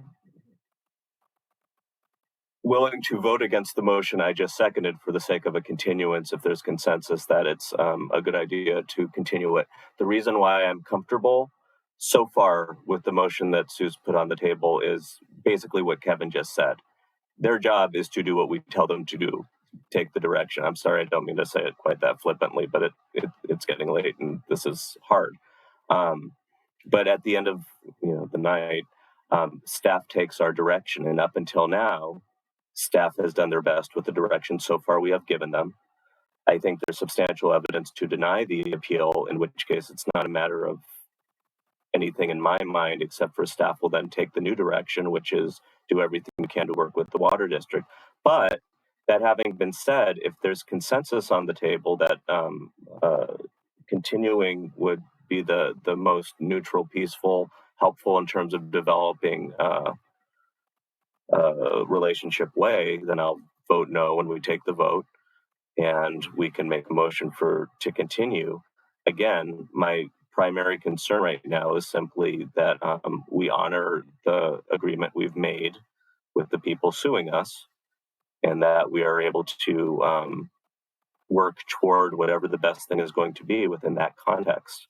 So if a continuance isn't going to impede the ACLU, or if the continuance is not going to incur the wrath of further litigation, I'll be happy to vote for that after I vote against this, if any of that made any sense. But I want to be... The double voting thing, I'm not clear about. Yeah, Go ahead. Please. Go ahead, Emily. I apologize. I am trying to get straight. And again, this is past my bedtime, so forgive me if I'm not understanding the procedures correctly. I think that if the city council feels like it would like to vote for a continuance on the matter, I would suggest taking the initial motion off the table, withdrawing a second, because what you would be doing essentially is you're going to be making a decision on the appeal.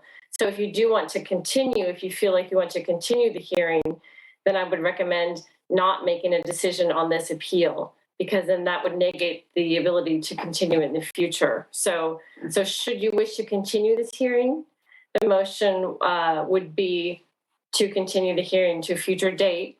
And I would withdraw your second and withdraw the motion regarding the substantive determination on the appeal. So that's what's on the floor right now, is a determination and a motion to deny the appeal. So if you want to wait on that and you want to continue it, then withdraw your second, which would withdraw the motion, make a new motion to continue to a future date.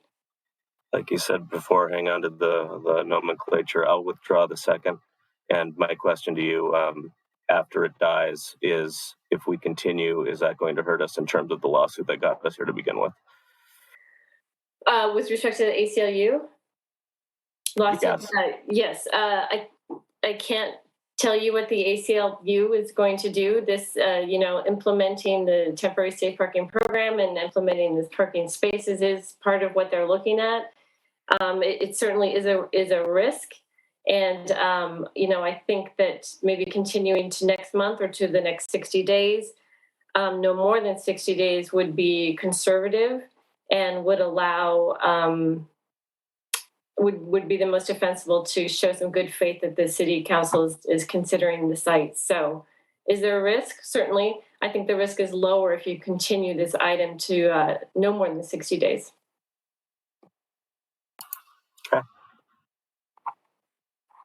Okay, so you withdrew your second. Is there a second on the for the motion that's on the floor? I second Tiger's motion.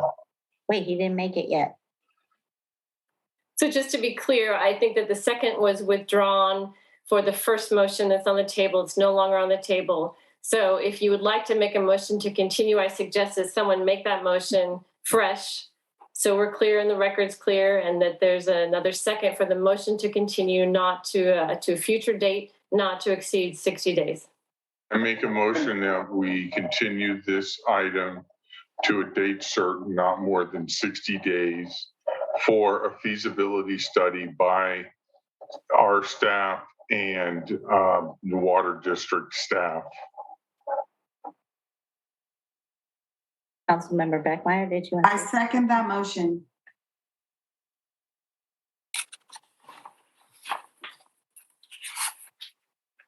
And just for clarification, the motion was to continue the public hearing on the appeal, not more than 60 days. Is that correct? Yes. And the second was by? Should be to a date certain. To date certain, not to exceed 60 so days. Date certain, September 26th. Yeah. That's the second council meeting in September, the last one before a 60-day deadline. Okay, I heard a second by Councilmember Vaterlos. No. No, Councilmember Beckmeyer. Start the roll call vote with Councilmember Beckmeyer. Yes. Councilmember Vaterlos. No, I don't want to take the risk. Councilmember O'Neill. Yes. Mayor Pro Tem Big Stick. Yes. Mayor Beer. Yes. And that motion passes with a vote of 4-1 with Vaterlos opposed.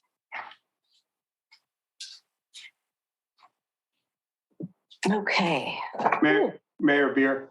Yes. With the remaining items and the looming hour, the item 15 of the three remaining items, the housing element engagement discussion is time critical, and the Cal City's appointee voting delegate is time critical. Item 15 is not as time critical as those. So if you want to reorder the items, if council wants to extend the meeting further to get all three done, that would be great, but it's up to you. I just wanted to give you the priority on those items. And which one can we get rid of? Can we get rid of them or continue one of them? I believe Director Peterson, Public Works Director Peterson confirmed that item 15, the Carollo Engineers UV system agreement, is one that could be pushed. Council, what do you think? You think we can knock them out? That's interest rate sensitive, so I think You know, I don't think we they're can gonna, do that quickly. I don't think they're gonna be lengthy. All right, let's just go and see what happens. We can extend the meeting. And we should make a motion to extend the meeting one more time and then try to do all three items. Make a motion, we extend the meeting till 1 o'clock. Second. Councilmember Beckmeyer, Yes. Councilmember Butterlos, Yes. Councilmember O'Neill, Yes. Mayor Pro Tem Big Stick, Yes. and Mayor Beer. Yes. And that motion passes unanimously. Okay. Let's move on to item number 15, which is the master agreement and task order number 1 between the City of Pacifica and Corollo Engineers. We have Lisa, Director Peterson here for the staff report. Thank you, Director Peterson. Thank you. Thank you, Mayor. Thank you, council members. I know it's late. We are actually having our wastewater engineering manager who is going to be giving just a quick overview and then passing it over to Corollo, who is the consultant that has been selected to do the ultraviolet disinfection system replacement. So I think wastewater engineering manager Slater is on, but I can't see right now. So if he is, he should. Oh, I'm on. Okay, there you go. Can everybody hear me? Thank you. Thank you, Director Peterson. Well, I was going to say good evening, everyone, but I think I'll say good morning, Madam Mayor, Mayor Pro Tem, and council members. What I'd like to do is go through a little bit of background on the UV disinfection replacement project in terms of where we've come from, where we're at, and where we're going towards. The Clare Creek Water Recycling Plant was commissioned in the year 2000, and it discharges highly treated water to the creek and nourishes the surrounding wetlands. This disinfected discharge water does not use chemicals. It uses ultraviolet disinfection or UV disinfection for that process. The city's existing UV disinfection process, which was state-of-the-art at the time, has met regulatory compliance, and the equipment supplier has been reliable in terms of its support and the piece part components. Oh, I'm sorry, we're not starting. I'm giving a little bit of an introduction here first. Sorry.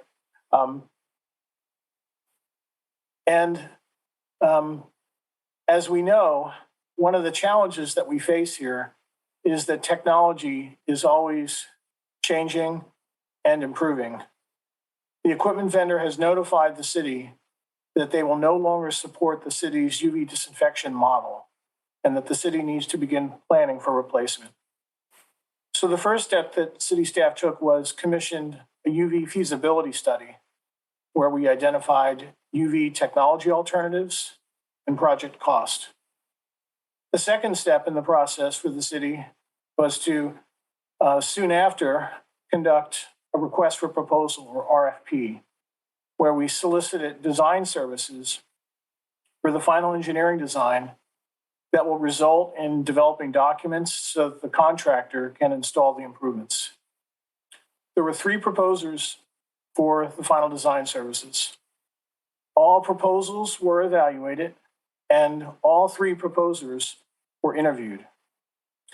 And due to their project approach, which will result in less equipment than what the city had initially thought we would need, plus this approach will allow for multiple equipment vendors to bid their UV technology offerings. Together with project team and their UV disinfection experience, city staff recommends hiring Corollo engineers to provide the final engineering design services for the UV replacement project. And tonight we have Paul Friedland with us, who is Corollo's project manager for the UV replacement project. And what Mr. Friedlander will do is he will give a brief presentation, as you're already starting to see those slides up here, with regard to project rationale, project goals, and project schedule. So with that, I'll hand this off to Mr. Freelander, if he's still with us. He was having some family issues that we were texting about. I'm not sure. Paul, are you here? I am here. Great. Yes. Okay. Thank you. It's off to you. Wastewater Engineering Manager Slater. And hello, Madam Mayor, Mayor Pro Tem, and members of the council. So I'm going to talk briefly about the goals of the project and the schedule. And next slide, please. Next slide again. There we go. All right. As Wastewater Engineering Manager Slater talked about, the purpose of the project is to replace the existing UV system due to equipment that is no longer being supported by the manufacturer. And so that's the main, the first project goal is to replace aging infrastructure and sunsetting equipment. There's three other goals, which I want to briefly talk about. One is improving energy efficiency.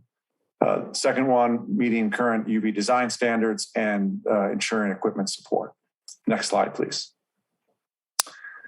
So regarding improving energy efficiency, the existing UV system uses medium pressure UV lamps, which were basically state of the art when the system was put in place. All marketed UV systems today use what we call low pressure, high output lamps. And these lamps are much more efficient than the medium pressure lamps. They're about 3 times more efficient. And therefore, a UV system with the low pressure, high output lamps will save about 65% on energy compared to the existing system. Next slide, please. And also, please, if there's any questions as I'm discussing this, please feel free to jump in at any point in time. The next project goal to meet current UV design standards. What you see on this slide is a 3D model of the UV disinfection room. And we're showing 2 UV channels here, which again is basically current UV design standards that allows operational flexibility for the system to be shut down and when we have part of it still in operation. And it'll also benefit next time around, 20, 30 years from now when it's time to replace this system again. Next slide, please. And finally, the last project goal to ensure equipment support. Corolla will require a guarantee of the procurement documents from the vendors. The components manufactured by the supplier and replacement parts will be available to the city for the greatest time feasible, 20 to 30 years with a minimum of 20 years. And the reason we say that 20 to 30 years, it can be challenging to obtain a time period greater than 20 years as the markets determine the product's life cycle and their limited markets for UV disinfection. But again, we'll work with manufacturers to try to get the longest possible time period there.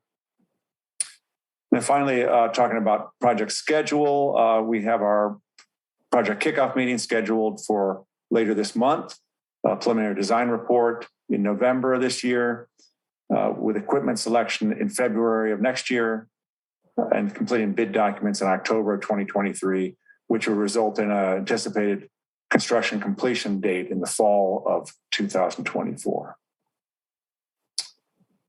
So that concludes my, again, very brief presentation here. Thank you for your time. Thank you for your time and staying up so late for us. Do you have any questions from council?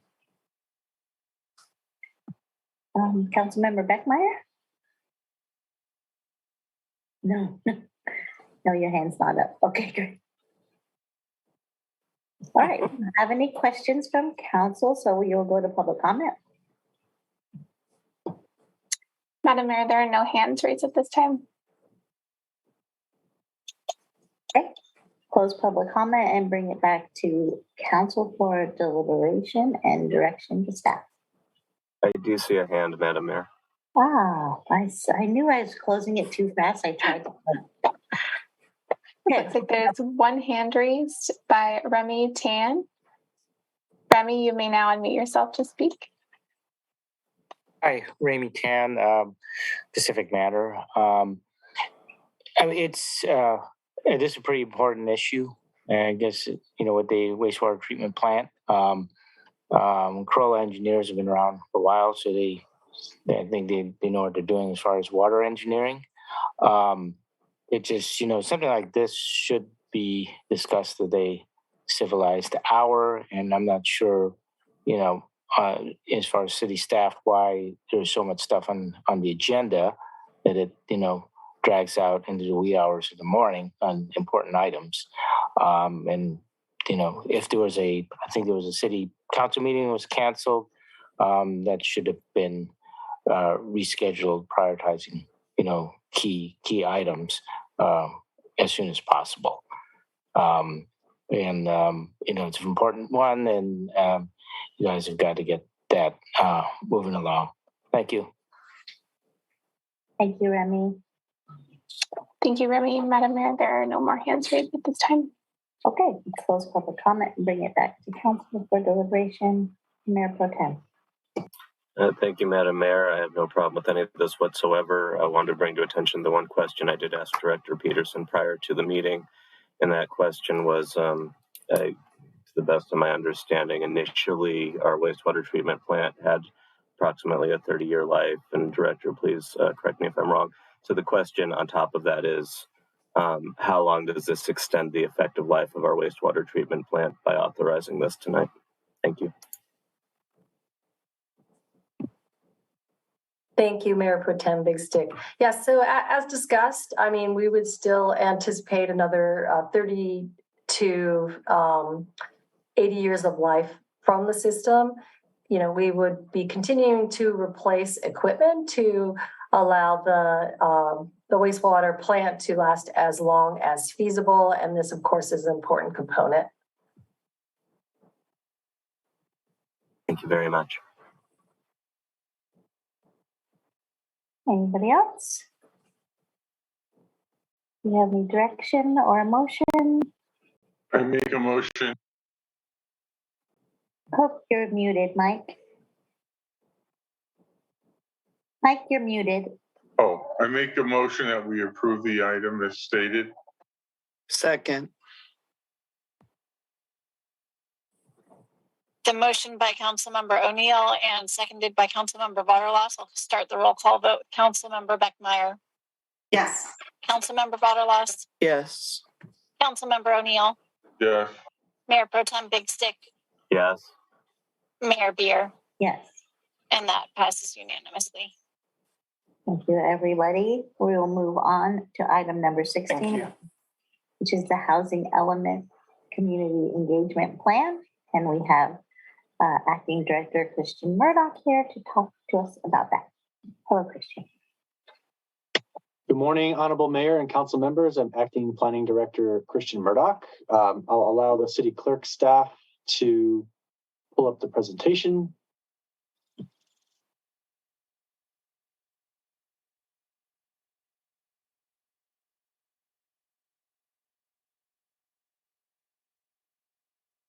And Ms. Ferranti or Ms. Coffey, there we go. Thank you. Great. Next slide, please. We're here this morning talking about the public engagement or community engagement strategy for the city's update to the housing element. For those that aren't aware, the housing element is a required element under state law as part of the city's general plan. The housing element is typically updated pursuant to state law as part of the Regional Housing Needs Allocation or RHNA process. The city is at the point where it needs to update its housing element to accommodate the 6th Regional Housing Needs Allocation, which is the latest process starting from the state level through the regional planning agencies such as the Association of Bay Area Governments, or ABAG, to assign the overall state need for housing across all income levels to individual local jurisdictions. The update to the housing element to reflect the 6th cycle RHNA would cover the period from 2023 to 2031. The adoption deadline under state law is January 31st, 2023 for local jurisdictions in the ABAG region, and there is a 120-day grace period beyond that due date for adoption without any consequences for local agencies. Next slide. As I mentioned, every local jurisdiction in California receives what's known as a fair share allocation of housing units through the RENA allocation process. That is handled again through the Metropolitan Planning Organization for the Bay Area, which is ABAG.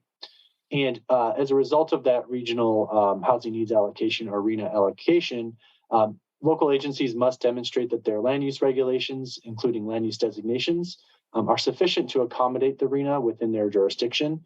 And more specifically, cities must go through a process known as site identification to analyze specific sites based on their land use designations, the allowable densities, existing condition, and other constraints to development to more particularly determine what's a likely number of units that a specific site will be able to accommodate, and how do all of those individual sites add up to accommodate the RENA. You can see here in the chart that the city's 5th cycle RENA was 413 units as compared to the 6th cycle RENA, which is 1,892 units. And the devil's in the details with those numbers. State law has also increased the rigor and scrutiny on individual sites included in the housing element. And so whereas you could essentially count the maximum allowable density to a certain extent in the prior housing element update, each site needs to have an individual site-specific analysis for those various constraints and likely development potential as opposed to maximum development potential. So the complexity of the site's analysis and the challenge to accommodate the RENA is, several-fold more complex this go around. Next slide. As you might imagine, public input is always an important component of the housing element update process. It's especially important in light of the RENA that we talked about a moment ago on the prior slide. That significant increase from 413 units in the prior cycle to 1,892 units in the new cycle is meaningful, and it's going to make the housing element update process all the more challenging, which means the public input and community engagement component are all the more important to bring the community into that decision-making process within the limits of state law and the city's obligations to comply and complete the housing element update process. It's also a required component of the California Housing and Community Development Department review of the housing element. And so a robust community engagement process will be viewed favorably and will be required by HCD. Next slide. So some key principles that staff used in creating the proposed community engagement plan include engaging the community so that we can learn from their knowledge and experience related to housing issues. We believe broad outreach across the entire community is important. And as mentioned in the staff report, community is broad in this context, including people of all income levels and ethnicities, current and aspiring residents, previously displaced people that were forced to leave Pacifica. And so we'll certainly need the community to get the word out to those people because they will be difficult to reach. Housing and disability advocates, affordable and market rate housing developers, as well as faith leaders and others that represent the entire fabric of our community. And so another principle that's related is the participation by diverse groups. So whereas the second key principle is really the outreach, the more important outcome of the outreach is that you actually get participation by those diverse groups. And then lastly, providing various types of engagement and input opportunities. Next slide. And so just to put a finer point on these two key principles, as I mentioned, they're related. The way that the plan, the community engagement plan would achieve this is by direct engagement with community leaders, pop-ups at community events, presentations to community groups, utilizing the broad distribution of the Connect with Pacifica newsletter, social media posts, online surveys, print and social media advertising, and other activities. Next slide. We also believe that various types of engagement and input opportunities are important. As a prerequisite to preparing this community engagement plan, we conducted a flash vote survey. It's an online survey tool using a randomized selection of pre-registered participants located within Pacifica. And the findings from that survey helped to inform some of the community engagement strategy in terms of the methods of engagement and the ways that the people want to engage with the city. Quick hit from that, more detail is an attachment to the staff report.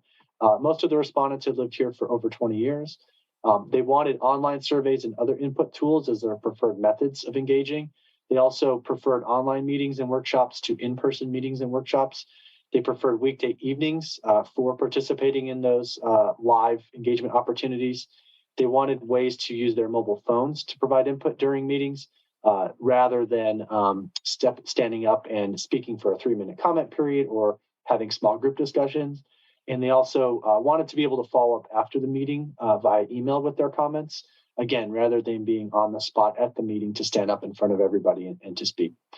And so for anyone that's interested in being a future participant in the flash vote surveys, they can register at this URL, flashvote.com. Next slide. So from the staff report, it's important to recognize some of the key milestones in the housing element update process. The quick takeaway from this slide is that all these highlighted sections represent a community input opportunity. Tonight, we're really focusing on that first component, the community engagement phase, which we propose to run through September and October. But you see there are other key input opportunities. In January, February of 2023, a public review and comment period on the draft housing element, a city council study session during that public comment period to help amplify that opportunity, as well as to take additional public comment. And then also through the public hearing process towards the end of the housing element update process. Next slide. So with respect to that first critical public outreach and engagement phase, we have several milestone activities that we propose as part of the strategy. These serve different purposes at different phases in the housing element update process. Of course, there's an initial outreach and awareness building phase. Really, the goal of that is to get people signed up for our email list so that we can engage them and make sure they're aware of all of the key upcoming components to the housing element update. Next, there's a knowledge building phase. So getting people up to speed on what the city's legal requirements and obligations are for a housing element update, and then to also outline what the upcoming engagement opportunities will be. Then shifting into an online community meeting as the first interactive and live opportunity. This reflects, a diversity of opportunities for engagement in person and online, as well as consistent with the City Council's direction for no large in-person meetings through the end of September. And so that would, the first online meeting would expand upon the background information on the housing element update process, identify key requirements, discussing about the specific site identification process and constraints analysis, and then explaining the importance of continued community input and participation to shape the overall housing element. Then there would be a post-comment period, post-meeting comment period rather, reflective of that flash vote survey input of post-meeting input opportunities. Then we would shift into the next phase of expanded outreach, including pop-up activities at the farmers market and other outreach mechanisms to continue to build that email list and to bring in new participants into the process. That would allow us to gear up for an online survey, asking some critical questions that would shape the final sites identification process, and then bringing in the community for a second community meeting, hopefully in person if COVID precautions allow, to really have a focused discussion and identification of sites to accommodate the RHNA. That's really going to be the bread and butter component of this, given that the major task and probably the major community controversy, if you will, is likely to occur in that site identification process. And so we really would prefer to have that in meeting so people can get together, or in person, so people can get together and try to hash out those critical decisions. And then again, there would be a post-meeting comment period in October of 2022. Next slide. And so then to touch briefly on those secondary opportunities after the new year, there would be the opportunity to publicize and provide public review and comment on the draft housing element document prepared as a result and outcome of that extensive and rich community engagement prior to the new year. And then again, a city council study session during the public comment period to amplify the comment opportunity and to take additional public comment. Next slide. So the requested action from the council today is to confirm the components of the community engagement plan that were prepared by staff and detailed in the staff report, and then for the council to provide any additional direction on ways to expand or improve the plan. So we would very much value the council and the public's input for those that are still participating this morning, and I'm available to answer any questions. Next slide.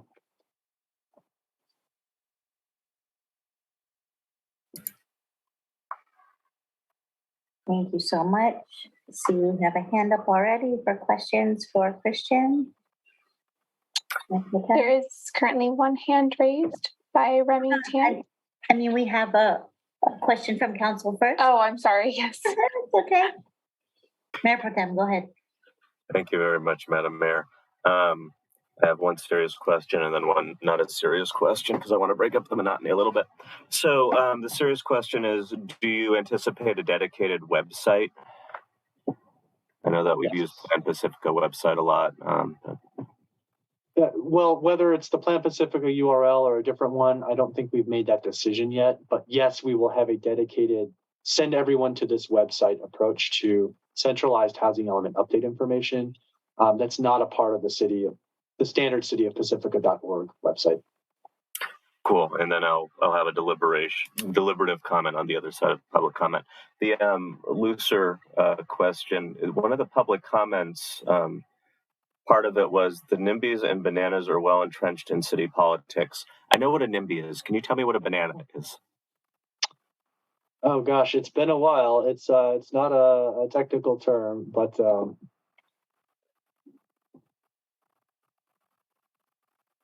don't need to spend too much time on it. Build absolutely nothing anywhere near anything. Thank you very much. I'll have plenty of deliberation on the other.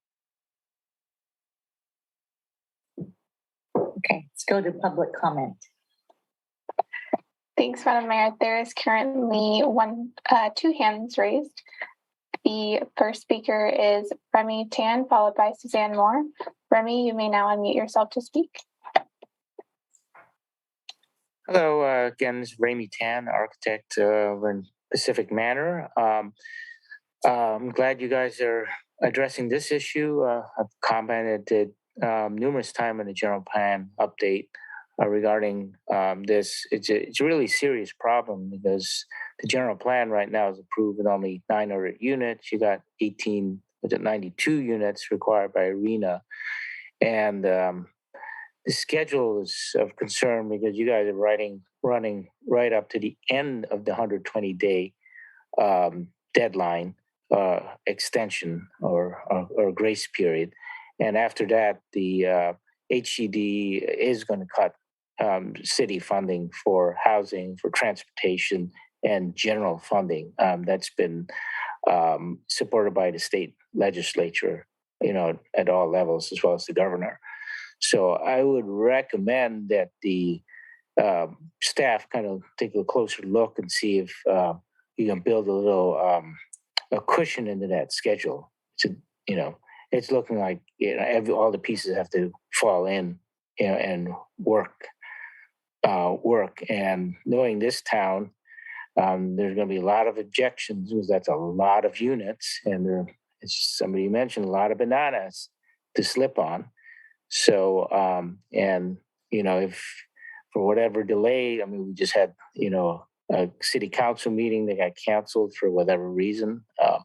Wasn't even published why that was canceled. It was a COVID, I don't know. But, if that happens, then the city will be out of compliance. And that's just one meeting, and you got tons of meetings in this thing. Again, I recommend you also take a look at and talk to HCD now, because if they're requiring an update to the CEQA, because you're doubling the amount of units in that general plan, you guys are not going to make that deadline. And, you would probably want to engage HCD to see if they give you an extension on the extension to avoid losing funding.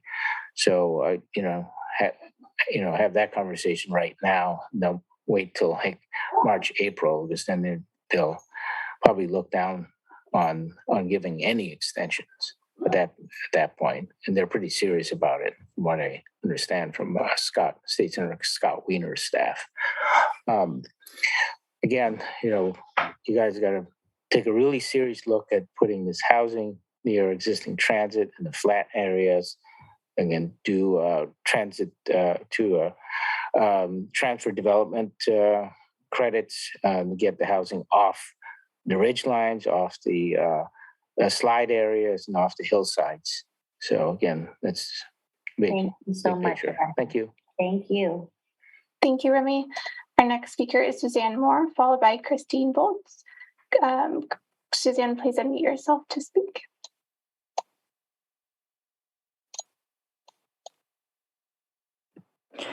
Good morning, everyone. May I suggest an immediate citywide mailer to educate the public on the importance of the housing element in community engagement? A mailer seems the only effective way to reach all residents, including those with computer access challenges. And I suggest all community meetings should probably provide a hybrid option for in-person and virtual attendance. Like Remy, I'm concerned about the city's intention to use a grace period for the housing element process. The process timeline is pressured and has community repercussions if deadlines go unmet. May I suggest early utilization of HCD consultants, their tools, and examples of previously certified housing elements? We can use successful plans as templates for our draft. Let's take this time to create a draft that includes mandated fair housing expectations, including anti-displacement actions, preservation of existing low-income housing, which counts toward our RHNA numbers, and construction of moderate to very low-income housing. Thank you all for staying up this late. Good night. Night, Suzanne. Thank you. Thank you, Suzanne.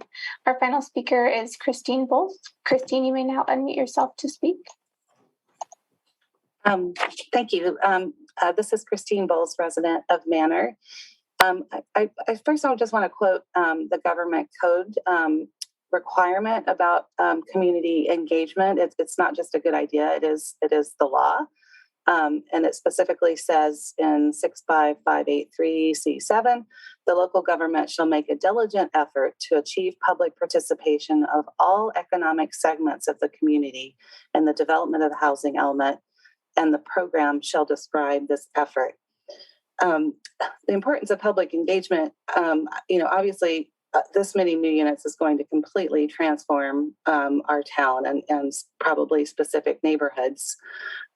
It's important to get buy-off, not just on the sites, but also to get buy-off on the projects and especially the goal of building affordable housing. Again, this is from HCD's website.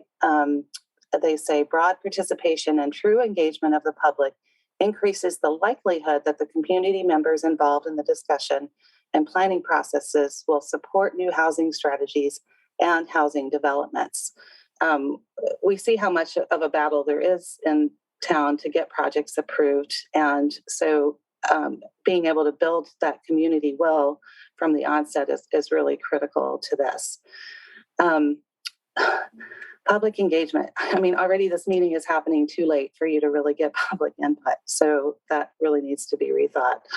The flash vote is really not a true picture of what we need to engage all these different segments of the population. It's already a very limited section of the population that's very involved enough to have signed up for the flash vote website. So we're missing a huge part of our population.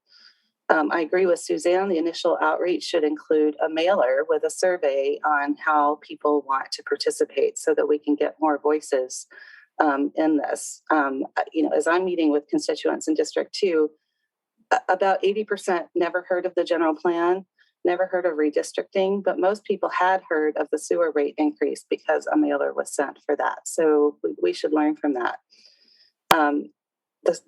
The next step Christian mentioned was an online meeting. And I think, as people have said in the past, if we can have an option for a room where the meeting can be projected and where people can speak who don't have computer access, like in a library, that would be super helpful.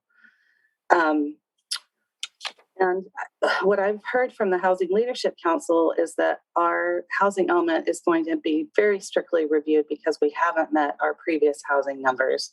So going into the extension is a scary process. There are environmental issues to change. There are revisions to the land use plan requirement that will be required.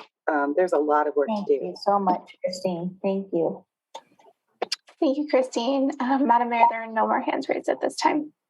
Thank you very much. We'll bring it back to council. I know Tiger always raises his hand first, so would anyone else like to go before him? Just checking. All right, Mayor Pro Tem. Thank you very much. And I think the next agenda item is going to go quickly. And I did want to take a brief moment on this because it is important to me. And the irony is not lost on me that we're discussing public engagement at 12:45 at night. So that being said, I first of all really agree with the statement that a couple of the commenters made, that I think we should at least send a physical postcard out to every house in Pacifica, alerting them that we are doing this. So that's the first thing, and I'll bring it up again if I need to, but I would really like to send a postcard out to everyone telling them we're doing the housing element. And, even if it's just with a website, check this out, get involved. Or though presumably, not everybody has computer access, right? So we need something more than just a website on that postcard, but we should alert every house in town in that way to kick it off. I personally think I'd prefer to have 3 meetings, not just 2. I thought that maybe much like we did with the Plan Pacifica process, when we did different meetings in different parts of town on different nights to try and accommodate everyone, but just maybe 2 meetings. Maybe in October when we were going to do the one in-person meeting, maybe that week we do 2 meetings in different sides of town. Or 2 weeks in a row, not to make it too onerous a process, but just adding an extra meeting to get that extra feedback. With the dedicated website that we were discussing earlier, maybe that would be a great place to post surveys, as we have surveys to post.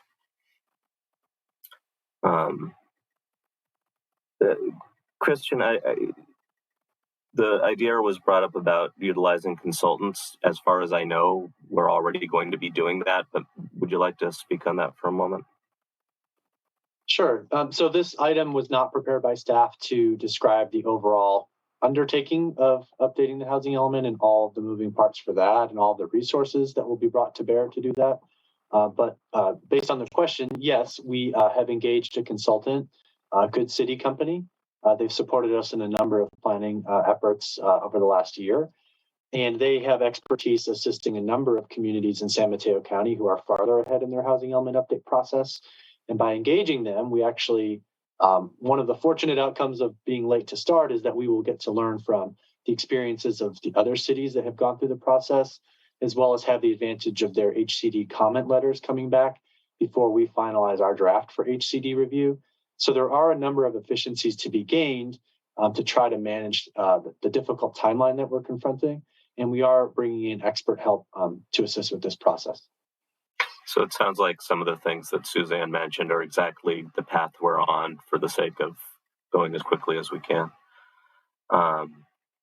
Thank you for that. And then the idea of hybrid meetings, I appreciate the notion, but I don't think we're set up for hybrid meetings. But please correct me if I'm wrong.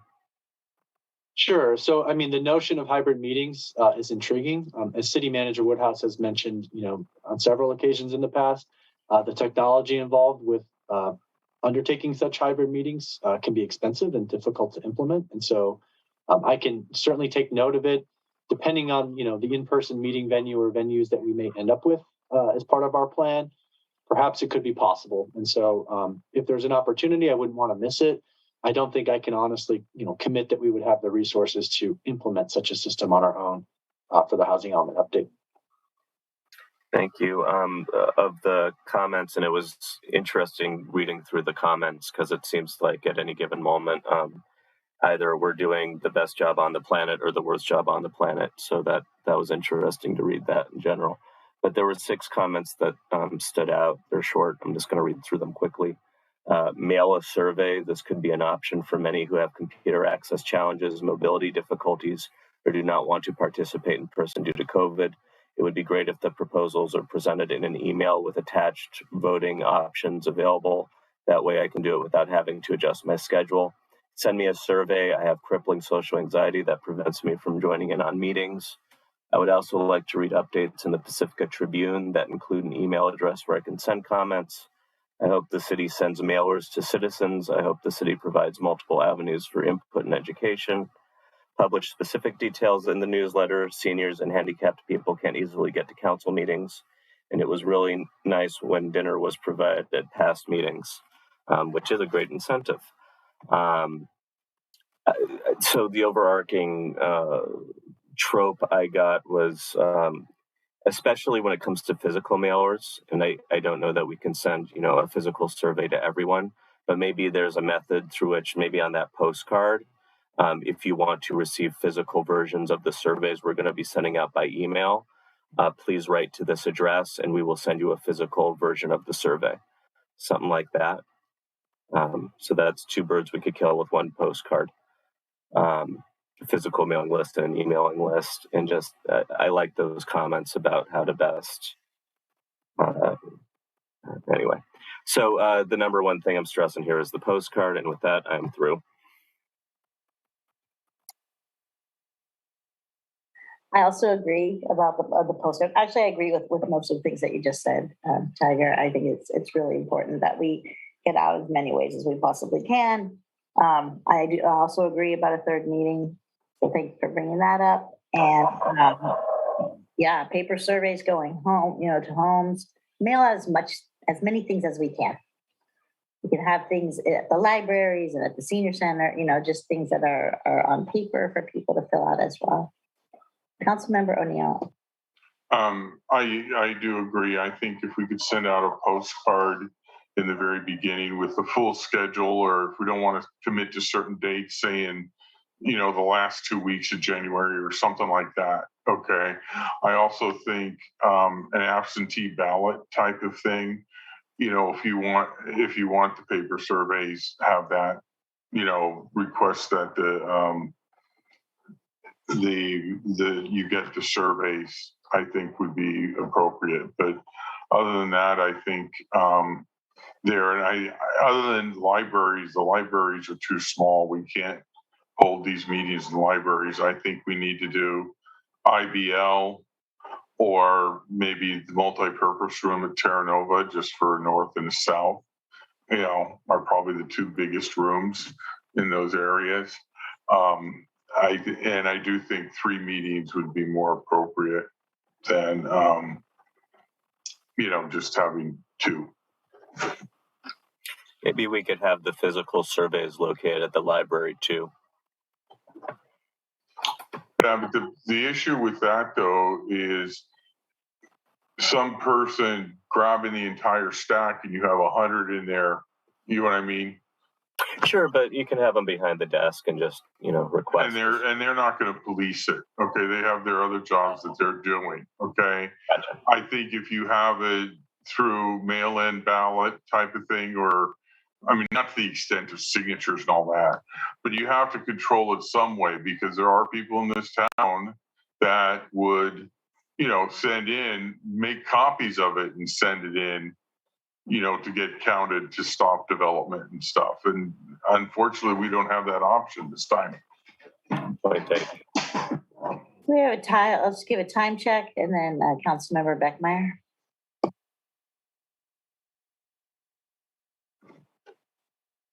Just really quick question for clarification. Do we need to extend the meeting?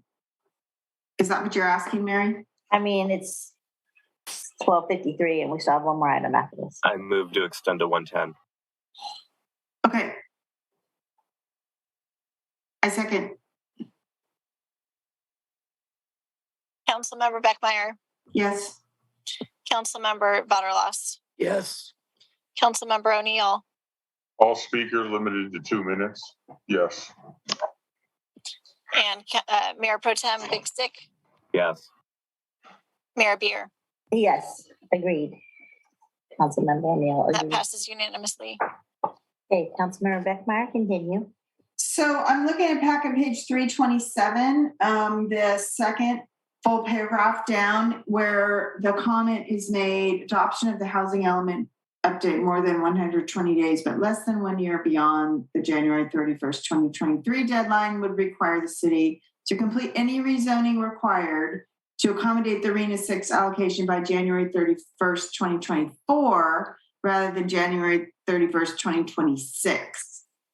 I read that 100 times and I don't get it. Can you please say, in other words, I get the warning. It's like, stay on track, don't delay, right? That's the gist of it, or is there more that I'm missing? So what you're describing is one of the consequences of not adopting the housing element within the 120-day grace period. And so ordinarily, if you adopt on time or within the grace period, cities are afforded 3 years to accomplish the rezoning. In the event that we don't adopt by the 120-day grace period, we then have to complete any required rezonings within 1 year of the required deadline. So it forces you to take the action sooner if you want to achieve certification by HCD. So that's the stick that begins to come into play. Got it. Thank you. Anybody else? Councilmember Waller? If I could, go ahead, Christian. Thank you, City Manager Woodhouse. I just wanted to touch on 2 points. I've noted all of the feedback from the council and I appreciate it. 2 of the requests from the council do have financial impacts and I just want to be fully transparent about that. We have not thus far budgeted in specifically a citywide mailer. The last citywide mailer that the city did, to my knowledge, cost at least $5,000. And so while we can find a way to make one mailer work, I don't know that multiple mailings at that scale would be easy to accommodate within the available financial resources for this undertaking. Additionally, the meetings also have additional financial costs.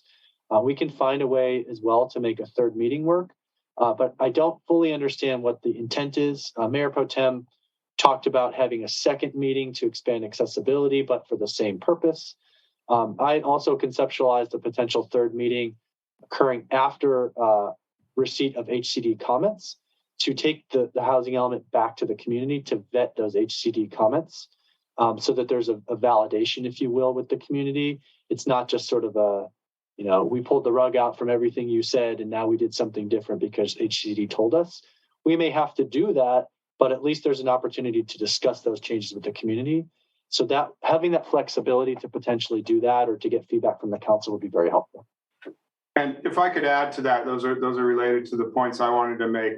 First is that the concept of a third meeting that is a later meeting in the sequence carries with it timeline considerations that could push us beyond the 120-day grace period and therefore force any rezonings within that year period. So that would be the consequence of that. So we do want to get clarification about what the purpose and when a third meeting, if that's the council's direction, should be. That concept of a third meeting later in the process will also be more expensive because it's a meeting of a different scope and design than just doing 2 of the same meetings within the same week, for scheduling flexibility for community input. That would be less of a cost. And I just wanted to clarify that the council approved in this year's budget $20,000 extra for additional community engagement related to the housing element. And so we have that amount budgeted to cover this process. We will need to hire and we'll solicit proposals from firms for, to facilitate these community engagement meetings and this process. So we don't know what will fit within that $20,000 scope. And if we exceed it with a mailer and all of that, we, would come back to council or figure out how to do that. But sure. So my initial read was that as it's laid out here, there was going to be one meeting in September, presumably virtual, and one meeting in October, presumably in person. And so what I'm saying is for that meeting in October, yes, add another meeting that's approximately the same, but for the sake of communal flexibility, maybe one location south side, one location north side, similar again to how we did it before, so that for those who are mobility constrained, they might be able to make it. And for those who can't make one day, maybe they can make the other day. And in close proximity, so that as you're doing the analysis on the feedback from now not just 1 but 2 meetings, but all that analysis can take place simultaneous, because for all intents and purposes, you're just gathering the data from part 1, part 2 of the same meeting, essentially. That's what I had in mind. And in terms of mailers, I was thinking a postcard to give people that physical place to sign up, as well as that virtual place to sign up. And then from there, presumably not all 38,000 of us are going to sign up for a mailed survey. And I would hope that the price, we can facilitate at that. But I'm willing to talk about what the price is going to be and authorize it, especially if it's less than 10 grand. And I also think if we make really good use of the mailer and put a lot of information on it, like an explanation about the housing element and, you know, the schedules and the way to participate, we can make good use of the mailer, then it would be better spent. Councilmember Vadalas? I was going to say we could mail out one mailer. I don't see mailing surveys to people. You'll never get them back. So it's a waste. One mailer explaining everything to people. People don't always participate because they don't want to. They haven't heard about stuff because they haven't investigated it and they don't want to. You can't get everybody involved. It just doesn't happen. There's a lot of people who don't want to participate. So I think one mailer is good, and we've given everybody the opportunity. If you can't use a computer and you got a mailer, you have an alternative, and you can ask a friend for help. What I was saying was we can allow people to sign up to receive surveys. I think that for those of us who take the time to write a letter back to the city saying, could you please send me a physical survey? I think those are the people who will probably complete a physical survey.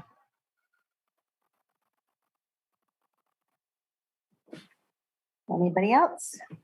Do you have enough direction, Christian? I do. Thank you, Madam Mayor. And I'm so grateful for the council's input. I appreciate it. Thank you. I'm looking forward to the whole process. Yes, so I'm just confirming that what Mayor Pro Tem's Big Stick's suggestion was about a second meeting is what the council is supporting. Okay. Great.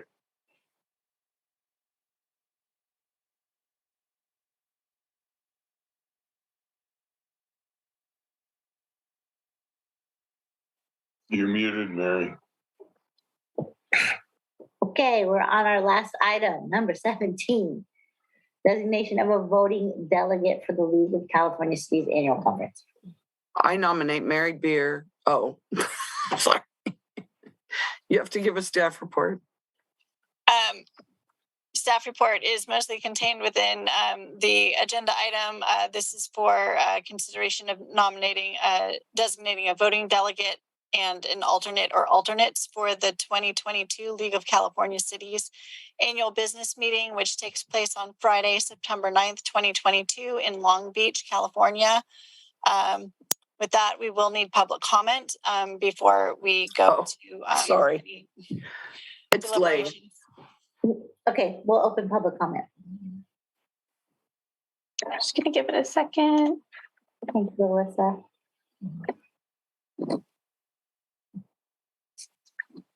I'm not seeing any hands raised, Madam Mayor. All right. Mike, I started this. I nominate Mary Beer and Tiger as the alternate. Second. And with the motion by Councilmember Vadalas for... we have a hand up by... I just want to ask, do they want to do it? I do. Yeah, absolutely. The only thing I wanted to add is with COVID being what it is, do we want to designate a third or are we comfortable with two?